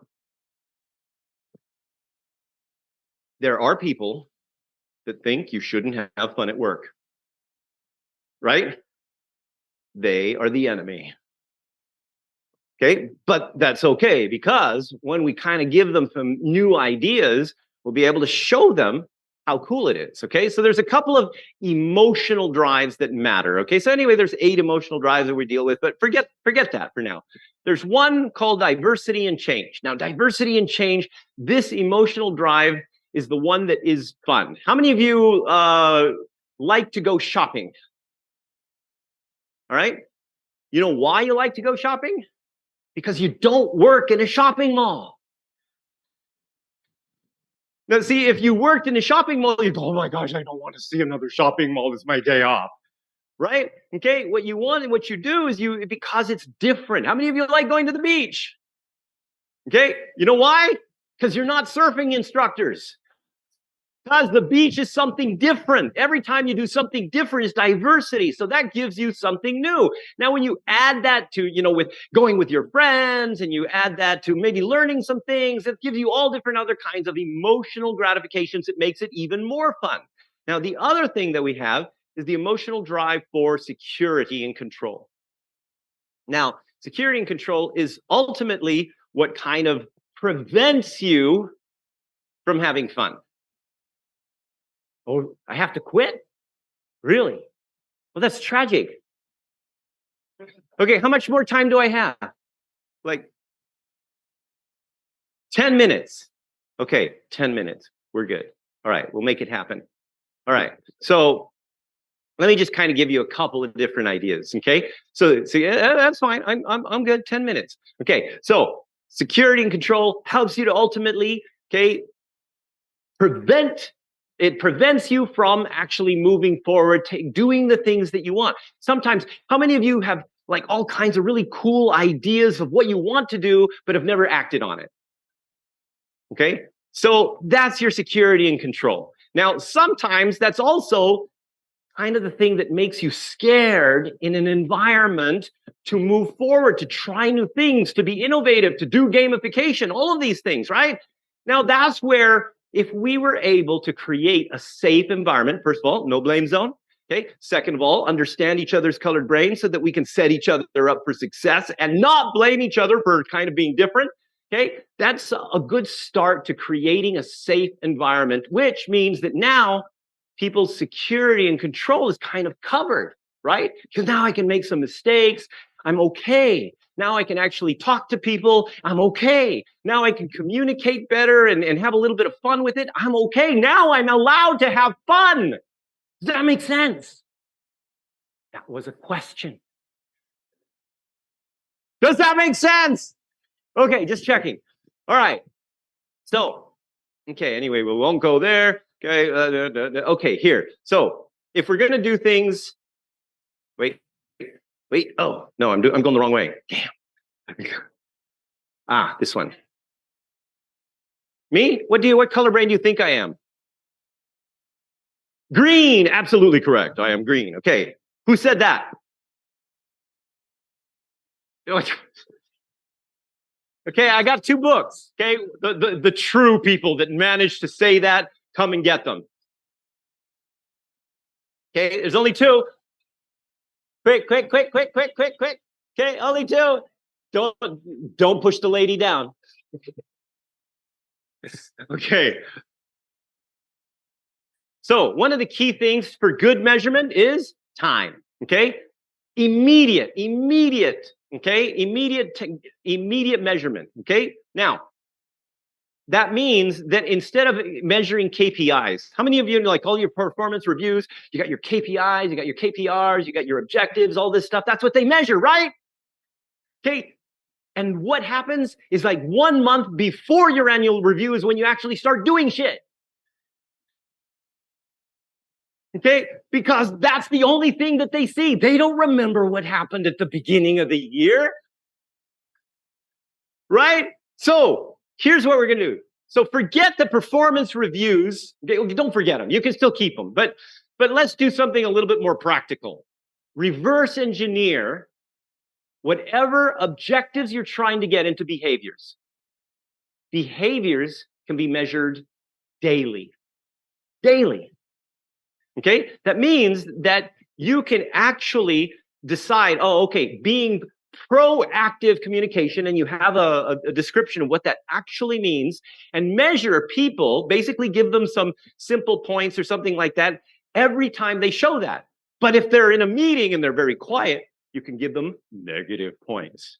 Okay, and there's an app called Squadly, okay, that you can use for that. Take a picture of this so that you know what it is. Okay, so this app basically helps you to not only measure individuals, but also team behavior goals. Okay, so in order for us to be excited, number one, in order for something to work, any kind of app to work, it has to be easy, fast, and fun. Okay, it takes like 10 seconds to basically choose an emoji, write like 5 or 6 words related to what it is, and pick a specific behavior that you want to do. Okay, so let's just kind of look at what else is important in gamifying everything. Okay, first of all, have you ever found a situation where, like, if you try to like do something and then somebody gives you a project or something that's a little bit more difficult, and then it's like, oh, I just give up, right?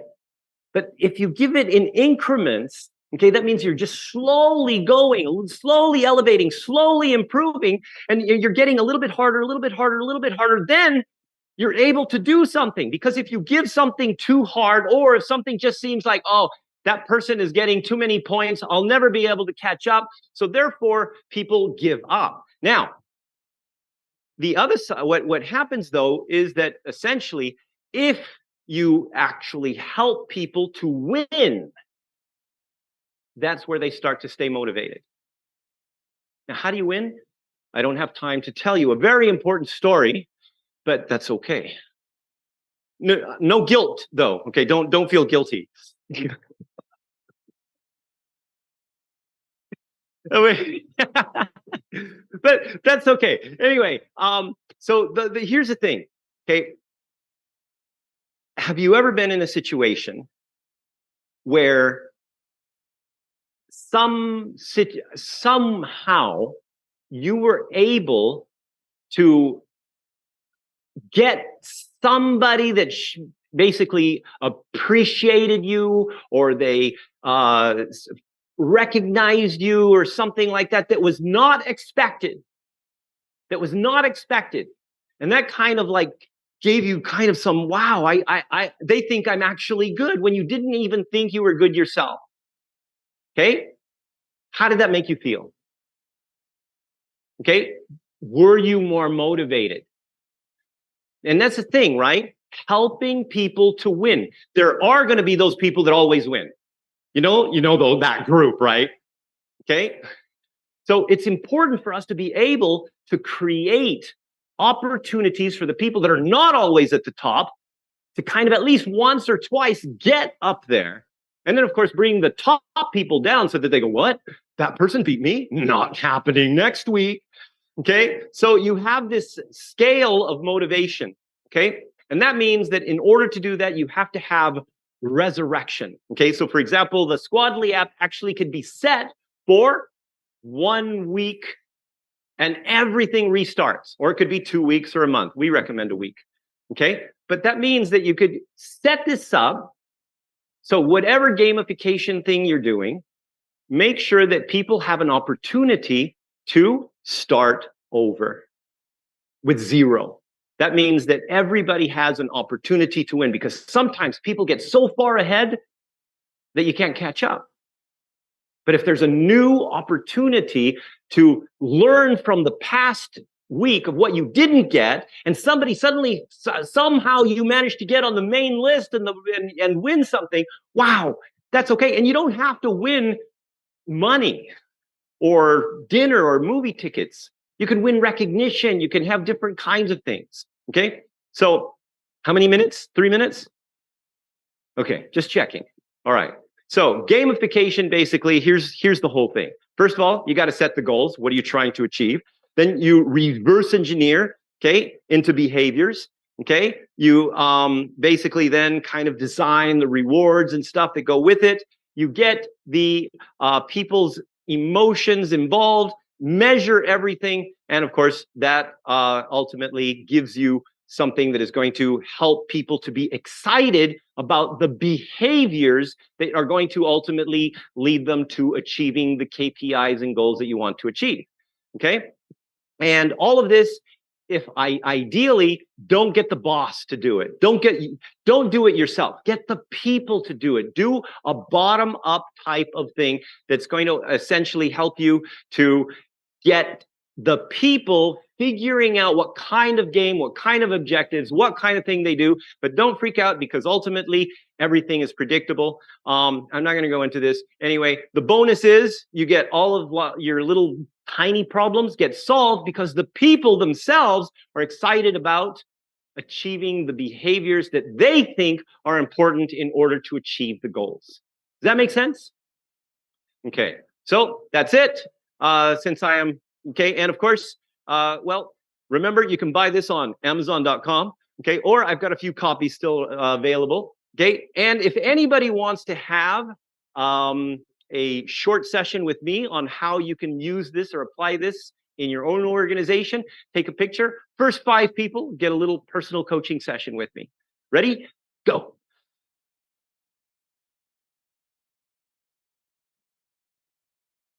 Okay, so that's it. Thank you very much.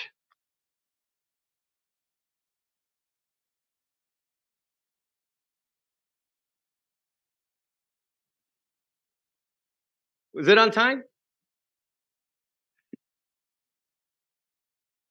Thank you, sir, for such a wonderful session. Now we'll have lunch break for half an hour, and students and staff are requested to go from the left side exit, please. Yeah, mine left exit. My left exit, please. Thank you.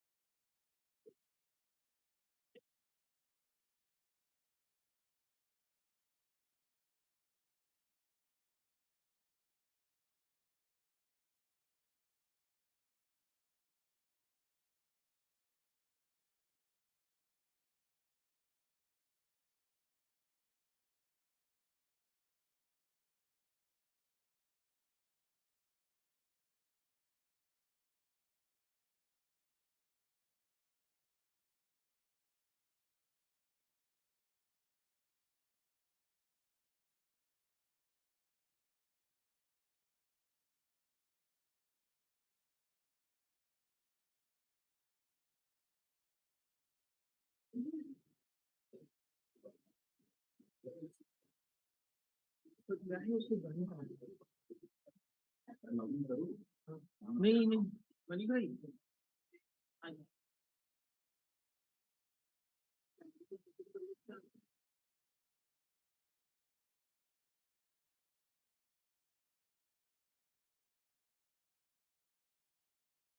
ये वाला team ये वाला stage में कर रहे थे क्या नहीं कल जो कर रहे थे मैं बोल रहा हूँ समझ देखो नहीं ब्रोकर नहीं वो ब्रोकर मत करो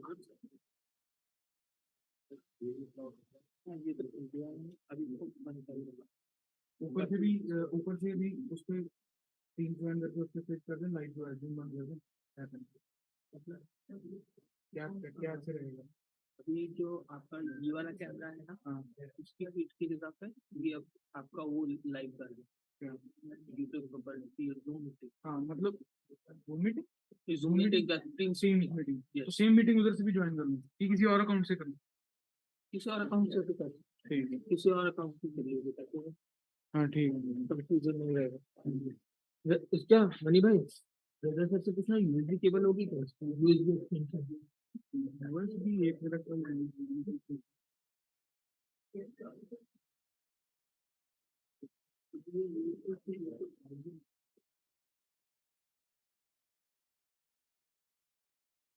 पावर प्लग भी है सर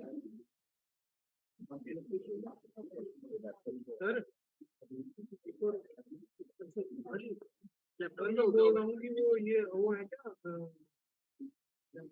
यूएसबी एक्सटेंशन नहीं छोटी सी चाहिए जाता है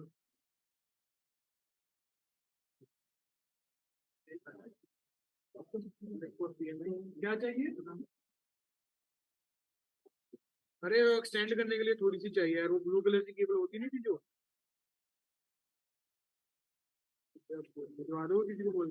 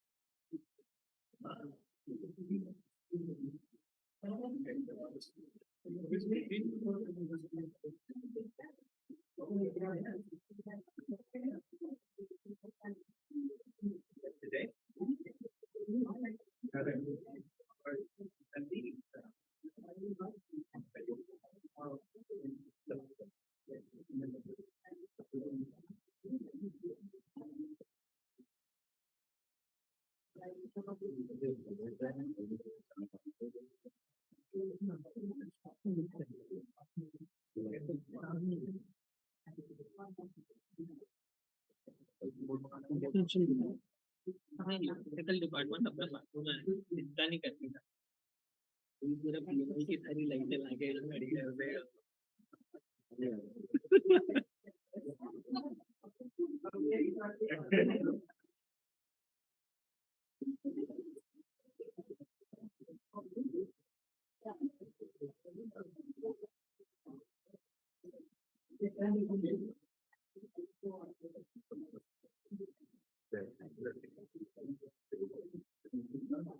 हाँ मैंने जल्दी रखूँ कर दो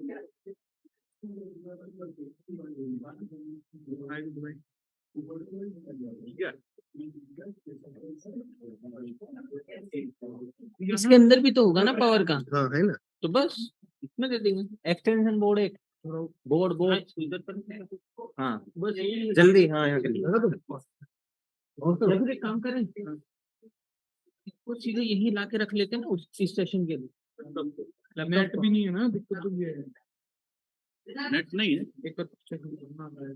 एक बोर्ड चाहिएगा बोर्ड हाँ नहीं वो बड़े ये कौन सा है एक्सटेंशन बोर्ड एमपीएलएस पे चाहिए बोर्ड हाँ ये मुकेश से बस लेके आओ यहाँ आइए क्या लैंड पे एमपीएलएस पे ज्यादा है विशेष उसका उठाया नहीं फोन? इसमें है तो सही पॉइंट एक खाली। अरे वहां चाहिए यार दोस्त, उधर चाहिए ना। नहीं हो गया था, कैमरा के यहाँ से दे दिया ना लैपटॉप को। नहीं वो दे रहा है ना, बोर्ड की जरूरत नहीं है। दे रहा है, लेकिन जब आएगा तब आएगा ना। दिक्कत तो ये है। अभी कर देते हैं ना फिलहाल। एक पॉइंट है उसमें, चलो गया मना करता, एक पॉइंट है मना करता। नेटवर्क भी दिक्कत है ना। तो बहुत ये करना होगा। मंगा कर क्योंकि इसे कहीं है ना यहाँ पे।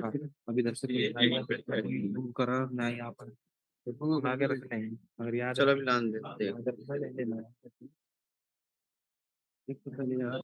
आ जाती है तो ये लगा देंगे।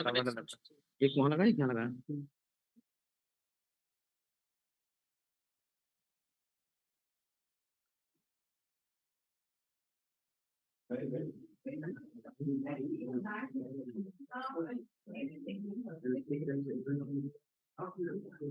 अब दीजिए आपका लंच।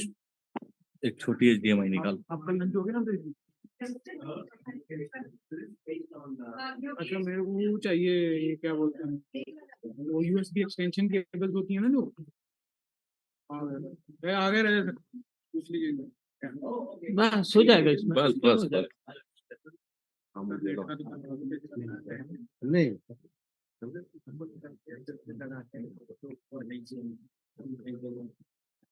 तब भी खराब चलेगा। लैन थी तो ना, लैन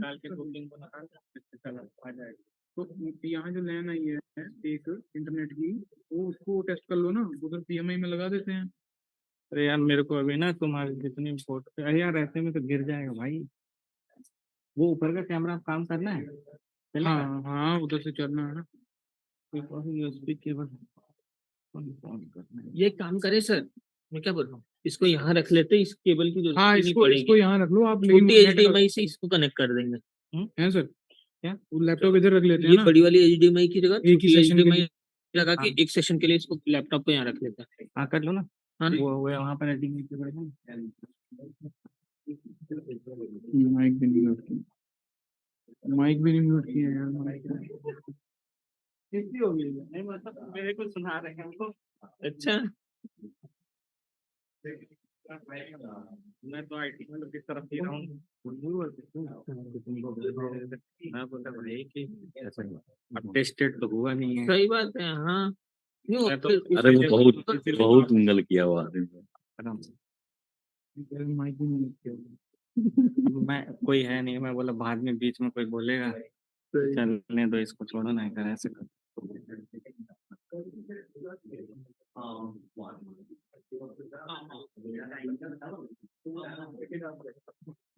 अमाल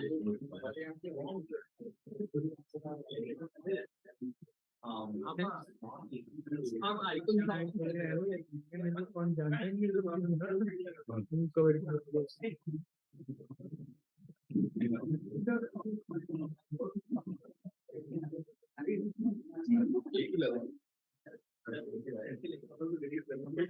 इंटरनेट का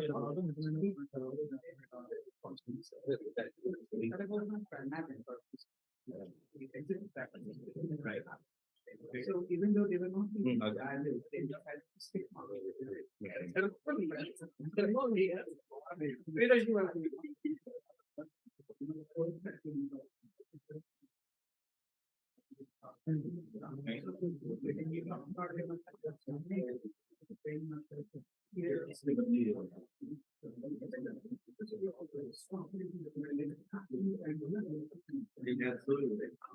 ऑडियो आ जाएगी।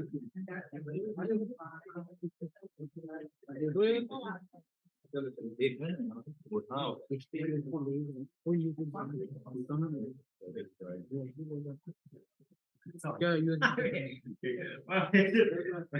अरे ये थोड़ा एक USB नीचे कर लो ना भाई। कहाँ है नेट की स्पीड भी देख लो। वो कहाँ है एक्सटेंशन कहाँ है? ये दे दो ना, अब ये लगा देते हैं ये थोड़ा। ठीक है कैमरा ऑन कर दो. सुनो आप एक बार ये टेस्ट करवा लो. Hi Daniel, can you hear us? Anyway, sorry.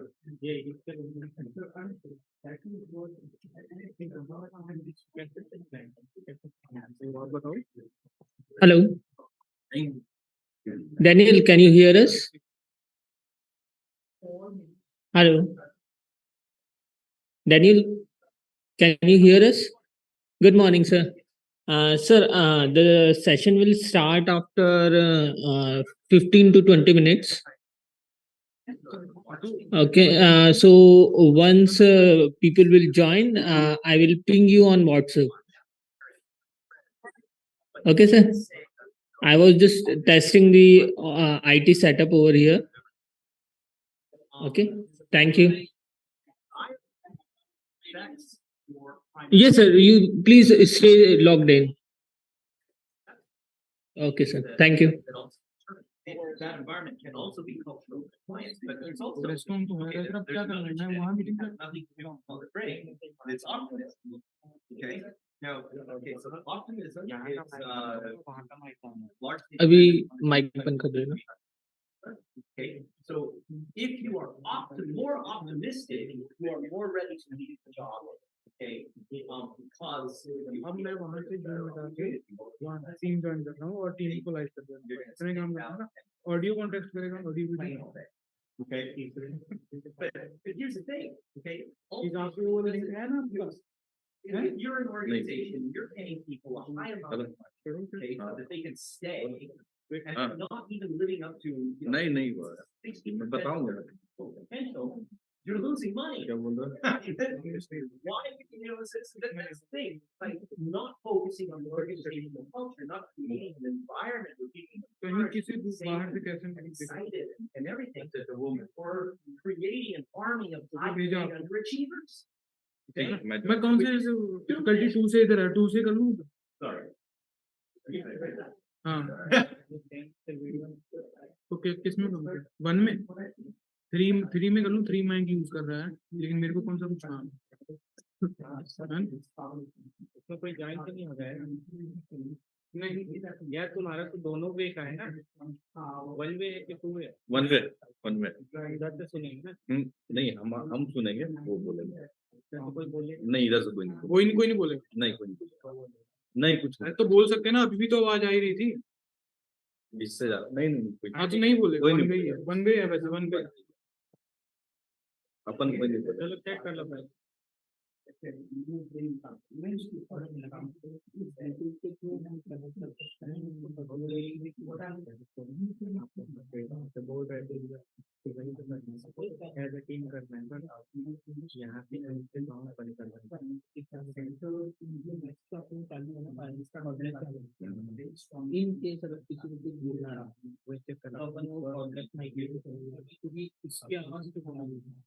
See, I completely disagree that all companies within a culture are going to be the same.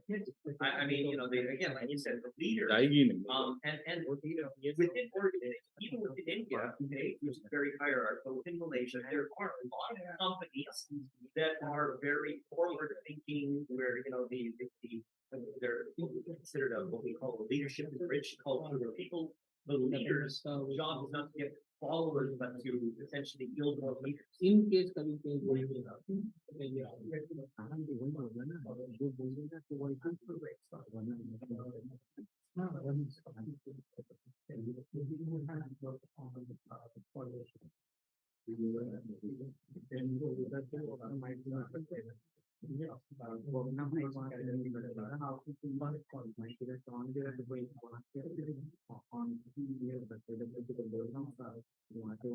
On कर दी.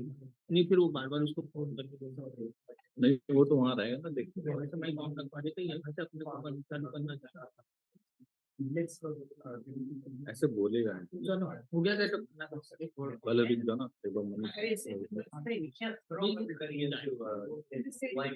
मनी टेस्ट कर ले एक बार.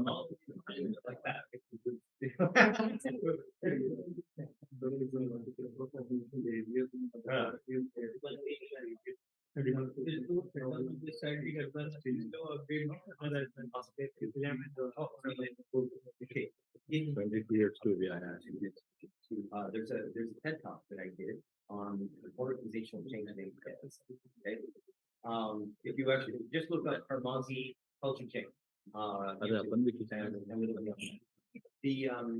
and also if you go to culturechange.academy, I kind of listed out the entire process. You have a 100% sustainable success rate in culture change. Okay, Malaysian companies, Iranian companies, Middle Eastern companies, Singapore, so all these different, okay, so and again, I mean, you still have the whole hierarchy and everything else, but when you empower the people to create cultures, they want to get bottom up. When your leader gets accepted, it's not have to freak out, right? But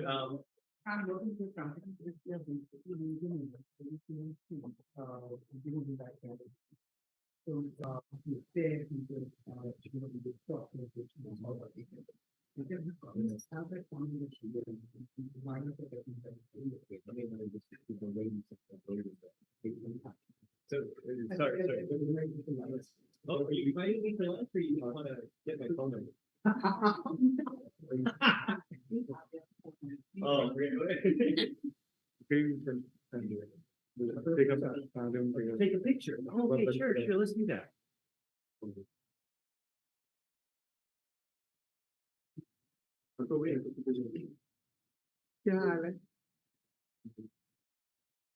One more.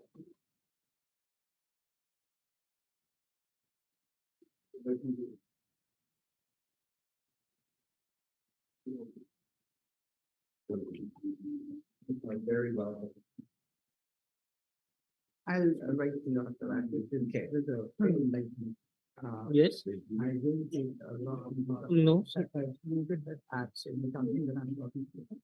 They will have a discussion. Now in there's a last year, it's just second this one, I also I've also tried to create an app in which the mentoring process can be actually documented and people can see how they can address. So one feature that they even there is a meeting. So Okay. So every Friday we get a just 2 phases and people are supposed to apply. So they are happy new program. So if they are unhappy or their mentors get a thing saying that your mentor Okay. is Oh, that's nice. so why don't you actually talk to them and find out? Yeah, So created separate mentors for leaders, but there was no senior female there to mentor the brains of the company. So I chose somebody to be outside to actually talk to the leaders. This seems to be a very interesting idea because what appealed to me is putting a map to all the emotions that they basically feel. Once it is out there, That's a key. But don't talk about their emotions, right? So when you turn it into what we call predefined communication, and then you can say stuff like, "Oh, you need something," or these little things. Then they can have fun with the communication and still communicate feelings without communicating feelings. Yes. Oh, here, if you're interested, if you're doing the mentor thing, this is something that you might be interested in. So this is the Global Mentor Kit. Okay. It is a AI-powered metaverse where mentors from around the world would basically create their own AIs and then help individuals to solve problems through mentorship in a safe virtual environment. So it's like training / coaching from the mentor AIs, and then it can also be upscale to the physical person. But this, of course, anyway, that's you can see a little more about that. Faculty दो दिखा रहे हैं. I kind of a technique, so we go crazy stuff. This is nice. I mean, I have been through a lot of things. I'm not averse to tech, but I mean, people connect to something. I feel that my experience during that time I was teaching, so I was working for NTPC for a long period of time. So my experience of working with students during COVID was that people got tired of the online stuff, and so they really wanted that people to connect. So it will be interesting to see how AI and use This one, you can, okay, I mean, for example, you're an avatar that looks like you. And then, for example, if I'm the mentor, or maybe they don't want Marshall Goldsmith's stakeholder-centered coaching or whatever. Okay, so whoever the mentor they choose, it'll be that methodology. The basic AI you can communicate with it, it'll ask you questions. And my AI talks like me. I mean, it's kind of, okay, it talks with its hands and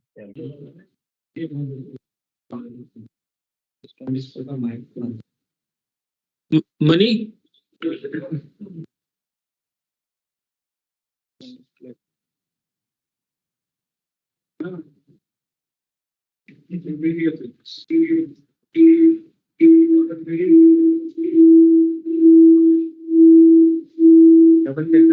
ये इसका mic on है ना ये क्रिस्टॉन सुना ना क्रिस्टॉन का वो कौन सा है एचडीएमआई वाला sound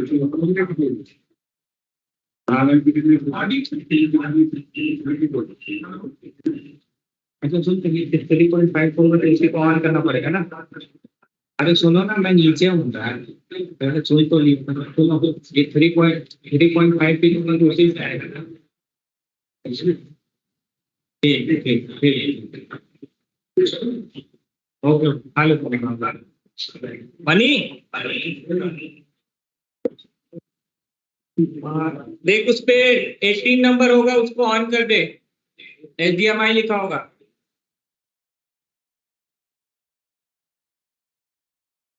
hello hello hello hello hello hello hello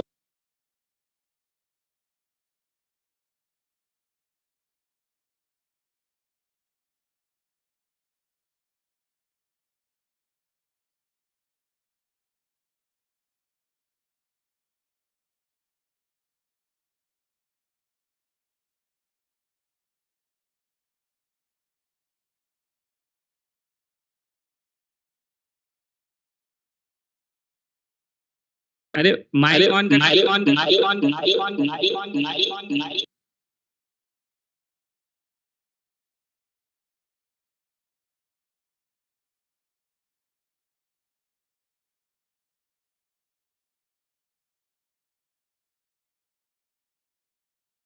hello hello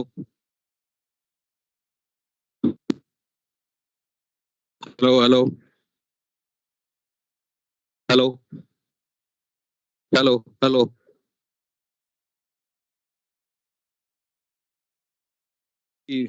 hello hello वो मैं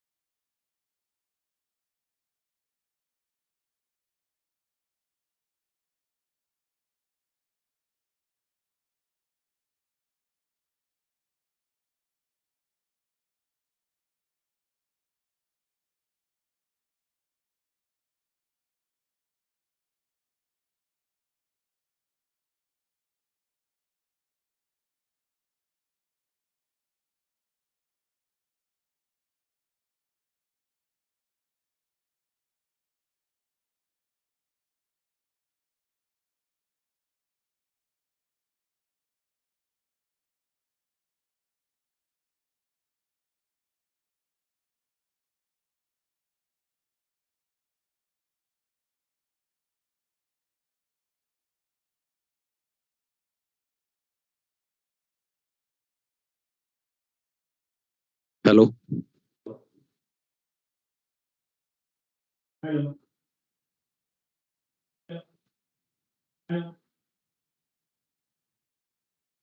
जा रही आवाज जा रही आवाज जा रही आवाज जा रही आवाज जा रही आवाज जा रही आवाज जा रही आवाज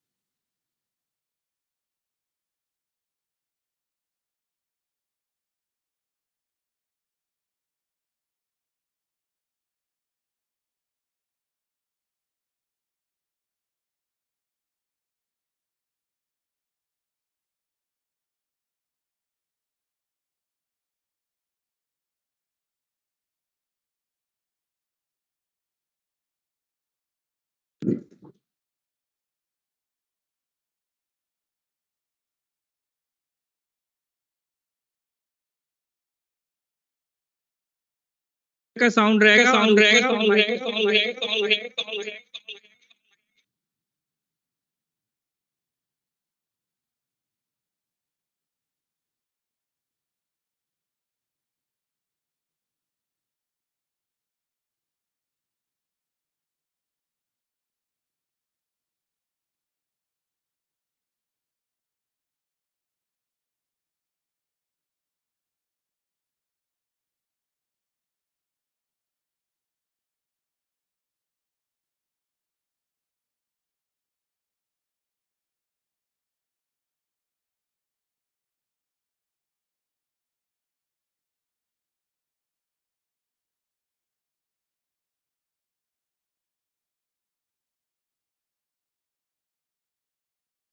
हेलो आगे आगे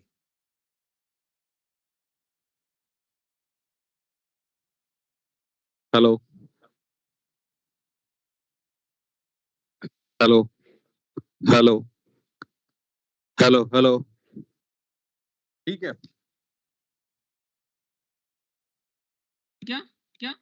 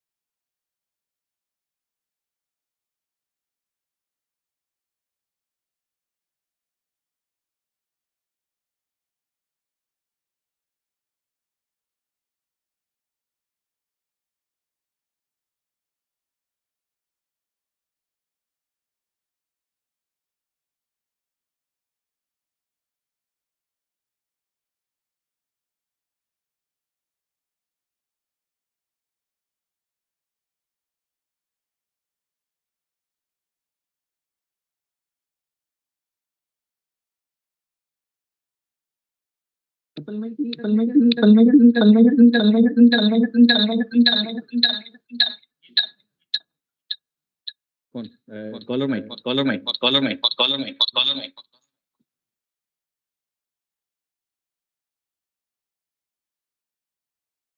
hello hello hello hello hello hello hello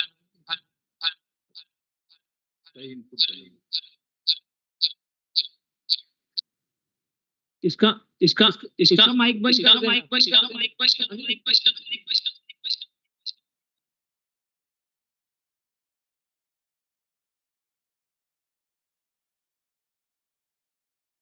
करके बोलना पड़ेगा।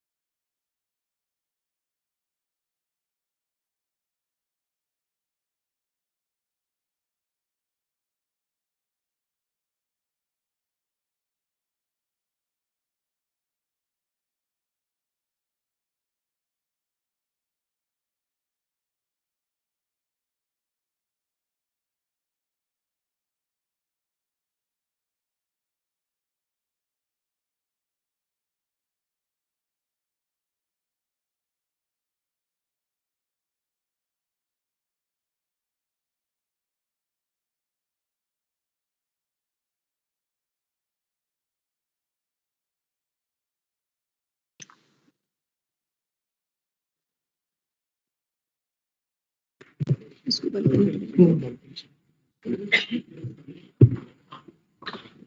afternoon, sir. Can you hear us? Good afternoon, everyone. Thank you. Yes. There you go, Daniel. I think if you can see me, I don't know whether you can see me. I'm here somewhere, but You are somewhere. That's great. I'm somewhere in this hall from the Yep. stage welcoming There you you. are. I'm Rajeshwari, and now you can see a part of me.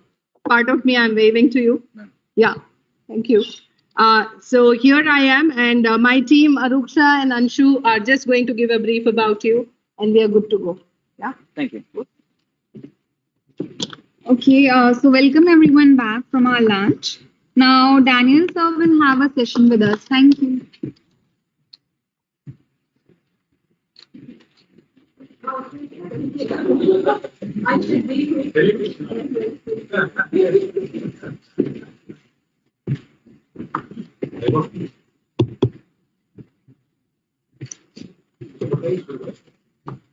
Sir, you can start, please. Okay, sorry. Thank you. Well, hi everyone. Thank you for welcoming me here today. It's a privilege to be with you, and I've been looking forward to this. So these are, as you already know, transformational times in history for anyone in any way, shape, or form responsible for leading or developing talent. These are important times, maybe the most important times that we've ever experienced in our lives in talent. Right? I'm going to be sharing this deck. Let me know if you cannot see it.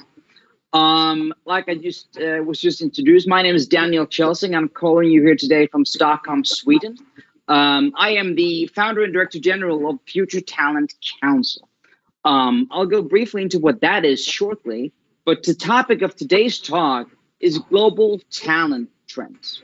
I am not a trend caster per se, but what is important right now within the Future Talent Council, we have been interviewing about 100 global CHROs leading approximately employee stacks of 100,000 or more around the world about what their current priorities are, what their tactics are right now in 2023 and beyond, and the investment choices that they've been making. Right? So these are the patterns that from this qualitative study from the world's top employers. What we're going to be looking at today is 4 umbrella trends or key patterns in the responses from these interviews, right? Which is approximately 100 interviews from around the world, all continents represented. We're going to be looking at a market slowdown, which is pretty obvious for a lot of companies around the world. We're going to be looking at the next talent management, how, the innovative ways in which we have to reinvent talent management and how we see and invest in the talent that we already have on the books. We're going to be looking at future skills, strategic workforce planning on a skills level.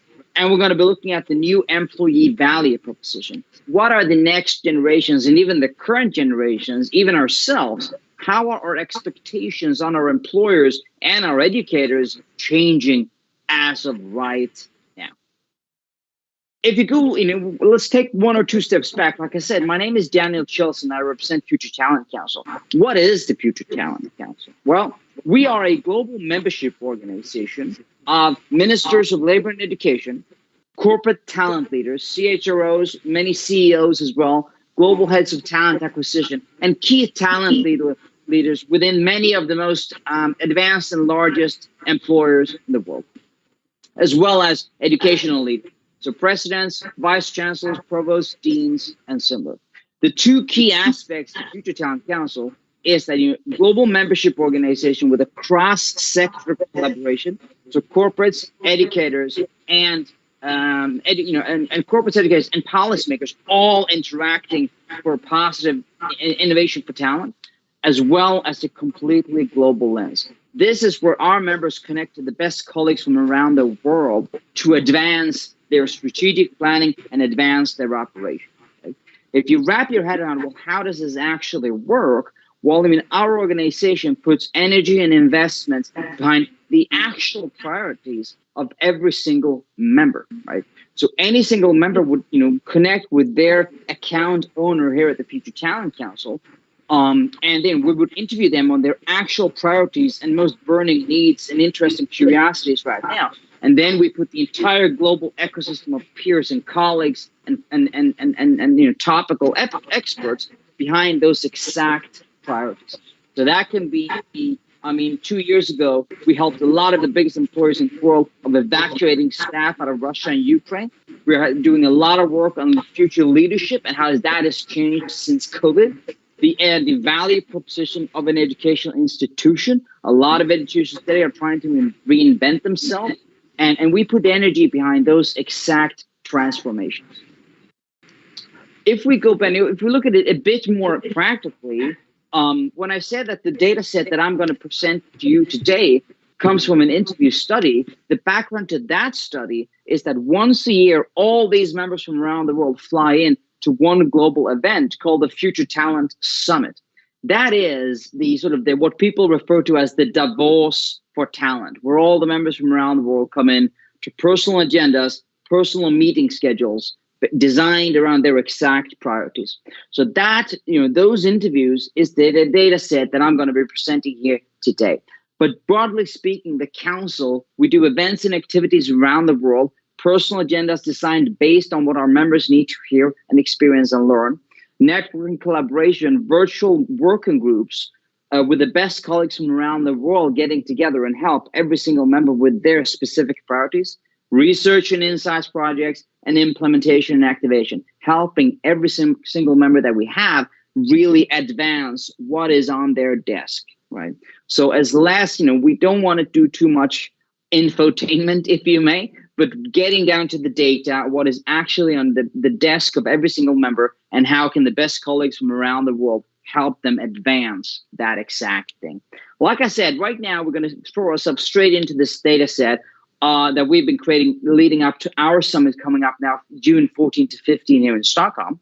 And this is not a public data set, by the way. This is exclusively presented here today to you. But what we've been seeing when we've interviewed this, 100 global CHROs, often leading in an organization of over 100,000 employees or more, is these 4 key focus areas of investments and sort of reorganization. Market slowdown, the next talent management, future skills, and the new employee value proposition.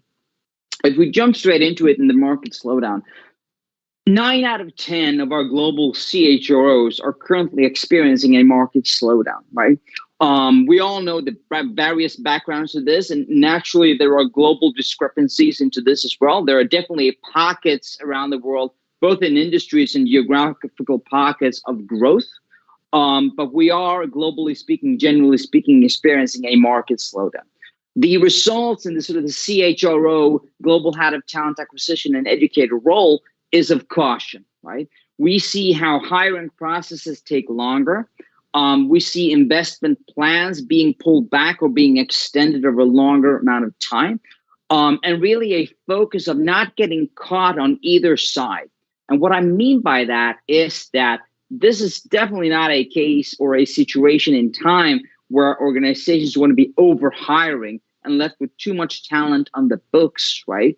But on the other side, many people seem to agree on this notion that we are expecting a pretty short-lived slowdown. So you don't want to get caught on being low on talent or short on talent as well. So it's this balance of being cautionary but acting very smart.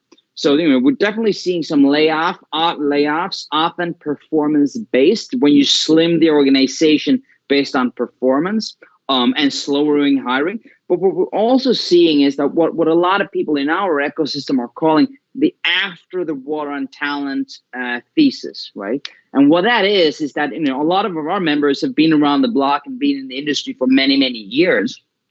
And what we see in our data is after decades and decades of war on talent, the current market slowdown, again, globally speaking, is opening up to some opportunities. Many organizations are pulling back on their general talent acquisition, but are up investing in a laser-focused way on some specific pockets of talent. So after decades of war on talent, some organizations or many organizations in our ecosystem are actually experiencing that they can now, because of the slowdown, access talent that has been previously for many years being inaccessible to them.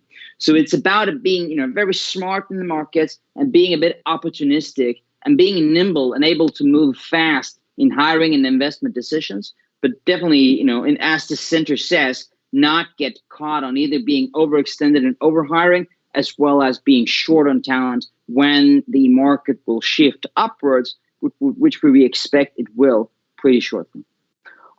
If we move on to the next, talent management, again, coming back to the market conditions of right now, amongst the 100 organizations that we interviewed in this data set, there's obviously an extreme focus on, yes, we can be very smart on hiring and trimming the organization, but for God's sakes, do not lose key. This is not a time where you want to be losing key people, right?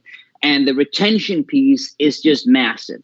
If we look at some underarching trends in that thing, it's a very much a focus on what does the next talent management look like. For too long, in too many organizations, we've been seeing learning and development being access to some random L&D LMS platform where people can take generic courses. That's not good enough anymore, right? It's about, as well as on the top percent, sending them up to MBAs around the world. That's fine.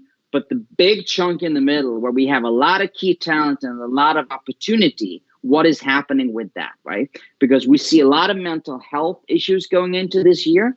When we started off 2023, if we compare the budgets and the corporate expectations coming out of the organizations in our ecosystem, they were comparable to pre-pandemic levels. Basically ignoring the fact that all the talent within the organization has been experiencing what could be described as a trauma in COVID, right? So there's a mental health issue going on around the world with employees and with talent that definitely needs to be taken seriously. The personal development pathway, we're going to look at the employee value proposition later, but the personalized element is key. That goes hand in hand with the leadership capabilities, because as we all know, management and leadership was hard before COVID. Moving into this hybrid world of work, that leadership has advanced and being just acceleratingly more hard for any individual to just pick up. So we have to be supporting our leaders. We all also know that the number one or number two or number three reason that people leave our organizations is the leadership, right? Bad leadership.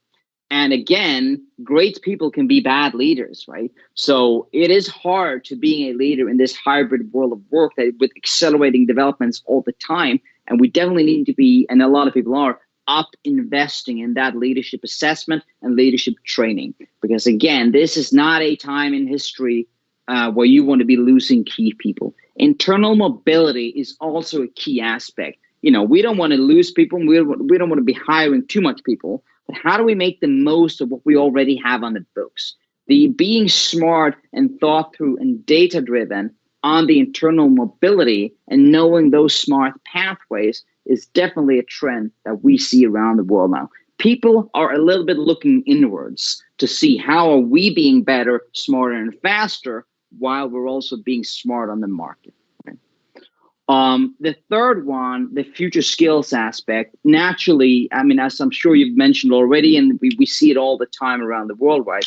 But the development of Gen AI, all of us have been talking about AI for many, many years. And it seems, from my perspective, that it's, all of a sudden, it's actually here and it's actually real. So that has caused a lot of STEM operators sort of turning this on its head, or at least questioning a little bit. Because for many years, we've been assuming that the tech jobs and the STEM skills has been the future of work, basically. But, as you know even better than I do, the best programmer in the world is a program itself, right? So when we look at Gen AI and for example, a fantastic emotional intelligent leader can create an app just becoming a prompt engineer via the Gen AI platforms, that puts this development on its head. So what we're now seeing a lot of is strategic workforce planning, not on a role basis at all, but down to a skills level, right? What skills do we think that we need? Are there skills pockets already available in the organization? And how are we coming back to the internal mobility part? One, investing in that very laser focused skills level, as well as enabling an internal mobility for those skills. It can be people far and wide in the organization doing completely different work today. But I mean, as you know, when you take it down to a strategic planning on a skills level, the internal mobility is basically unlocked. And we can see fantastic transformations and growth within the key talent we already have. So it's interesting to think of, okay, this was my skills map before. What does the skills map look in the next 2 or 3 years? Because I can bet you it can be different, right? And being smart on that, so it's not just hiring and firing, but being smart on development is really the future skills planning that we are seeing right now. Also, the last, sort of the umbrella trend that we are seeing right now is what we call the new employee value proposition. Gone are the days where diversity, equity, and inclusion, culture, all these things could be something that we were writing about on the website or be talking about in the boardroom, and it wasn't actually incremental in the company DNA. Those days are gone. If we're getting key talent will leave unless we are genuine and real about quality leadership and quality companionship within the organization, unless the corporate culture is set and positive, and unless we offer diverse and inclusive organizations and environments, right? Key talent will leave, and if we manage to recruit new talent, they will leave as well. So the new employee value proposition is really being rewritten as we speak. Because when we see, trends, we are working a lot. Google is a very active member of ours, and maybe we have representatives here today. But basically, turning the HR and the leadership, the aspect or approach on its head. If the work environment and the employee value proposition was the product of the company, and the employees were our customers, how would that change how we organize HR and how we organize talent in our organization? It could look differently. Right? Because if you look at the broader strokes, hybrid, again, this is a global sense. It's different geographically here and there and different across generations as well. But hybrid is here to stay. There are pandemic trends that are going, that push through and they're now on the reverse. But there's also pandemic trends that are not going anywhere. We were actually measuring early on this year a concerning disconnect. That disconnect was when we asked CEO level and board level people across our plus 700 organizations totally in Future Talent Council, and we asked them about hybrid, there was a lot of boasting about, come back to the office. You're not going to do any proper work from home. We have to have our people in the building, et cetera, right? All fair and square, but that was a clear trend within that kind of demographic. But when we looked at the data sets coming in from all those hundreds of organizations and their newly hires, and they were asked, why did you choose this specific organization?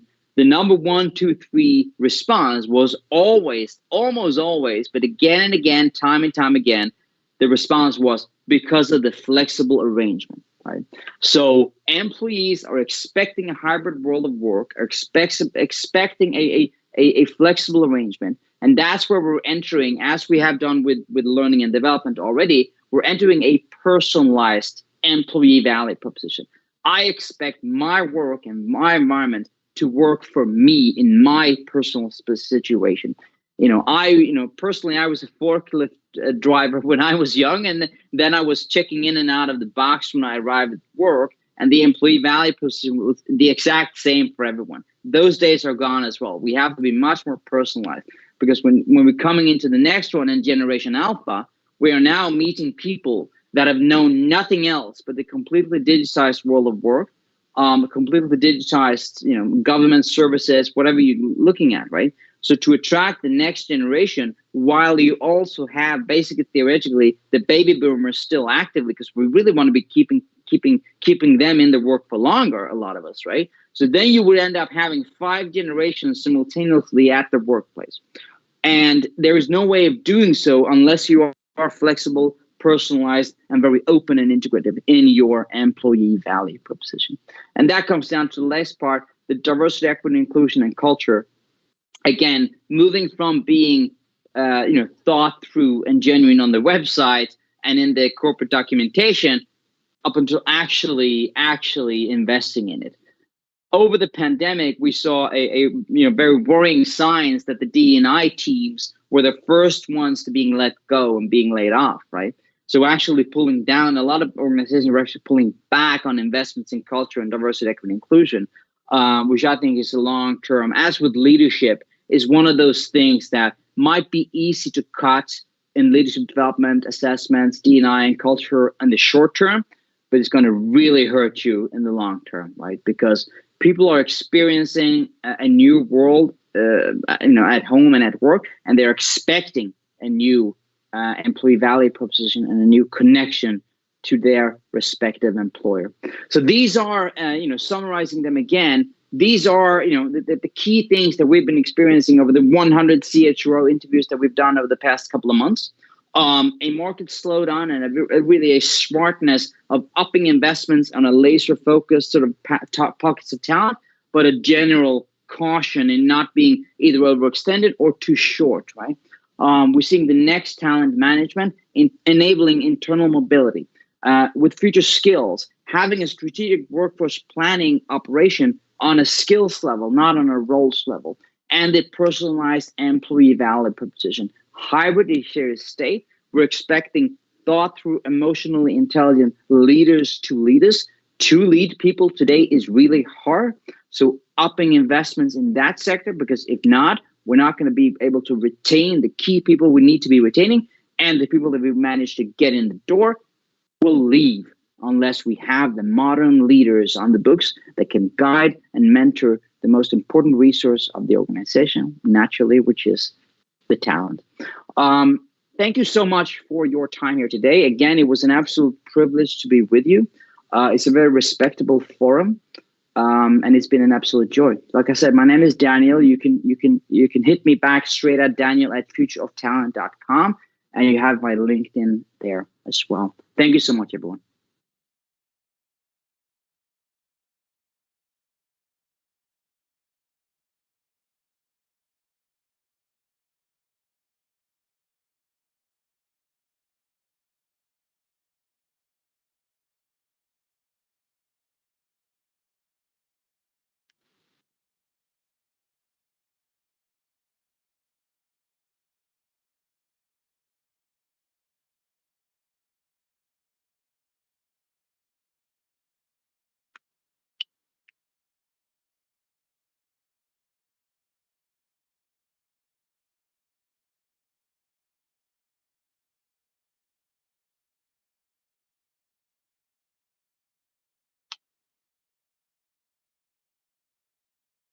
Yes.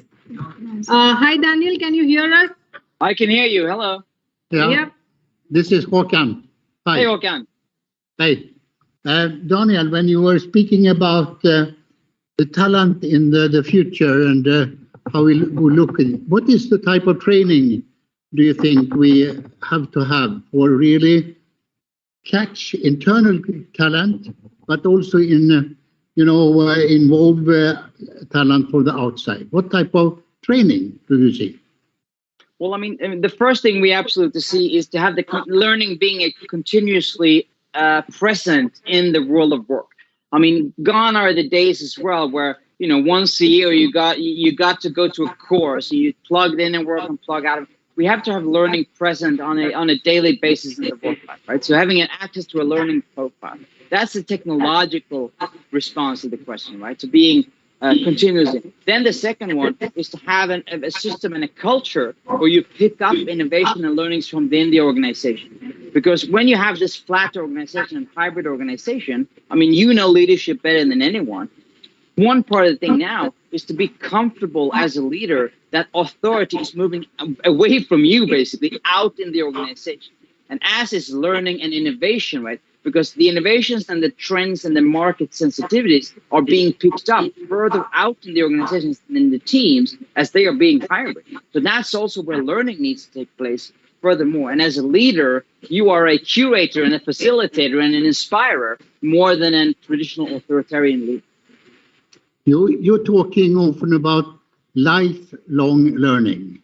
Yeah. What do you mean by that? That it never stops, right? Because, again, back in the day, we could, we attended university and then we had the same career for 30 years. And that was fantastic. But the markets are just moving, and it's almost a cliche, right? But the markets are moving so fast right now. So to have any shot at not even at your next career or your kid's career, but ourselves, right? Tomorrow, next week, how are we being relevant and interesting on the market? Then that kind of learning and that it is essential, and it's also looking differently, right? Because sometimes you need to visit a credible institutions like the one we're in today and get a certified, like something on the books. But learning can also be just reading an article, calling you, Håkan, for 10 minutes, or reading something on LinkedIn. Learning looks differently, but it needs to be present in your working life and in the working life of all of your employees every day. Okay. Thank you, Daniel, for this, and we give him an applause. Thank you so much. Thank you, Daniel, for joining despite the challenges at home. I really appreciate. And I also wish to welcome you any day you are in Delhi. Please do visit NTPC School of Business. Would be so happy to host you. And you can't stop me. Yeah, thank you. But you are also, I was thinking that you would say, come, we'll meet at Sweden, but nonetheless, I'll be there. Fantastic. I will Thank be you so there. much. Even if you don't invite, I'll be there because Håkan has promised me. Yeah. You have a standing invitation. You're very welcome. Yeah, thank you. So for the audience, I have a very small request. Can we just do a small hand rubbing, because I see the food has done the magic on it. And that's my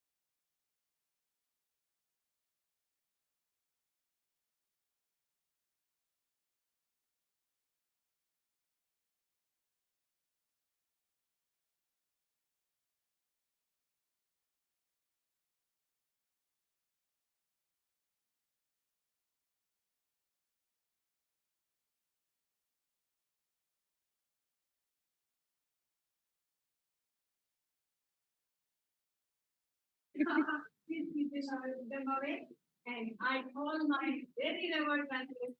They can't see Deva, Håkan somewhere. Where are you? Yeah. Yeah. Oh, it's waiting there. See? And anybody who can guess his age? Håkan.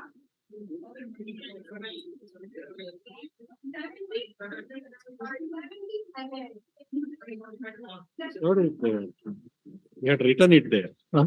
She's asking, what is your age? Yeah.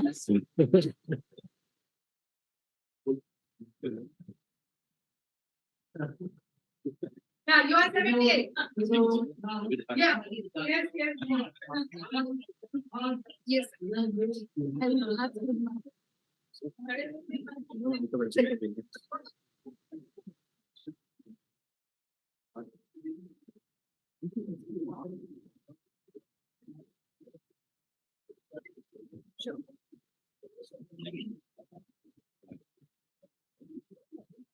Good afternoon, all of you. When you are all, responding to the director's call to wake up, if you are sleeping, I must, as an extension of the inclusiveness of the program, say that the school is indeed grateful to some of the most important disaster management professionals who have come, and they have played a very active role in state level and national level disaster management authorities. Thank you all very much, Rajneesh. You brought them all here. Because of the logistics of the program and the interaction, it would be difficult to have one-to-one interaction just now, but then please come back to the school subsequently. We also thank professionals who are from the higher learning, academics, Sanjeev and others. Most grateful. We know the value the audience brings to all of the deliberations here. Endaro Mahanubhavalu, Andariki ma Vandanamulu, as they say in Telugu. Thank you. So now we have a very interesting panel discussions on prismatic cultures in the new economic world order. We begin by requesting Sanjay Sarbhoy ji and Sanjay Bhardwaj ji to kindly present Angvastra and the green certificate to Ma'am Hemamani.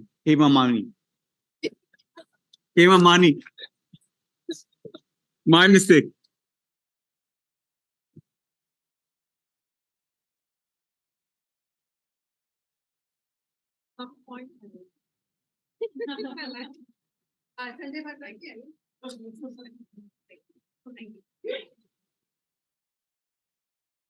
This is symbolically presented.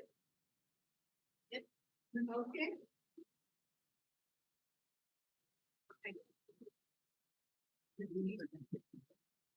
Are these mics working, Money?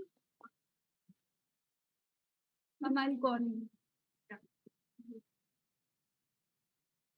And I have the advantage of being in the NCC for almost 6 years and became the first girl naval officer selected in Government of India. But that is the advantage I have for the voice.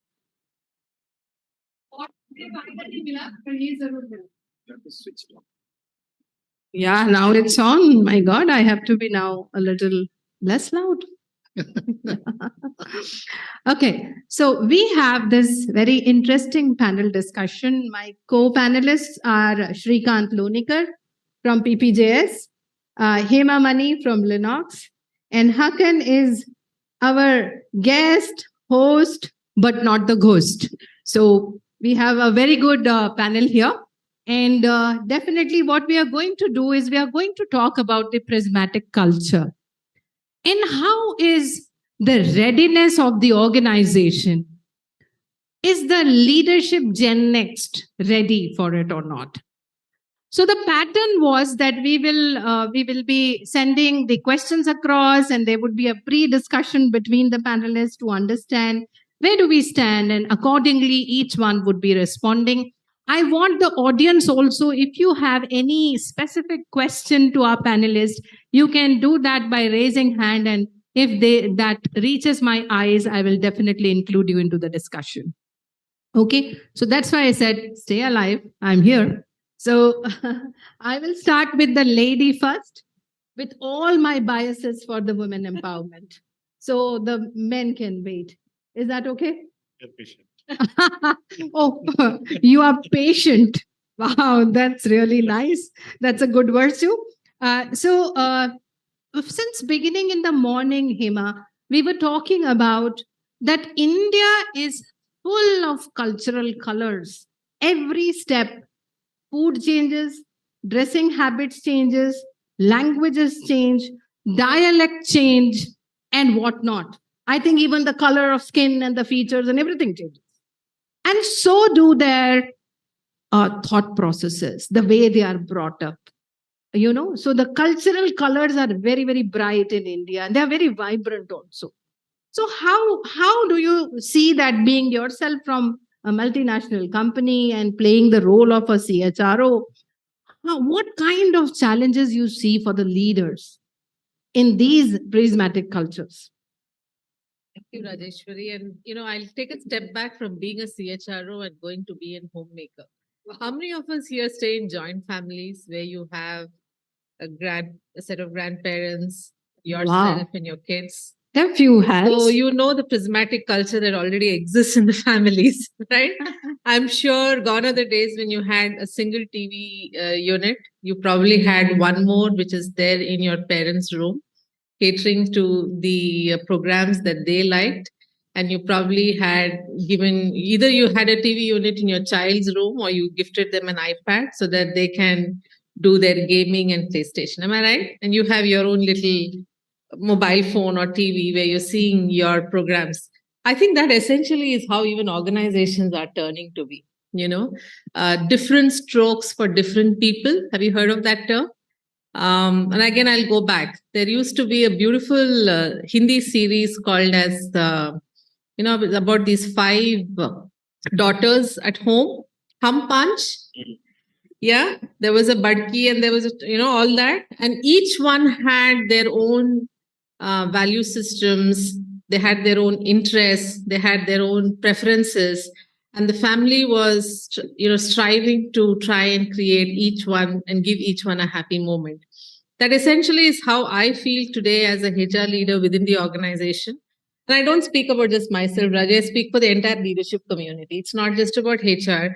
It's about leadership as is, on how we have to be this ever agile, unit to constantly try and sense and feel out what are the different kinds of people who are entering our organizations and what should we do to make this place as inclusive as it can be. I'm sure even within your own institution, you're doing it. You're getting students from across the country. You possibly are even getting students from outside of the country. You're getting students at different age groups. I'm sure as faculties, you're constantly evolving to try and see what are the best teaching methodologies that can be offered. And then you see a space where ChatGPT enters your world. It completely crashes your teaching methodology. Now what do? So you're constantly evolving. And I think what Professor Hakan told us in the morning, it's about ever learning agility, and that's how we have to be. Wow. Very, very much thank you, Hema. Now, I think Shrikant, connecting the dots from that side, there COVID has made, many of the leaders burn their fingers very badly. Because what I feel, I'm just putting you into that space where you might have seen the most difficult days. And did you ever feel that even leaders were vulnerable to those kind of stresses which you might have gone through? And what could have you done to maintain the balance within yourself? I know I'm not putting the same question which I asked you otherwise, but with your seamless experience, you would be able to tell that definitely. See, COVID situation was stressful for everybody, whether you had a sick member in your family or not, but the kind of situation and circumstances COVID created, that you are limited in the space, your mobility, and many things that you can do in life cannot be done now. That itself was a restrictive thought that was creating pain in the minds of the people. When we look at the organizations, on one side, and many of you can relate to that, but I have seen this in many companies. On one side, the top leader of the company, okay, the chairman, promoter, or whoever is number one, they are sending videos and letters and mails to people. Okay. That our employees and their families are most important to us at this time. Okay, business will come, but please protect yourself, take care of yourself. Every other company was doing that. There may be exceptions. However, the moment you come down to the next level of leaders and the next level of leaders, I was surprised they did not want to change. Okay. They did not want to change, and they said that, saab ne bola hai, but it's our job to make sure that business continues. And boards of the companies, and I spoke to many CHROs during that period, and I asked them, and they said, the boards are discussing this. How do we maintain business continuity? How do we contain the loss because of business not happening at this time? What are the kind of available options within the government policy to start our business? And these discussions were happening. So to your question, getting under stress, I think that is the hobby of the leaders. They enjoy it. They love it. Okay. And they don't understand the essence of this, that business continuity will happen with only one condition, that your organization remains intact. A business that is not backed by organization is no business. That is a simple principle. Yeah. So here you are wanting to break the organization, but talking about the business here. And this has created not only stress for the leaders and the leadership overall ladder, but to the talent across the organization. Because you cannot go and tell now, if my manager says that, will you work in the market if tomorrow it is available? And if I'm a salesperson, it is difficult for me to have that courage to say, no, I'm worried. Yeah. And why I'm worried? I'm not worried about my health. I may be a young person, 25, 26. I don't care. Corona will never catch me. That was my feeling, for example. I'm worried that I'll go out, work in the market and bring that Corona back home. Home, yes. Where I have my parents and grandparents and my children, and they may catch up with that virus, Yeah. That is the fear, but I had no courage to tell my manager, sorry, sir, I cannot go into the market. Because rest of my team is also saying, yeah, no harm in doing that, but we will on this condition. So this is the leader's responsibility, I believe, that given this situation, what we did in our company was that I used to work for a company called Pernod Ricard, which is into alcohol beverages. So alcohol industry was the first industry to start operation when it was shut down. So we were told, start your factories immediately. Okay, because there was no revenue for government. You all know that. So when we started the factories, that was the supply chain. And on 4th of May, government announced that liquor shops will open all over India. Yeah. Yeah. So now here we are sitting in our leadership team and we are discussing how will we manage that. So the challenge there was the sales marketing people, they are so much interested and they started creating teams. So this team will go there. It's like, something unusual, but usual market work must happen kind of. And then I raised a question. I said, look, we are selling alcohol. Okay. Now we had a brand called Royal Stag. So I asked this question that on a counter like this, when there are 10 customers normally there, after this 2.5 months lockdown, there will be 200 customers there. And there will be a stampede. So if somebody goes and says, give me blah, blah, blah brand there, is my salesman going to say, no, try Royal Stag, this is a better risk?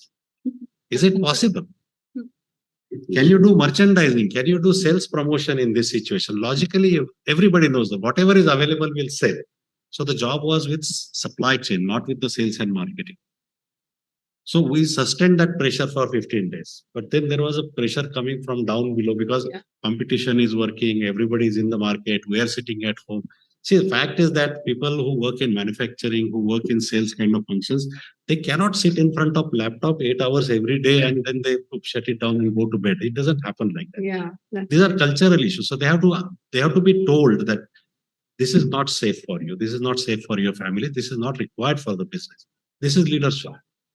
So some companies did that. Some companies succeeded. Some did not. But good part is that at least in India, I can comment. I have not heard any company where there was a disaster. Yeah. Every employer has taken care of their people in the best possible way they could. Yes, of course. That credit goes to the leadership of the Even with the number of population we have, like the number of people we have in country, but the casualties were much less there. So maybe that was the managerial skill and the people connect, which helped everybody to come out. Actually, you saw a community form among HR fraternity, among leaders of different communities. And that was a beautiful experience. Beautiful experience, of course. Hukan, coming to you, like you have been advocating a lot of leadership lessons. And I see that many of the leaders, they know that I have lots of potential in my team. But how can they utilize it better? How can they make it happen that every unsung hero comes into the picture, and how can you make most of it, if I may ask so? Firstly, I think that if you become a leader, you should think about your story, because everyone has a story, and you should take care of your story, because that is your story. So don't touch too much your story for changing you because of the environmental you come into, like the last session before this. because you have an upset of personality traits, and take care of these personality traits because they don't change. We know that by research that you have the traits as you are born with, and they follow you. And take care of that personally. When you come into leadership, think about how can I, as I said before, know myself better to develop others, because the leader is the decision maker, but the leader can also connect with others or take the decision. However, in the law, in the share law about leadership and top management, it's only the leader who is responsible. So you don't have what we say collective decision. So think about how can I connect from my point of view, my story and my values to this team, as we learned from other also sessions. Now, when you see your setups and go into what I say inner leadership, because everyone are looking for little better psychology safetiness. That safetiness give you a better opportunity to take decision. Now you see your team, you see, as we heard before, you have these 4 who is very connected, you like them, and you have 2 you don't like them too much. But you have to have them. In some cases, in the top management, I have seen that we are firing people, but sometimes you can't take them away because they are so important for the organization. Yeah. You have to work with them. So when I had, for some years ago, a big organization in the United States, and they selected a new president, and he was saying, I like to hire 4 people of 9. And I said, had you tried to talk to them? Have you tried to drink coffee with them? And they said, yeah, I have done everything. But have you went out to dinner with them? No, I haven't. Okay, let's go for dinner with them. So we went for dinner. And after 1 dinner and 2 dinner, we suddenly reduced the fire to 0. Because suddenly he saw something more than he just see in a business meeting in the office. So one is take out the people outside the office, go home, go to a coffee shop and talk to them and try to listen to their story because they have a story, and try to see how they are. And then pick up the conflict, because the conflict is the situation for not cooperation. So pick up the conflict, what you think. I cannot work with this person because of this. Pick it up, discuss it.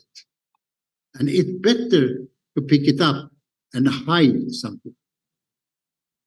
And I have a test called a conflict management test.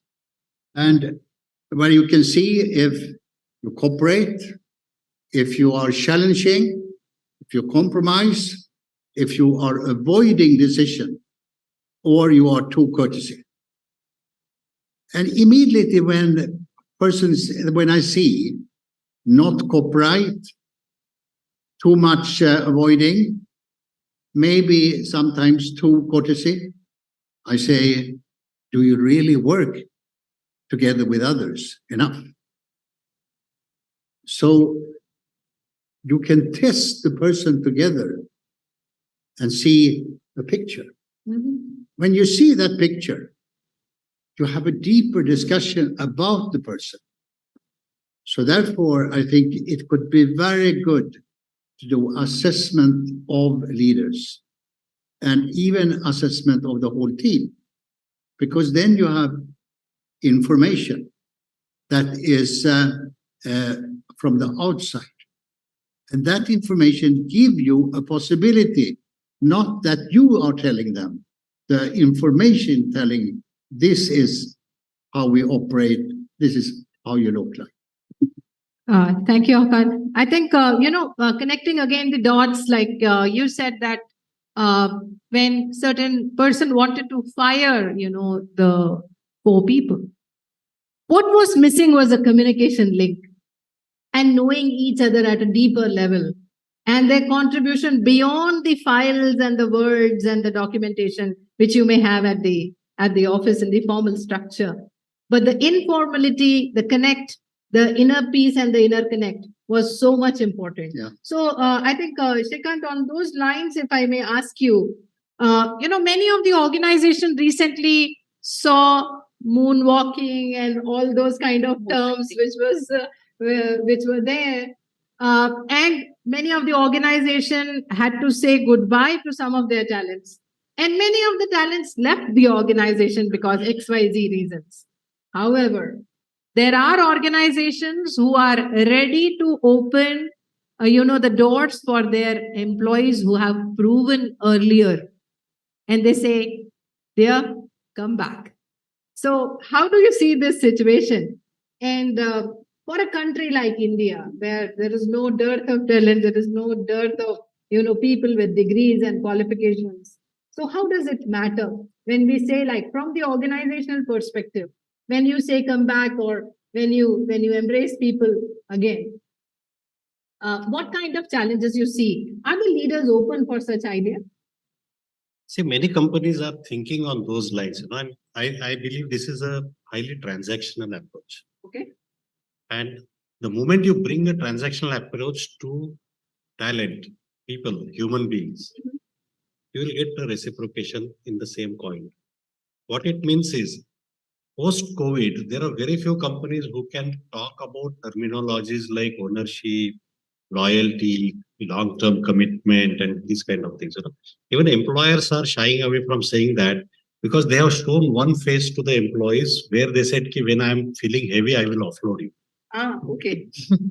The challenge here is that when you employ people, that is one aspect of business. Among many resources that you have, one aspect is the people in the organization, that they do not like speculation. Yeah. So what is important for an employee at the core level is the paycheck that I get every month. Mm-hmm. And I know today my salary is 1,000 rupees.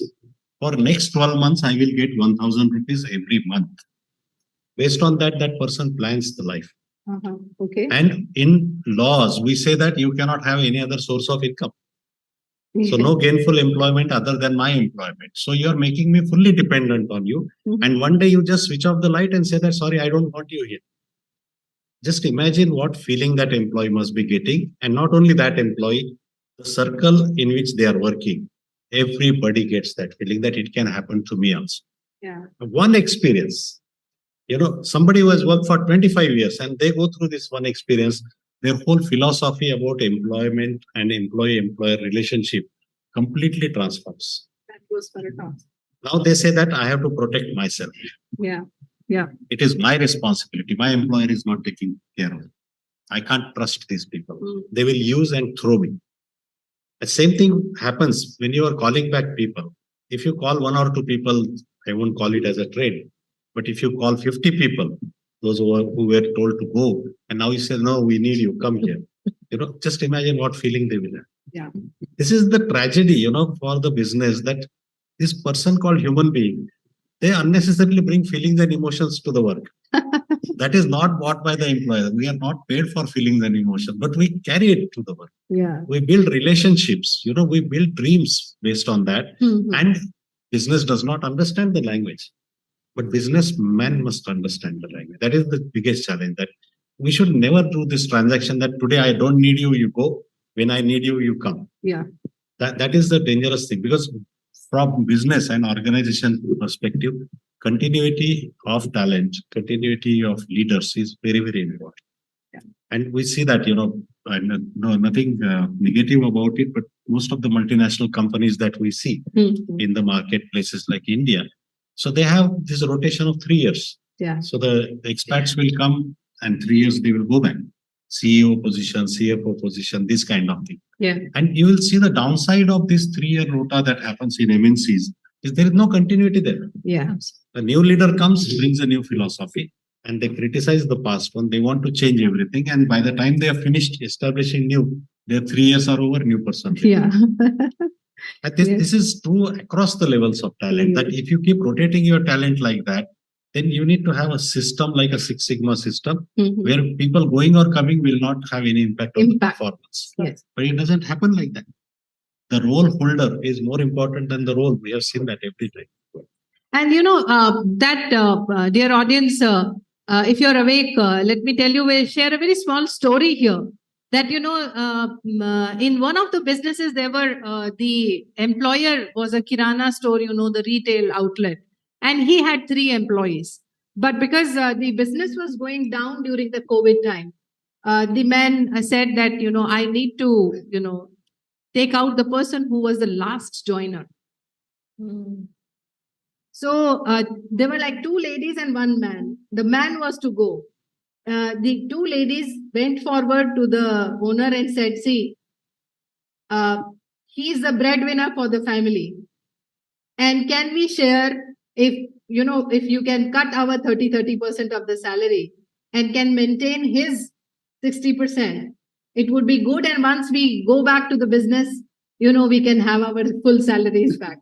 So, the kind of empathy, the compassion sometimes employees show to the leaders is amazing. And this story was circling around in WhatsApp for many, months there, that sharing is caring. And that sometimes the big leadership lessons are learned through these small experiences of very small business outlets. And that's really beauty of it. Yeah. Or Ima, now I understand being a woman, it's a very, very big thing to be working, balancing life, taking care of so many aspects. But DEI, or what we call is diversity, equality, and inclusion, does not mean only women to be included. Exactly. Many people think women empowerment and you are having an inclusive policy. It is not. So can you enlighten, from your experience, that how DEI is spelling the new world order these days? Yeah, please. But I'll stretch from where Shrikant please.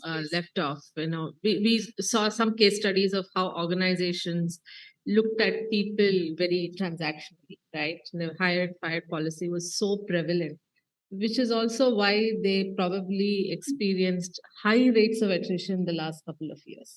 I mean, why would you trust an organization where there is absolutely no belief and trust in you, and any time that you could tend to lose your job? I come from a place, and I'm quite proud to say, Raji, that we went through, all companies went through the same economic downturn, right? During pandemic, it was not easy on businesses. Sales were not happening. Inventory was getting stocked. I think all organizations went through the same pains, but different organizations treated it differently. And ours was one such case, which connects itself also to diversity and inclusion. Globally, we had a cash crunch, and automatically what you then think is people, because that's 60% of your overhead cost. And that's the first thing that any CEO would like to target, saying we would like to lean the system and, make it leaner, right? But I remember our CEO actually calling in for a meeting and taking our opinions on how we should go about this globally.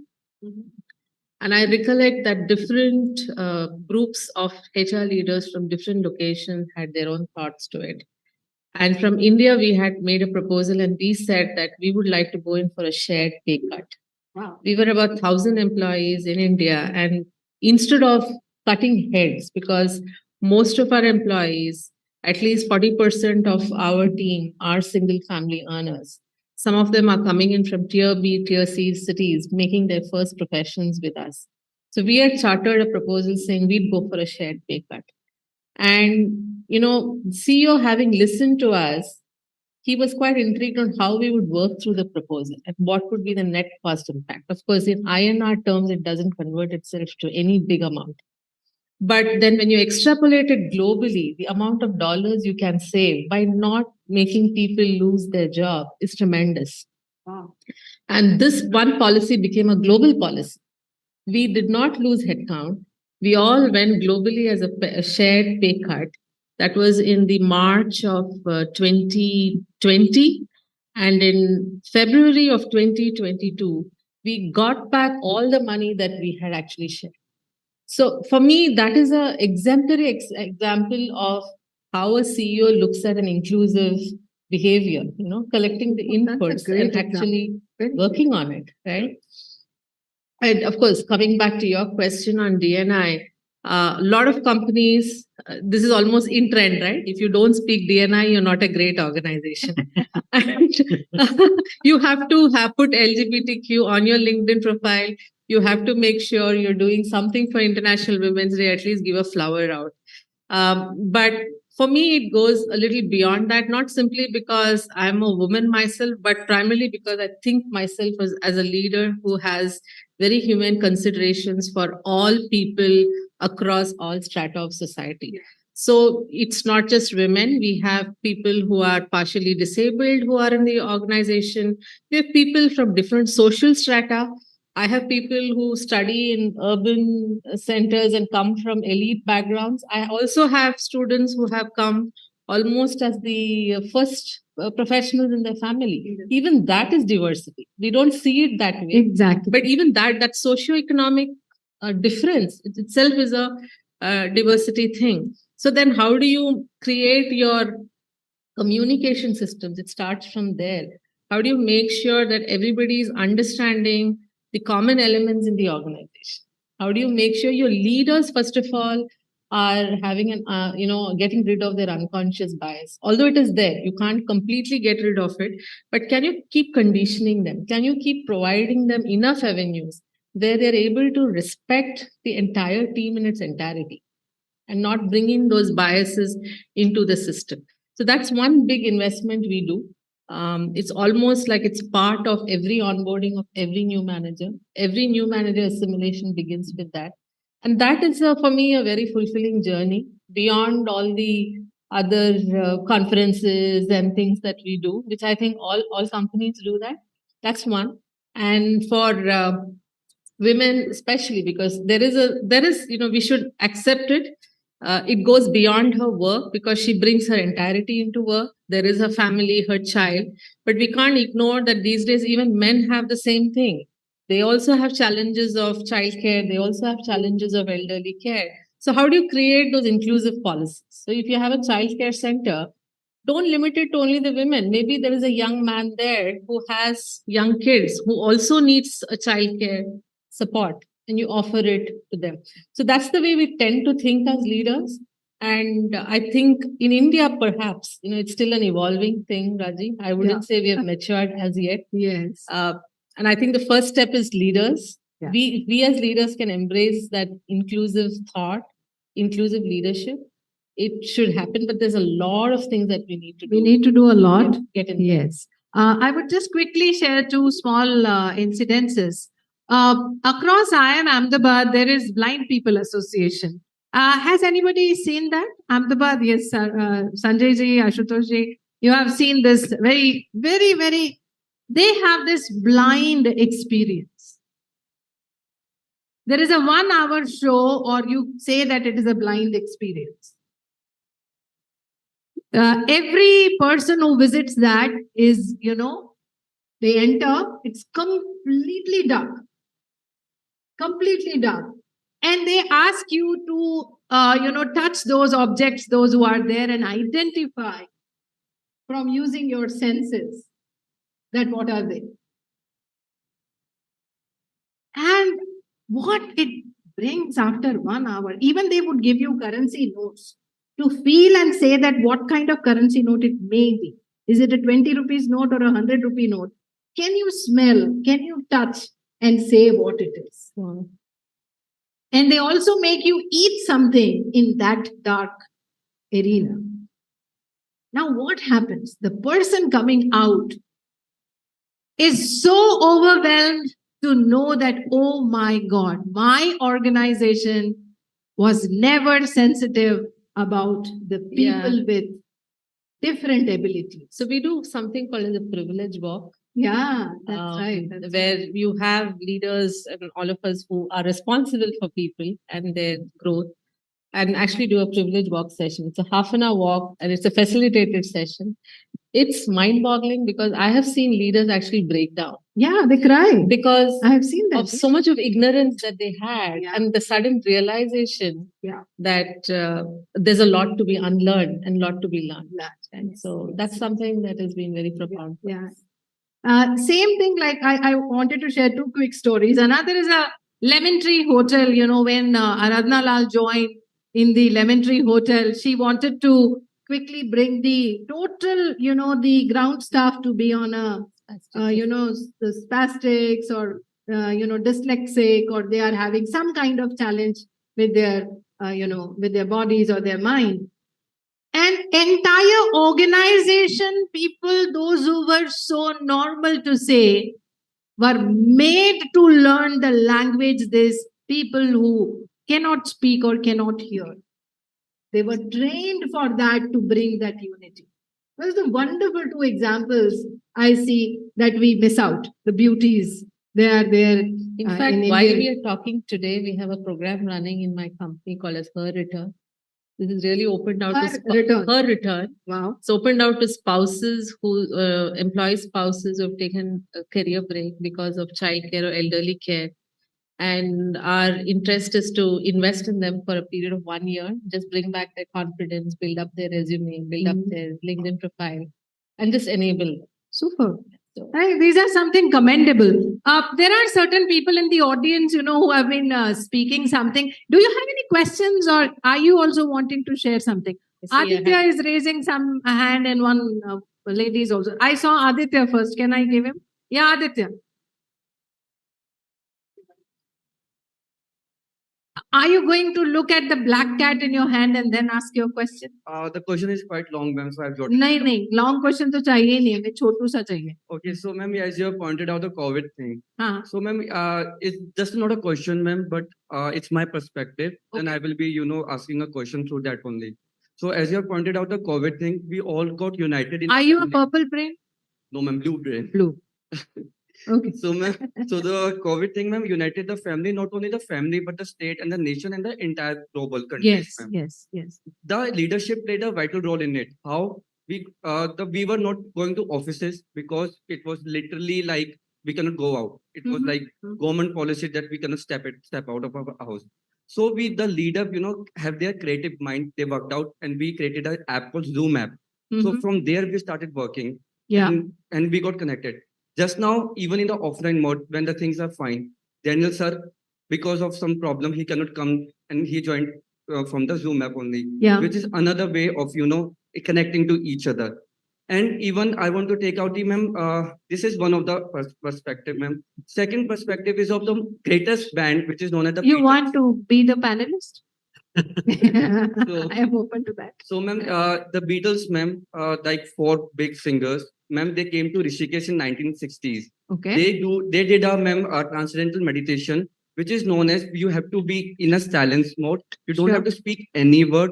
The word which has, if I say green color, so there will be an imagination of a green tree, green color, green car, anything. But you have to create your own word which has no meaning, and you have to go in the silence mode. With that meditation, ma'am, they came out with 20 big songs, and they became more famous from about the earlier was, ma'am. Yeah. So my question is, ma'am, now from you, obviously, ma'am, you are my beloved director. So it's like, ma'am, the question is, is it coming from the self, ma'am, or is it we are relying on someone that we don't know? Even if we have taken the example of Beatles, let's take an example of XYZ. So the question is, ma'am, if that the outer source we don't know, or is it coming from the self, or we are relying on someone else that we don't know, ma'am? Okay. So I think, Shrikant, would you be able to take that question? Just yesterday evening we discussed on this. So he said a lot of things. See, the source from where it is coming, that is your question. That source is always within us. It is never outside. What you get from outside is a trigger, and that trigger is always around you, but we miss that. Some people catch it, some people don't catch it. So early mornings, a good morning message comes to us from somebody, and there is a 4-line gyan in that, Jindagi aisa nahi waisa hota hai type of thing. But you don't know. We just pass it or forward it. Okay, but there is somebody who reads that on that particular day, there is something happening in their brain and they say, mere dimag ki baat kaise pad li isne? This is what exactly I was thinking. And it can be transformative to that person. But it was already inside that person, So when you do something good, when you do something inspirational, you do something selflessly, it is not from external motivation point. It comes from within. And because of our life, because of our lifestyle, motivations, the environment, the company that we keep, friends, and so on and so forth, many of these things are suppressed. It needs an outlet. And this trigger gives that outlet to do that. You would have read that, other day there was one WhatsApp going on that girl, she's distributing night lamps to bicycle people on the road, and that video was going. Why is she doing that? Because she saw her grandfather being mowed down by a vehicle in the night when he was bicycling, and she thought that it is because his cycle did not have a light. So she is freely distributing it to all the bicycles going there. Now that is a need you and I can understand. Everybody knows that it is a need and it is very good work too. And it requires resources. And I don't think that girl was like a multimillionaire, what she was doing, but she must be definitely sacrificing some of her expenses to do that.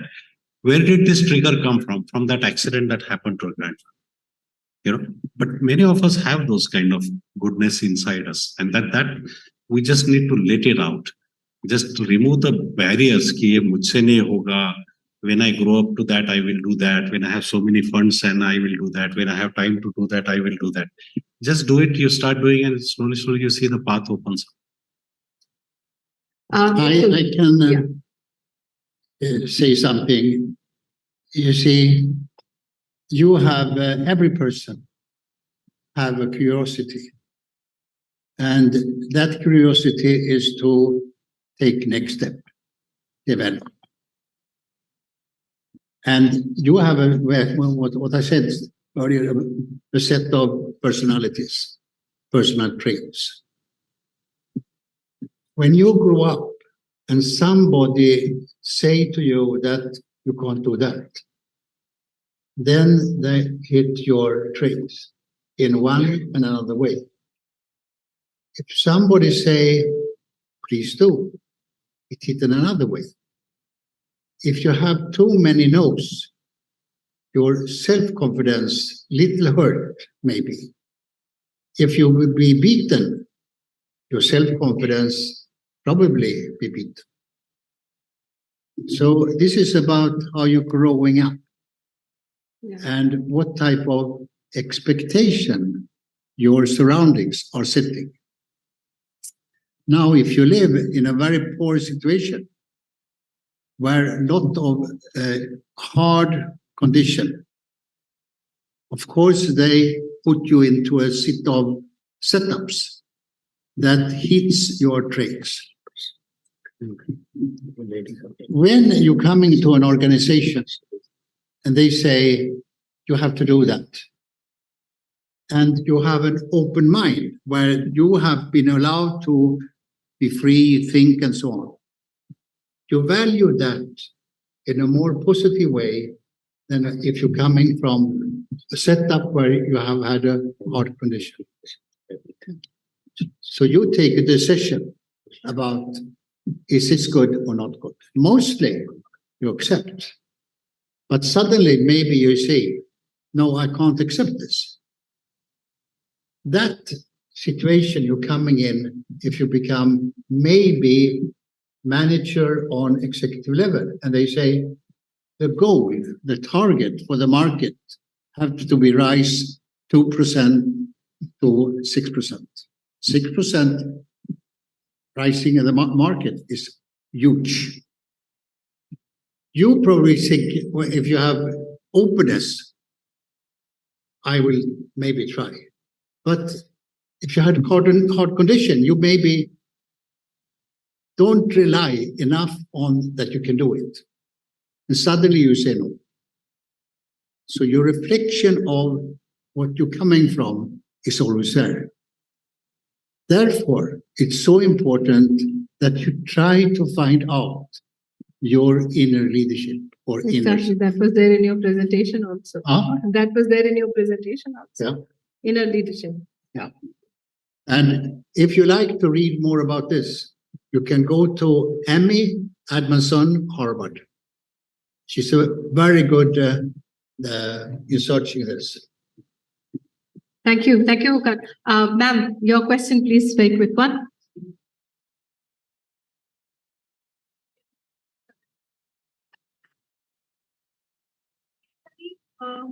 It began in 2016, if you all know, Gravity Payments, where Dan Price was the first ever person, the CEO who agreed to cut his salary. His own salary, yeah. His own salary for the first time when he realized that his employees were not able to meet their own ends. And at that time, then again in 2020, when Corona hit even America also, and that time the employees came forward and most of them even agreed to work on zero salary. So that was one example I want to quote. And this is again addition to what he was asking the source. I think sometimes whatever the way we act actually reflects upon our subordinates also. And my question is that since we have been talking a lot about during the Corona times and other, how do you think one should address the information overload? Because being in academics also, and I've heard with the corporates also, we try to reach out to the employees or to the subordinate at all levels. And ultimately, we end up having a lot of information overload. And we use a lot of communication methods to reach out to them. And second question is... Ma'am, can I take this one first? Yes? Quick question is... No, I think one by one we will take. Thank you so much for understanding. So definitely, information overload is there. Everybody is finding it. घर में एक बहुत सीधी सी चीज होती है जिसको हम कहते हैं छलनी.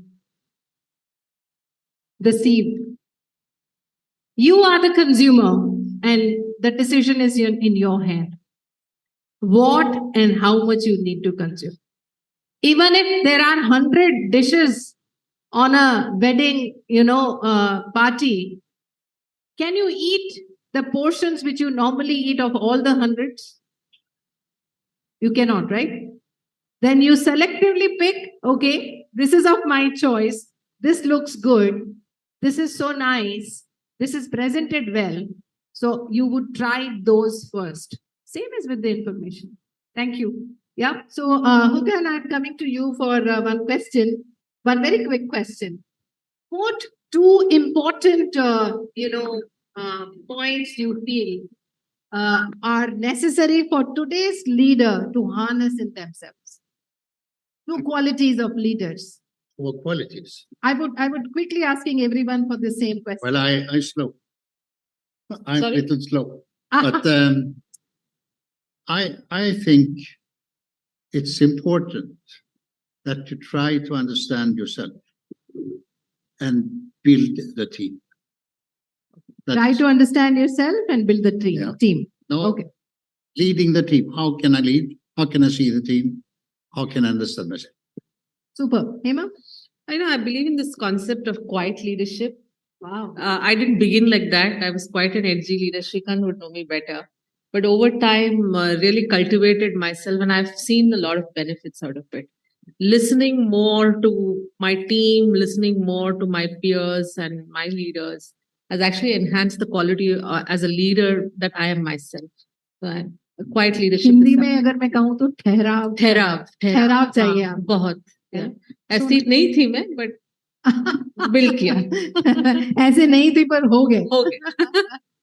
That's so good. I have to add something. I know after all my assessment of leaders over the 45 years I've done, that every one of you have much more both competencies and capabilities. try to see if you can use them. And if you be happy, use them. Wonderful, Oka. Srikanji. This may sound a little weird, but I must say this because I want to say it from heart. I think one quality each leader must have is they must be connected to their spirituality. Oh, okay, great. By that, what I mean is, first and foremost, they should understand that they are leader because somebody made them a leader. They are not self-made leaders. Yes. And they are in the leadership position as long as somebody is happy with them. So the one who makes you sit in that leadership position can make you get out of that position also. Amazing. This awareness I call as spirituality of corporate leaders. That the moment I know this job can be here and may not be there tomorrow. Tomorrow, yes.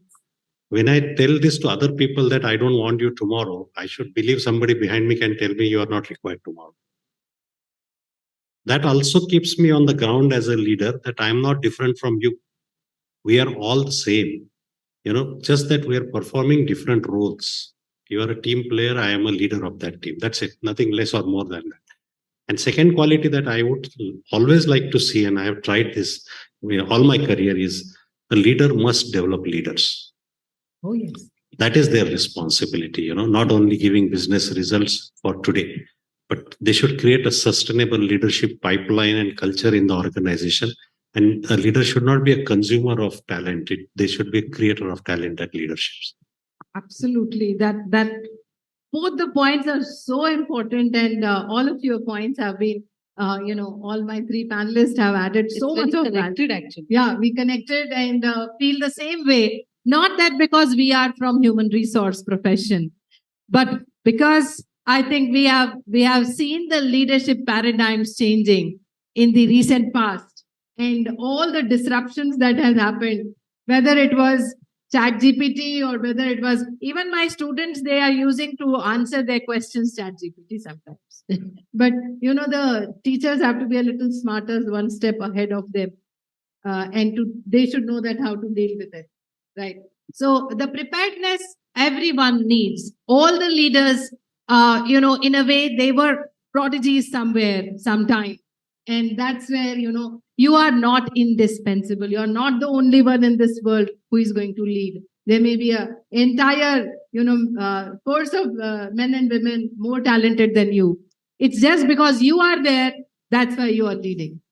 So there are much more potentials around, and we may have to look for them, learn from them. And one small lesson which I have kept myself grounded, the precious words from my father. He used to say, whenever you're very happy, take care of someone who is lesser happy. And whenever you're sad, go and help the person who is much more sadder than you and needs you. Automatically, you would get the lesson of your life, and you would be a better human being. So thank you so much, each one of you, and bringing this value here. And without any break, we would go for the valedictory session. This is the plan, so that we can hear the pearls of wisdom from Neeraj Sinhaji and Sharad Gangalji. So we would go for a seamless transition of the sessions. Kulkarni Sahab, मैं Anshu और I think Aruksha, they are waiting for the announcement, but informally I'm calling you on the stage. And thank you so much. And fight for good leadership. Yes. Fight for it. Yes. Can somebody take a click of four of us, like being there? Yes,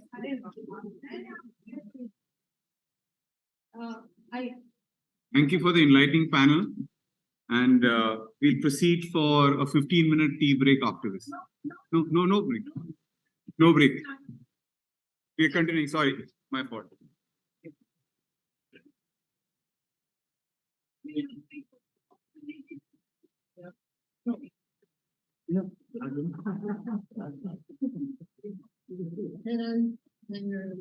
Oh my God, look at that. Thank you.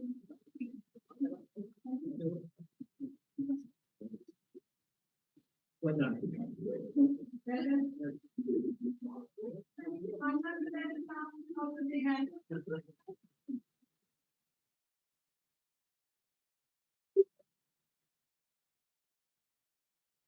requesting Sharadji, Professor P.P. Kulkarni and Neeraj Sinha ji to kindly grace the dais for the valedictory.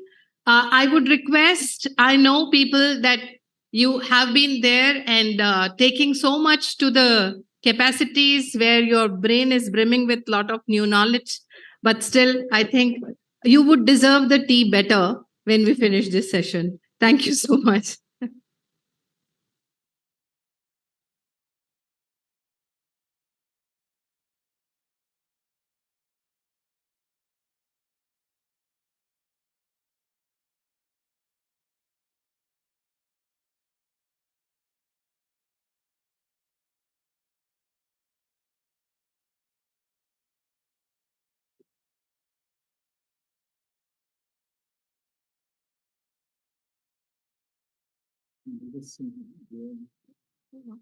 Ladies and gentlemen, we have reached the much anticipated moment of our valedictory program.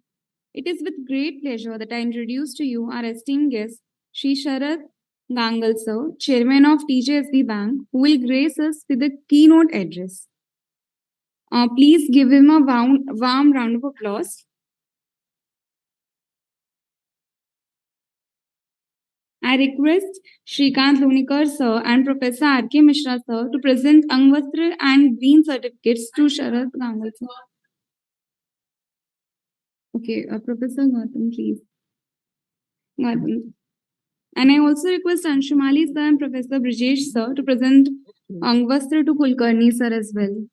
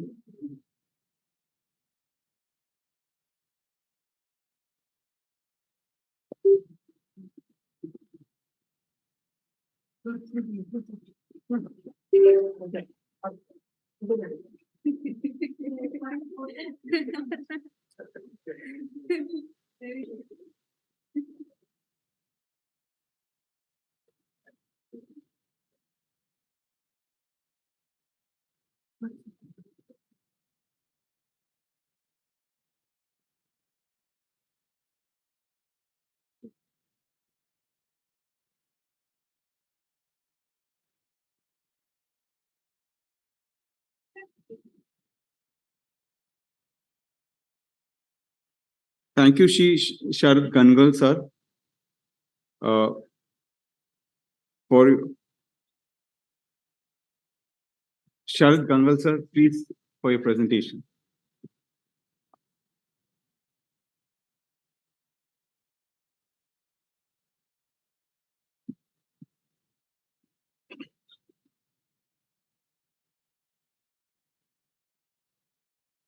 Good evening to all of you, and my pleasure, and thanks for the invite, ma'am.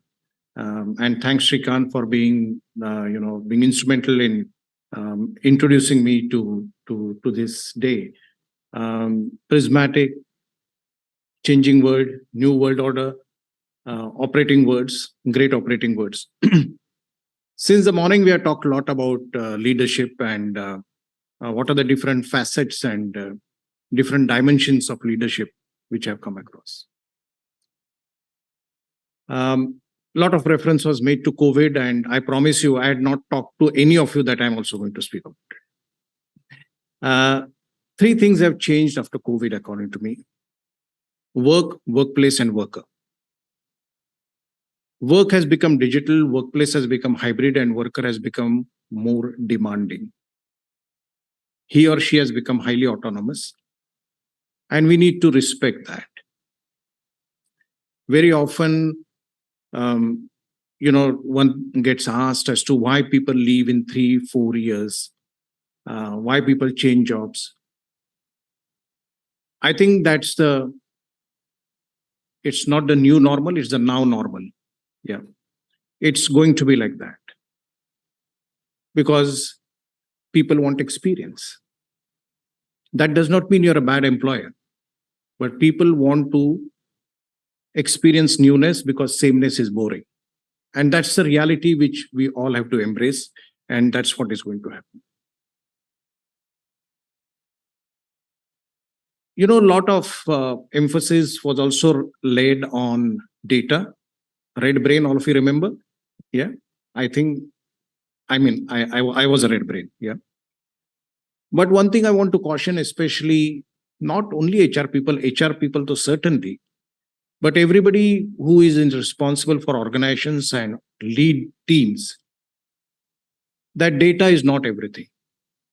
Data will tell you a story, but there is a story behind story. And our ability to read a story which is unwritten, unarticulated, and it exists somewhere, we need to know that. If we want to make some attempt to predict human behavior, I think reading that invisible story is exceedingly important.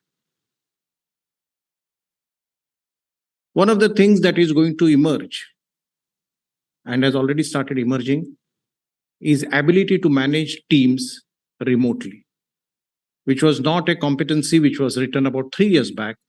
As much as HR heads were writing policies working from home pre-COVID, today they're writing policies working from office. Because this whole hybrid, it's hybrid. Let us not look at it hybrid as superfluous. When I was thinking this word hybrid, what does it mean? I think it is an employee expression. Employee wants to say what he or she wants to do. While there are examples where now some of the unique positions, role holders are asking for work from anywhere lifetime. Now, these are the kind of demands that are going to come. And is HR and leadership ready for these kind of challenges being thrown at you? Ma'am, you spoke about compassion and empathy, and I promise I had not talked to you. Yeah. So what is compassion? Compassion is empathy actioned. And are we actioning that? Is the question that we have to ask in this new world post-COVID. Because post-COVID, people have become sensitive, people have become very, very emotional. And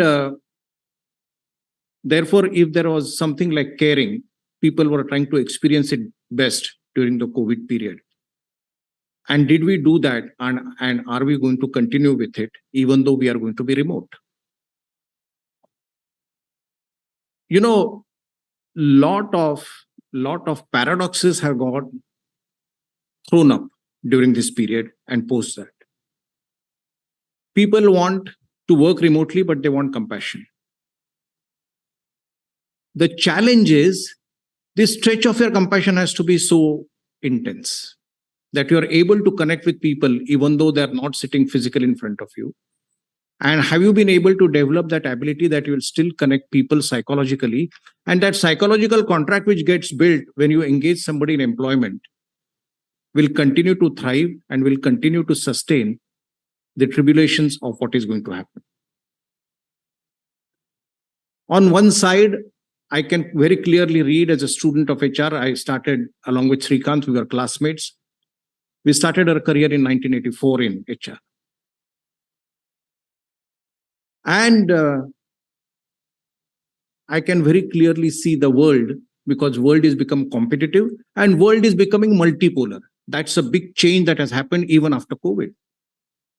It's no more a single block or two blocks. There will be multiple blocks in which economies, countries, and people will be operating.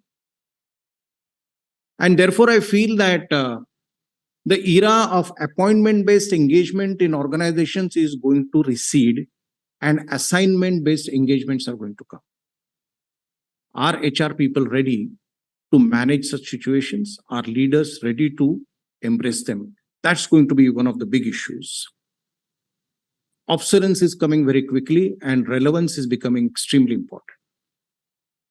Relevant to the time, and in the context of time and context of situation, are we able to cope up in these various things is the issue.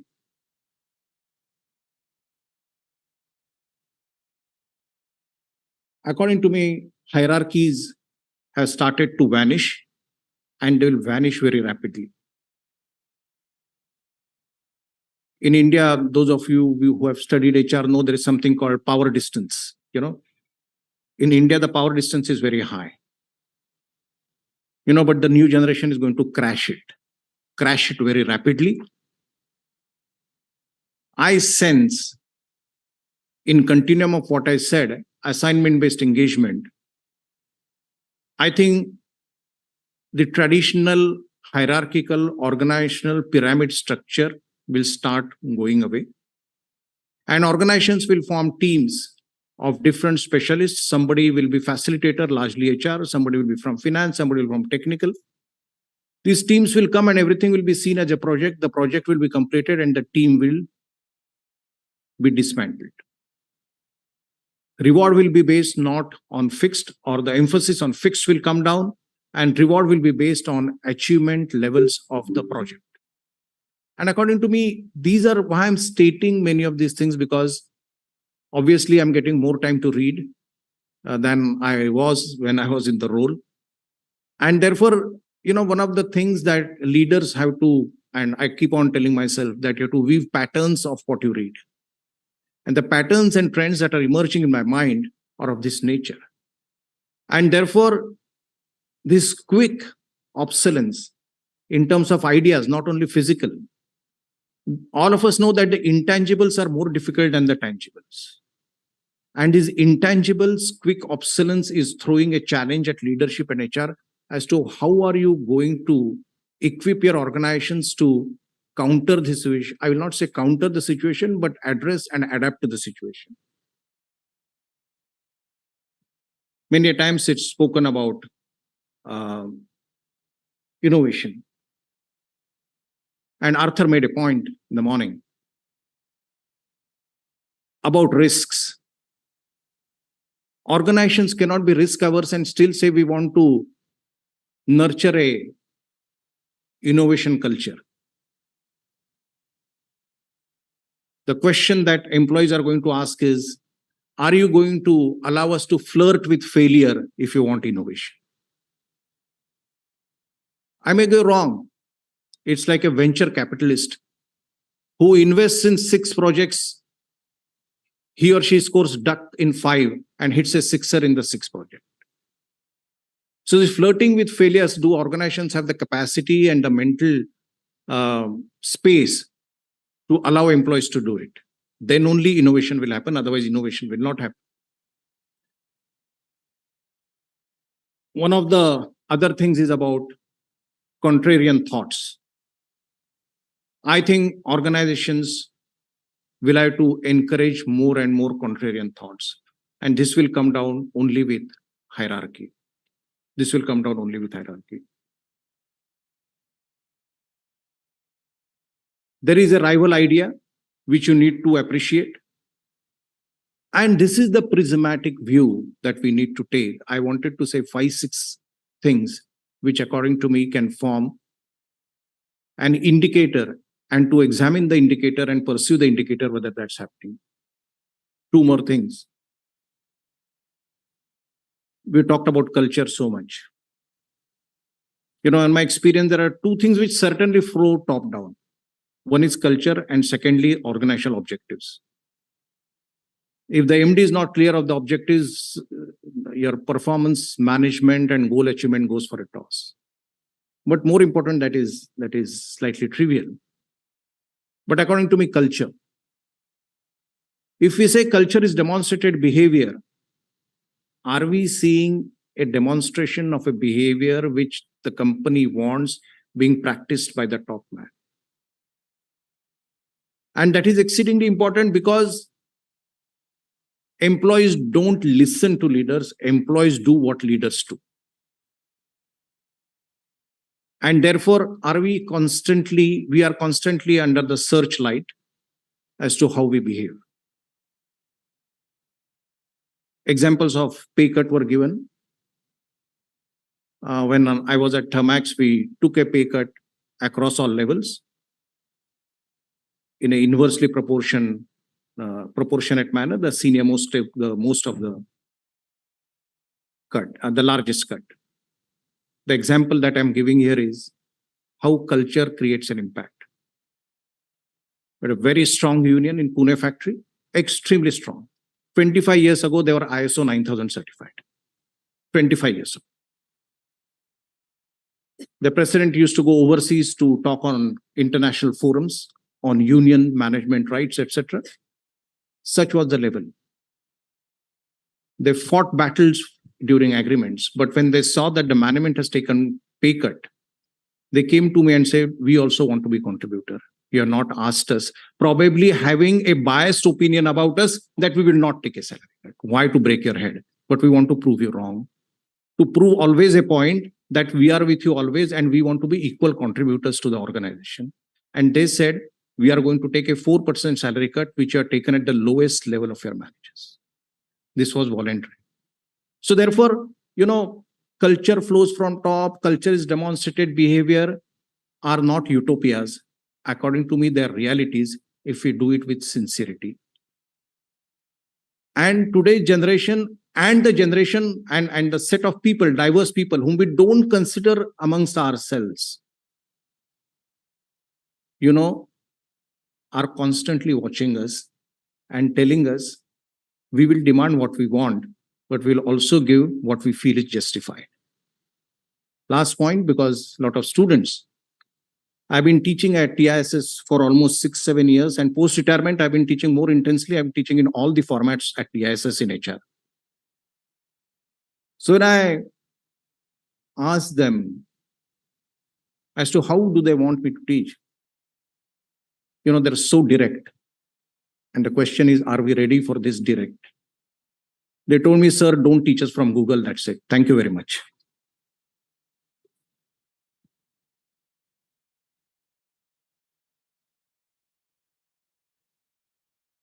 Thank you, Sharat Gangal sir, for such an informative and inspirational session. We are truly honored to have with us today Shri Neeraj Sinha, sir, a distinguished guest and representative from Niti Aayog, who will be delivering the valedictory address. His insights and perspectives are sure to inspire and enlighten all of us. Without further ado, let us warmly welcome Shri Neeraj Sinha, sir, to the stage.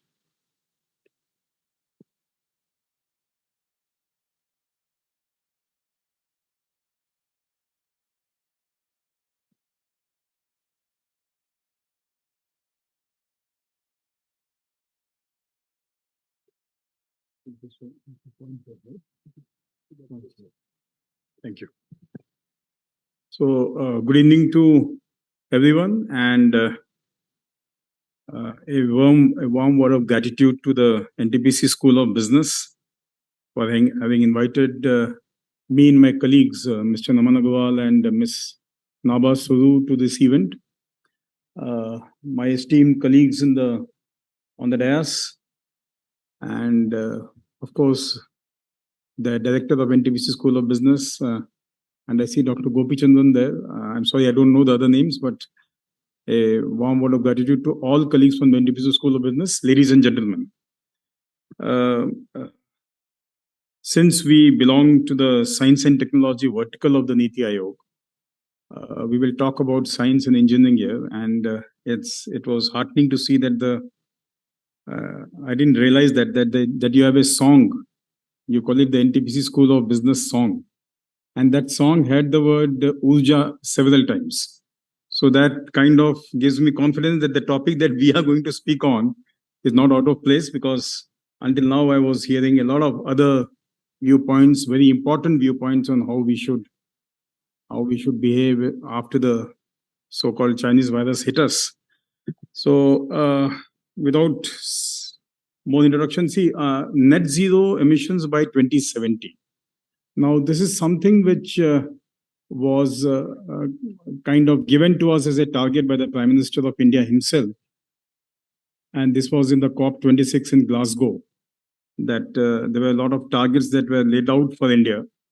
Now, we are good in setting targets, but then we should know how to achieve them as well.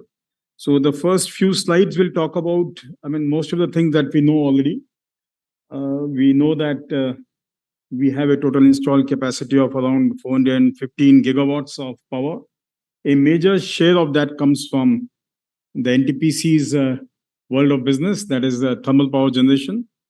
And a slightly lesser share obviously comes from hydro, small hydro, solar, wind, and other forms of renewable energy. So with this as the background, we can see that the carbon dioxide emissions from the Indian energy sector are primarily from the thermal sector, that is the coal sector, or call it the energy sector. Yeah, that blue band on the top of the graph tells you that that is electricity and other heat producers which are adding to the carbon dioxide emissions to the atmosphere. And as you go progressively down, the share of the other sectors goes down. Industry, transport, residential, commercial and public services, agriculture, and last but not least, the final consumption, and the others which are not specified. Now, India's net zero target, first of all, we need to appreciate that our per capita emissions are amongst the lowest in the world. While the western part of the world will point fingers at India and say that you are producing so many gigatons of carbon dioxide per year, but then we need to look at the fact that we are 1.4 billion in number, and our per capita energy consumption or per capita carbon dioxide emission is the lowest in the world. So with that as the boundary condition, we know that our emissions are just a third of the global average, and fossil fuels continue to remain our mainstay as far as energy generation is concerned. We are coal rich. We use coal to generate power, and that, although there might be some detractors here and elsewhere, but according to our humble opinion, that will remain the condition for several more years to come.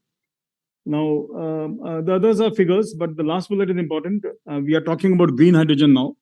We have a mission in the Ministry of New and Renewable Energy, which has been sanctioned by the Government of India just about a year and a half ago. So here we say that green hydrogen can also contribute 19% of the total energy needs of the industrial sector, which is important, but then how do we achieve that is the big question. Now, towards clean energy transition, now this is a slide which we have borrowed from the member Science and Technology of the Niti Aayog, Dr. V.K. Saraswat. And these are the four or five items that he has given to us that we need to follow them for a clean energy transition. The first and the foremost is the National Coal Gasification Mission, which has been launched by the Ministry of Coal recently. And it targets to gasify 100 metric tons of coal using clean coal technologies by the year 2030. Then, of course, we need to curb CO2 emissions by the steel sector, the power sector, and, of course, the cement sector, which are the major CO2 producers in India. Then, after having captured the carbon dioxide, we need to convert it into useful products. We have a few slides on that. Methanol production is one main thing that Niti Aayog keeps talking about and keeps promoting because of obvious advantages that we'll come to in the next few slides. Aggregate production, graphene, etc. are some other important outputs that we can have from captured carbon dioxide. National Green Hydrogen Mission I spoke about. It is being implemented by the Ministry of New and Renewable Energy in the Government of India. And then, of course, introduction of Bharat Stage 6 fuel, renewable fuels and infrastructure for energy and fuel distribution. Now, as India traverses its energy transition journey, its success story should be written in the annals of history. And these are the words of Dr. Saraswat. and would serve as a source of inspiration for clean energy transition the world over. Now, just to re-emphasize how much we are dependent on coal, 48%, I mean, this is a projection for 2040, 48% of our energy needs will still come from coal, 23% from oil, 16% from renewables, and the balance from hydro, gas, and nuclear. The right-hand side of the slide says that we are dependent on coal, but our growth in consumption has slowed down, thanks to reliance on other forms of energy that are now also coming in. And the estimates of coal demand projections for 2030, sector-wise, electricity will need about 800 to 875 metric tons of coal. Industrial demand will be up to 310 metric tons of coal, and captive energy generation will be, electricity generation will be 140 metric tons of coal by the year 2030. Now, this is a kind of a graphical representation which we thought we'll share with you. From 2020 to 2070, the 50-year journey, improvement of the existing plants, that is by way of improving their efficiency, co-firing, then having current-based flow control systems in existing thermal power plants. Then, of course, advanced ultra-supercritical boilers, I'll talk about it a little more now. Combustion and gasification, which I spoke about, carbon dioxide capture is equally important. And then you go to oxy-fuel combustion and continuing with carbon dioxide capture, and of course, finally, the hydrogen economy. Now, India's traditional position, can we reduce emissions and still grow? The former vice chairman of the NITI Aayog, Dr. Rajiv Kumar, used to say very candidly that India is expected to continue to grow, which we should, but then we are also burdened with the fact that we need to grow responsibly. The other parts of the world, which are so-called the developed parts of the world, have grown much faster and with much less responsibility towards the atmosphere, towards the climate.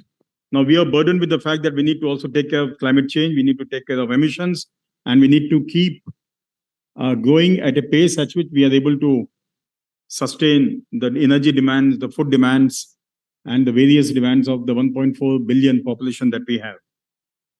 Now, we talk about net zero. Now, net zero, we don't have a slide on that, but let me tell you that especially I would personally bracket our emissions in three broad categories. One is that you continue to do business as usual. For example, the NTPC continues to generate power from coal. And of course, we are now looking at supercritical thermal sets, which are a little less polluting. They are more efficient, but the emissions are still there. So what do you do with the carbon dioxide? You capture the entire carbon dioxide and convert it into chemicals, put it into the Earth's crust, do whatever, but ensure that the emissions are zero from all existing power plants. That is one scenario. Second is, we talk about renewables all the time. So renewables are clean energy, zero emission energy sources. So of course, we keep continuing to multiply those sources, although assuming that renewables will take us to a net zero by 2070 is a wrong assumption. That won't happen. Now, finally, the third set of solutions which we talk about is we continue to generate electricity using coal, but we do it as efficiently as possible. Now, on that, the advanced ultra-supercritical technology development, which was done jointly by the Bharat Heavy Electricals Limited, the NTPC Limited, and the Indira Gandhi Center for Atomic Research, which is a laboratory of the Department of Atomic Energy in Kalpakkam in Tamil Nadu, and which is known for high-temperature material research, we have already come to a stage where we can be confident of setting up not only the country's, but the world's first thermal power plant using coal based on advanced ultra-supercritical technology.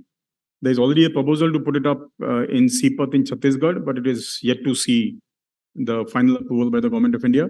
Now, when we talk about advanced ultra-supercritical, we are talking about steam temperature and pressure of respectively 710 degrees Celsius and 300 bar. And most of us are engineers. We know from simple thermodynamics from the Carnot cycle that the higher the temperature and pressure of steam, 1 minus T2 by T1, the higher is the efficiency of the overall thermal cycle. So here we are talking at that high temperature and pressure, we are talking about an overall thermal efficiency of 46%. Correct me if I'm wrong, NTPC colleagues I'm sure are there in the audience, but the supercritical thermal sets which are currently being installed at a commercial scale by NTPC give you an overall efficiency of 41.5 or I think maximum 42%. So there is a quantum jump of 4% in the overall efficiency of the thermal cycle, which is substantial. And not only does that overall efficiency jump mean that you are going to use much less coal, the specific coal consumption comes down, even the emissions go down substantially. I don't remember the figures, but they go down by almost 17% when compared to a supercritical or a supercritical thermal power plant, which is currently being installed. So that is one part. And of course, renewables and continuing to do carbon capture, utilization and storage is the other part. Now, I spoke about this. Now, what are the Government of India initiatives that have yielded some result? The first bullet talks about the Pradhan Mantri Ujjwala Yojana. Now, this, as we all know, has helped around 100 million customers, 100 million households in India to shift from wood and to shift from coal and to shift from cow dung to liquefied petroleum gas, and obviously then reduce the emissions to fairly low levels. Then we are talking about the Ujala scheme, where the Government of India had subsidized the sale of LED bulbs, and they were distributed from various sale counters across the country. Now, the Ujala scheme has led to a reduction of 38.6 million tons of carbon dioxide in a given year. And this is just because we are consuming much less electricity when we use LED bulbs as compared to incandescent bulbs, as compared to the fluorescent tube lights we had been using for years. And these two initiatives and other similar initiatives have helped India achieve a reduction of almost 24% in the emission intensity of its gross domestic product between the year 2005 to 2016. Now, this is a slide which is again a patented Niti Aayog slide. Now, we here talk about why methanol, that is CH3OH, also called methyl alcohol, is a very potent replacement, if not a 100% replacement, but a supplement for cooking fuel, for marine transportation, for surface transportation, and also for using in cook stoves. Instead of kerosene, you use methanol. So now methanol is a cooking fuel. There has already been an experiment in 2019 where Assam Petrochemicals Limited had implemented a pilot scheme on the use of methanol cook stoves. And that scheme was a grand success. Only thing was the availability of methanol continues to remain a question. So that pilot scheme lasted for about 3 years. Now the Bureau of Indian Standards has already drafted standards for canister-based cook stove. Canister means the methanol-based cook stoves. We already have that. Now, methanol as a vehicular fuel, the Indian Oil Corporation Limited, which is another public sector undertaking of the Government of India, has launched M15. M15 would mean we are blending 15% by volume of methanol to petrol and dispensing it in normal petrol-based engines. So we have already launched a pilot scheme in Tinsukia in Assam, and that is currently ongoing. Very recently, this slide doesn't talk about it. Very recently, there was another experiment launched on MD15, that is 15% methanol blended with diesel. Now, methanol does not blend with diesel because it separates. There is a phase separation that happens, unlike petrol. So there is a proprietary additive that has been developed by the Indian Oil Corporation Limited, which when added to diesel ensures that when you add methanol as well, the phase separation doesn't happen, and it is a blended fuel that can be dispersed in all diesel-based engines. The left side talks about low emission and all that, but I would like to draw your attention to one important fact here. We all know that ethanol is already being promoted by the Government of India, ethyl alcohol or C2H5OH. Now, one major difference between ethanol and methanol is, number one, ethanol is costlier than methanol when it is sold to a consumer. Number two, ethanol derives, and the raw material for ethanol are food crops, be it maize, be it barley, be it crushed sugarcane or bagasse as we call it. Whereas methanol can be produced from all sources which are other than edible sources that lead to a dent in the food security of the country. So that is one major advantage we talk about. Now, methanol can be produced from carbon dioxide. There's already a project that is going on. Methanol can be produced from coal. That has already been demonstrated by BHEL and Thermax Limited. And methanol can also be produced from all kinds of chemicals. So there we are not disturbing the food chain of the country, and India needs food and food products in any case. Now, the other important part, which I already spoke about, you continue business as usual. We continue producing power from coal, but we ensure that not a single ton of coal is emitted to the atmosphere. It is all captured, and it is either put into the, as we call it, carbon dioxide sequestration. It goes to the Earth's crust, or it is converted to useful chemicals. So the Niti Aayog had done a major workshop about a year and a couple of months ago, where the private sector, the public sector, there were a few participants from abroad also had participated very actively. And we had decided at that time that we need to bring out a policy on carbon capture, utilization and storage, CCUS policy. And there is already a draft which is now ready by the Niti Aayog. It was also, I think, put out for public consultation, if I'm not mistaken. But the draft is yet to be finalized. Some of you might have seen it as well. So we have already, completed that objective of bringing out a CCUS framework policy. And of course, CCUS projects are money intensive. They need capital. So we had projected that we need about $5 billion over the period of 5 years for implementing CCUS projects in the country. This is a summary of the decisions taken in that workshop with Niti Aayog had sponsored. Now, there's another slide which talks about, all of you know, the Prime Minister also keeps talking about it, the mission lifestyle for environment. This was started again under the guidance of the Prime Minister by the Niti Aayog. And here we talk about very simple lifestyle changes that we need to bring in to ensure that we reduce the carbon footprint, not only at a corporate scale, but at an individual scale as well. The Lifestyle for Environment program it's a mission. It is now being implemented by the Ministry of Environment, Forests and Climate Change. The Niti Aayog, after having nucleated the idea, passed it on to the Ministry for implementation. And this is being practiced by quite a few corporates now. We will know the results of this mission in the years to come. It was launched just hardly about 6 months ago, if I'm not mistaken. Now, finally, nuclear. Now, nuclear is considered to be a slightly bad word. You talk about nuclear, you worry about radiations, you worry about loss of human life, but India has an impeccable record of radiation safety ever since we started the Department of Atomic Energy in the late 50s or mid 50s. Now, why nuclear? We know that nuclear power is costly. It is much costlier when you compare it to hydropower, when you compare it to thermal power. When you also compare it to solar photovoltaic, the prices have come down substantially recently. Now, why nuclear? Because nuclear energy is absolutely clean. There's no question of any emissions coming out of the power plant. And we have a very, very strong technology base as far as nuclear energy is concerned. These are the two main reasons why we want to promote nuclear energy for enhancing India's chances of achieving net zero by 2070. Now, we know that pressurized heavy water reactors are being implemented by the Nuclear Power Corporation of India Limited for several years now. But now we talk about small and modular reactors, SMRs, as we have given the name. Now, these are the advantages of SMRs. They are modular, would mean that they are small in size. PHWRs are traditionally 700 megawatts or more per unit size, whereas SMRs can be as small as 350 megawatts. That is a size given. So, and you do it modular, you can transport it easily, and you can keep adding modules to increase the installed capacity of a given nuclear power plant.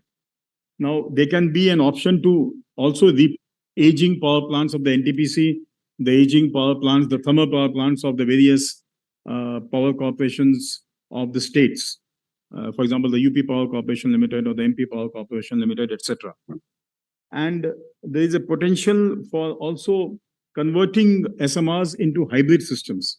And they can be hybridized with the renewable energy sources, which can make them more viable. There is a site flexibility. Obviously, there is a much shorter construction time, and affordability is much better when you compare them to a PHWR. Now, finally, ocean energy is the next big thing. Why we say that is, a lot of you might be aware that there is a deep ocean mission that has been launched by the government of India about 1.5 years ago, and that is being implemented by the Ministry of Earth Sciences. Ocean thermal energy conversion is one potent source of producing thermal power using the temperature difference between the upper and the bottom layers of the ocean. The temperature difference leads to generation of power. And of course, wave energy is another option. And then ocean energy also leads to a lot of mineral wealth, but that is not the subject here, of course. Now, these are the benefits. So just to now, what is India's contribution towards net zero? What are the government schemes? What is the way forward? What can the industry do? Here we talk about hydrogen as a fuel. Niti Aayog had contributed very extensively to the formulation and the approval of the hydrogen energy mission by the government of India. And we know that green hydrogen can be produced by the simple electrolysis of water, breaking the water molecule, producing hydrogen and oxygen. But the energy balance there is a question. We are still struggling with making the hydrolyzers economically viable, electrolyzers. So, and then there was a high-level committee on the coal sector. This was chaired by the vice chairman of the Niti Aayog himself. And based on the committee's recommendation, the Ministry of Coal has notified commercial coal mining, wherein 41 blocks were offered, of which 19 blocks have been allotted so far. And there was another high-level committee, again chaired by the vice chairman of Niti Aayog, on the enhancements of domestic oil and gas exploration and production. So even the recommendation of that committee have also been approved by the cabinet, and the mission is under implementation. Now, green hydrogen strategy is something I've spoken about. Now, future coal scenario, there is a report which the Niti Aayog is preparing on the future of coal for power generation in India. That report is under preparation, should be coming out in the next few months. Now, support to electric vehicles. Electric vehicles, as the government of India, especially the Prime Minister himself, has been saying, are a very, very viable option to reduce greenhouse gas emissions. But the only problem there is the battery. Now, we know that the electric vehicles that we use, in fact, the Niti Aayog staff cars of Niti Aayog is all electric vehicles. The challenge there is the range per charge. Now, in a city like Delhi, well, an electric vehicle that goes for 100 kilometers per hour, 100 kilometers per charge is good enough. But if you want to travel from, say, Delhi to Jaipur, 100 kilometers per charge is not going to help you. So there are two challenges here. One is the battery swapping system, on which there is an Indian standard that is under formulation. It is like you go to a fuel pump and take petrol. Similarly, you go to a battery swapping station, offload your batteries and take a freshly charged set of batteries and move on. So there's no question of recharging of batteries by you. I mean, the recharging is being done by someone else at a price. That is one aspect. The second is we need to increase the energy density of batteries to the extent possible. Now, even today, we are relying on lead-acid batteries for most of our automobile needs. But there are various combinations, lithium-ion, you talk about lithium-air. There are so many advanced cell chemistries that are being experimented with. There are organizations in India which are very actively working on producing high energy density batteries. Once we have them, the range per charge is going to go substantially up, and electric vehicle affordability is also going to become easier within the car. Right now, electric vehicles are costly, the batteries are costly. It will take time for us to make them affordable. But the electric vehicles remain a very, very important option, a very, very important paradigm for us to reduce the greenhouse gas emissions in the years to come. Now, a mix of renewable energy, well, solar, wind, hydrogen, we know about that. Solar photovoltaic prices have come down. When I started my career from the Department of Non-Conventional Resources about 3 decades ago, the electricity produced by a solar panel used to be priced at around 18 rupees a unit. And at that time, our colleagues in the Ministry of Power and the Central Electricity Authority used to chide us that we produce thermal power at around 2 rupees a unit. You are talking about 18 rupees a unit. Things have changed in the past 3 decades. Again, research has led to a lot of improvement in what we can produce from a given panel. Now we are talking about solar photovoltaic electricity at around 1.6 rupees a unit. Although those panels are all built from solar cells that come from abroad. And when I say abroad, it comes mostly from China. So the life of the solar cells is a question mark. But for the time being, we are very happy that SPV electricity is also a reality now. Now, electric vehicle, I've already spoken about. R&D in electric vehicles also I've spoken about. Now, the way forward, the the most important thing that we have learned from our workshop that we did about a couple of months ago was that cement industry is very, very active and is very, very keen to implement carbon dioxide capture and storage. And the cement industry, if you talk about the number of the amount of carbon dioxide produced per kg of cement produced, is a major contributor to greenhouse gases in this country. So we are looking at some very active role by some companies, especially the Dalmia Cement Company Limited, in implementing carbon dioxide storage, carbon dioxide utilization, and carbon dioxide sequestration mechanisms to reduce the greenhouse gases emissions to the extent possible. So that is one important thought we thought we'll share with you. And global net zero, of course, is a dream, but it definitely needs to be realized. And India is committed. While we continue to grow, we will promise ourselves to grow responsibly, to grow as efficiently as possible. Thank you so much.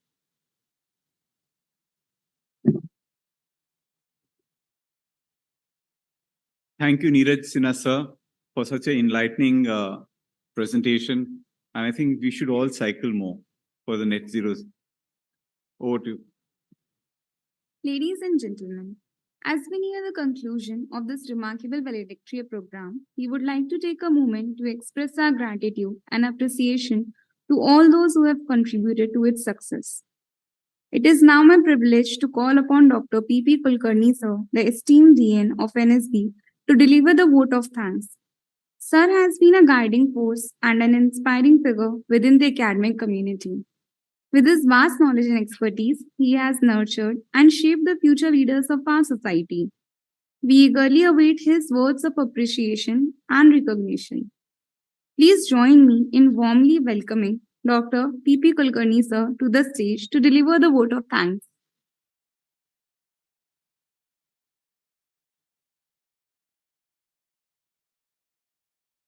The first vote of thanks to you. Thank you. A little bit different. From where to start? Because everything starts with planning. How beautifully this program has been planned. It started with energy, supported by HR.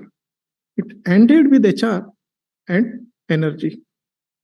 It started with speech of Chairman NTPC, what we want. In between, HR came in picture. And at the end, Niti Aayog told a vision for next 2070, 50 years down the line. Chairman NTPC told this program is very organized at a very right moment. I was thinking, what is this right moment? This new economic order, when? Today, tomorrow, 5 years down the line, or when? A small connect. India or world could manage very effectively, if I say the power sector for the sake of, managed very well, even we have not seen blackout for a day. Who managed it? Power engineers. But the previous pandemic was when? 100 years back. Learning from them, I do not know. I have not gone through the HR, people must have gone through the history of it.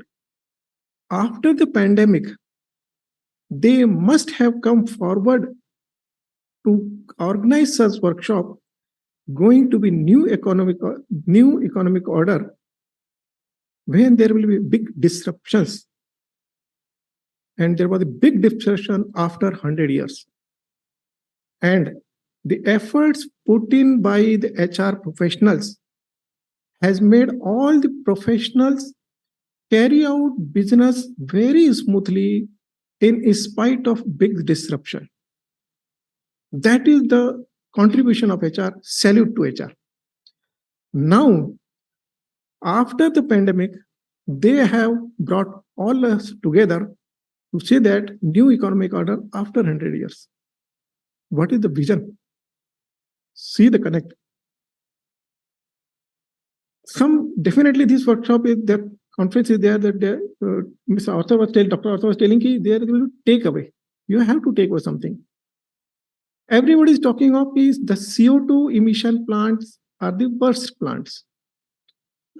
But what education will add to it?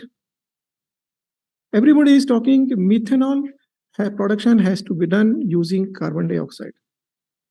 Now, what I want, my business should have maximum input. Then only I can survive. So the plant which is producing maximum CO2 is the right candidate for me. Whether it is cement, whether it is a power plant or XYZ. And for that matter, under the leadership of Madam and my all team members, you'll be glad to know we have taken one of the topic as that development DEA analysis, development data envelopment analysis, measuring the ranking the plants based on CO2 emission. And I think that project Mandar, I think, is doing it, will be the hot cake because every industry will look towards NSB. Please help us in identifying if I have 4 plants, which plant I should establish CCUS first. The plant which is producing maximum CO. What should be the incentive scheme? What should be the regulation next? Because sir has just told regulations are coming. What should be the regulatory clause? The production of CO2, the plant which is producing maximum CO2 will be given maximum incentive. Can you think of? This is the shift people will be taking. Think of it. Instead of thanking vote of thanks, indirectly I've given a thanks, I think. So I extend my sincere thanks to Chairman NTPC, DHR NTPC, Director IAMA, Verma Sahab from IAMA, Mr. Nathan. He told the idea. I think I was 100, like Madam was telling, you have to be attentive 100% throughout the session. Yes, that was the first session. That was, I was 100% attentive. He told a small idea will bring change. I think I shared 2 ideas. It will bring change in the society. Dr. Hakan, Dr. Arthur, Dr. Daniel, for valuable inputs from rich experience. They are talking of future talent. Future talent is not 2, 3 or 5 years. It is the next 100 years without, if any disruption comes, because the pandemic cycle will be there. 100 years it is there. It will come, but presently the manpower in 100 years back, the manpower was physically present. In this, now they are not physically present. What will happen 100 years down the line? How the power will be managed? It will be a total different scenario. So very good input for that. Esteemed panel members, Mr. Srikanth, Madam Mani, Dr. Hakan, and Madam, for excellent insights. They were discussing as if we are in the panel. Madam, I think that's why you asked, are you in the panel? So it was a very lively environment. Normally panel happens here, they ask a question, they answer, many people leave it. But everybody got involved in that process. It was a unique contribution, how the panel was conducting the business. It was, and at the end, even after that, Dr. Hakan came into picture, I will want to tell something extra. I think it was very good. It motivated the panel members also to share their knowledge. Excellent. Thank you, sir. The song you have seen, big applaud to Madam. When she was flying from here to Ahmedabad and was seeing what she shared with us, the sun was going down. That means energy is going down. What will happen? What should be the idea comes to picture? And that was the song she has written during that flight. And it was very well given the required shape in the form of, because it was a small idea. And Kenashri Madam, I think she assisted in that. And PMI is, of course, they assisted in that. And it made inspire us. Even the Sir Sinha was remembering the song. It's last, there are a number of words it was coming. 4 times or 5 times, Urja came into picture. And that still we are keeping that Urja. So thank you. Thank you, Raj. HR, a different direction by Sharat sir, I was with him. He is elder than me, but he has noted everything. I don't think if there is a surprise test, who has noted the maximum, I think he will be the number one. From him, I learned whenever you go in a conference, keep a self diary. Also, he has not used the diary, but he has kept self diary and he has noted everything. He has noted so much in between his pen dried up. And the pen given was us, he used it. So excellent, but he has noted everything. But while speaking, he has not seen the diary. I was seeing it, whether you will see diary, but he has not seen. That means it has gone inside. And very good dimension he has given. Thank you, sir. At the end, this program which has been made successful is a team effort. Together, everyone achieves more. It was a restless night. Nobody was knowing when he is to go. And madam has coordinated such a fashion. Everybody was on his toes, performing his duty with full motivation, real HR. No complaints, nothing. And it is seamless from drivers. They also deserve very big thank. Drivers, guards of the institute, ICH, and my team members, and all other those who have come from other PSUs, governments, like disaster management, which company are you are representing? So why they have come? A disaster will come after 100 years. Disruption will come. I think they want to prepare themselves for this. I think. So thank you very much for coming to this wonderful conference. It is not only the people who are physically present here, it is also those who are connected through online. I think they are also benefited. And it's a very big step as far as the visionary step. What I have told you is 100 years. Maybe if the book is written 100 years before the August gathering started thinking what will be the future HR dimensions. And I think it will be successful. So my thanks to everybody and everyone. If I missed out by some names, please excuse, but everybody has put their best efforts, including the housekeeping staff, photographer. आप अपने व्यस्त हैं. He was madam ने बोला रही आप अभी हैं. जो flower decoration, everybody has put effort. So my big thanks to them, and we see such a culture in future also. Thank you very much, and thank you. Thank you.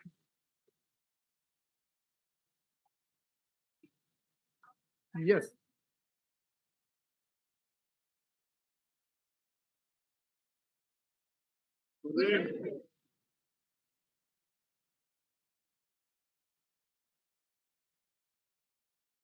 He is working for transformation in the international level. I was talking to him during lunch hour. We'll collaborate how transformation at international level. Mane, now you see there connect of NSB with international level. Yeah, and I'll just share one more insight which Dr. Kulkarni was sharing with me over lunch, that if we could have a satellite out there, so when the sun goes down in India, the sun goes up somewhere else in the world, and that satellite could transfer that sun to the places where there's no sunlight, so that there's perpetual solar power. While we have perpetual knowledge sharing with Zoom, if you could have a Zoom kind of an event happening, plus, as I just said, if NTPC is contributing 60% of emissions, I think more NTPC employees and students should cycle more. Right? I love cycling. So,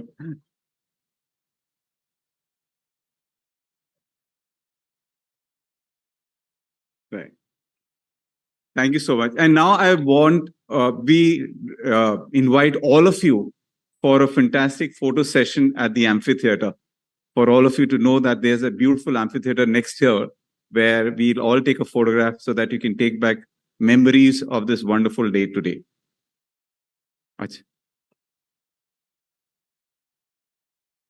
Okay, so we'll have this. We'll have a powering photo session here.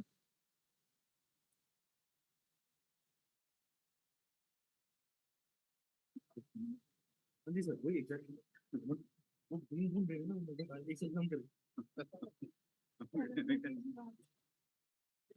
Last one, before हाँ, block मैंने was भी आपको message जो पाया ना, हाँ? नहीं, गाड़ी बोलते हैं, top पर।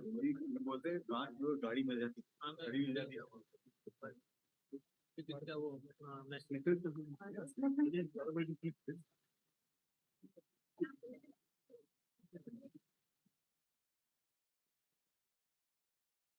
ठीक है, हमको इसको मैं ये दे देता हूँ। It's okay. सर मनी भाई हटाओ नहीं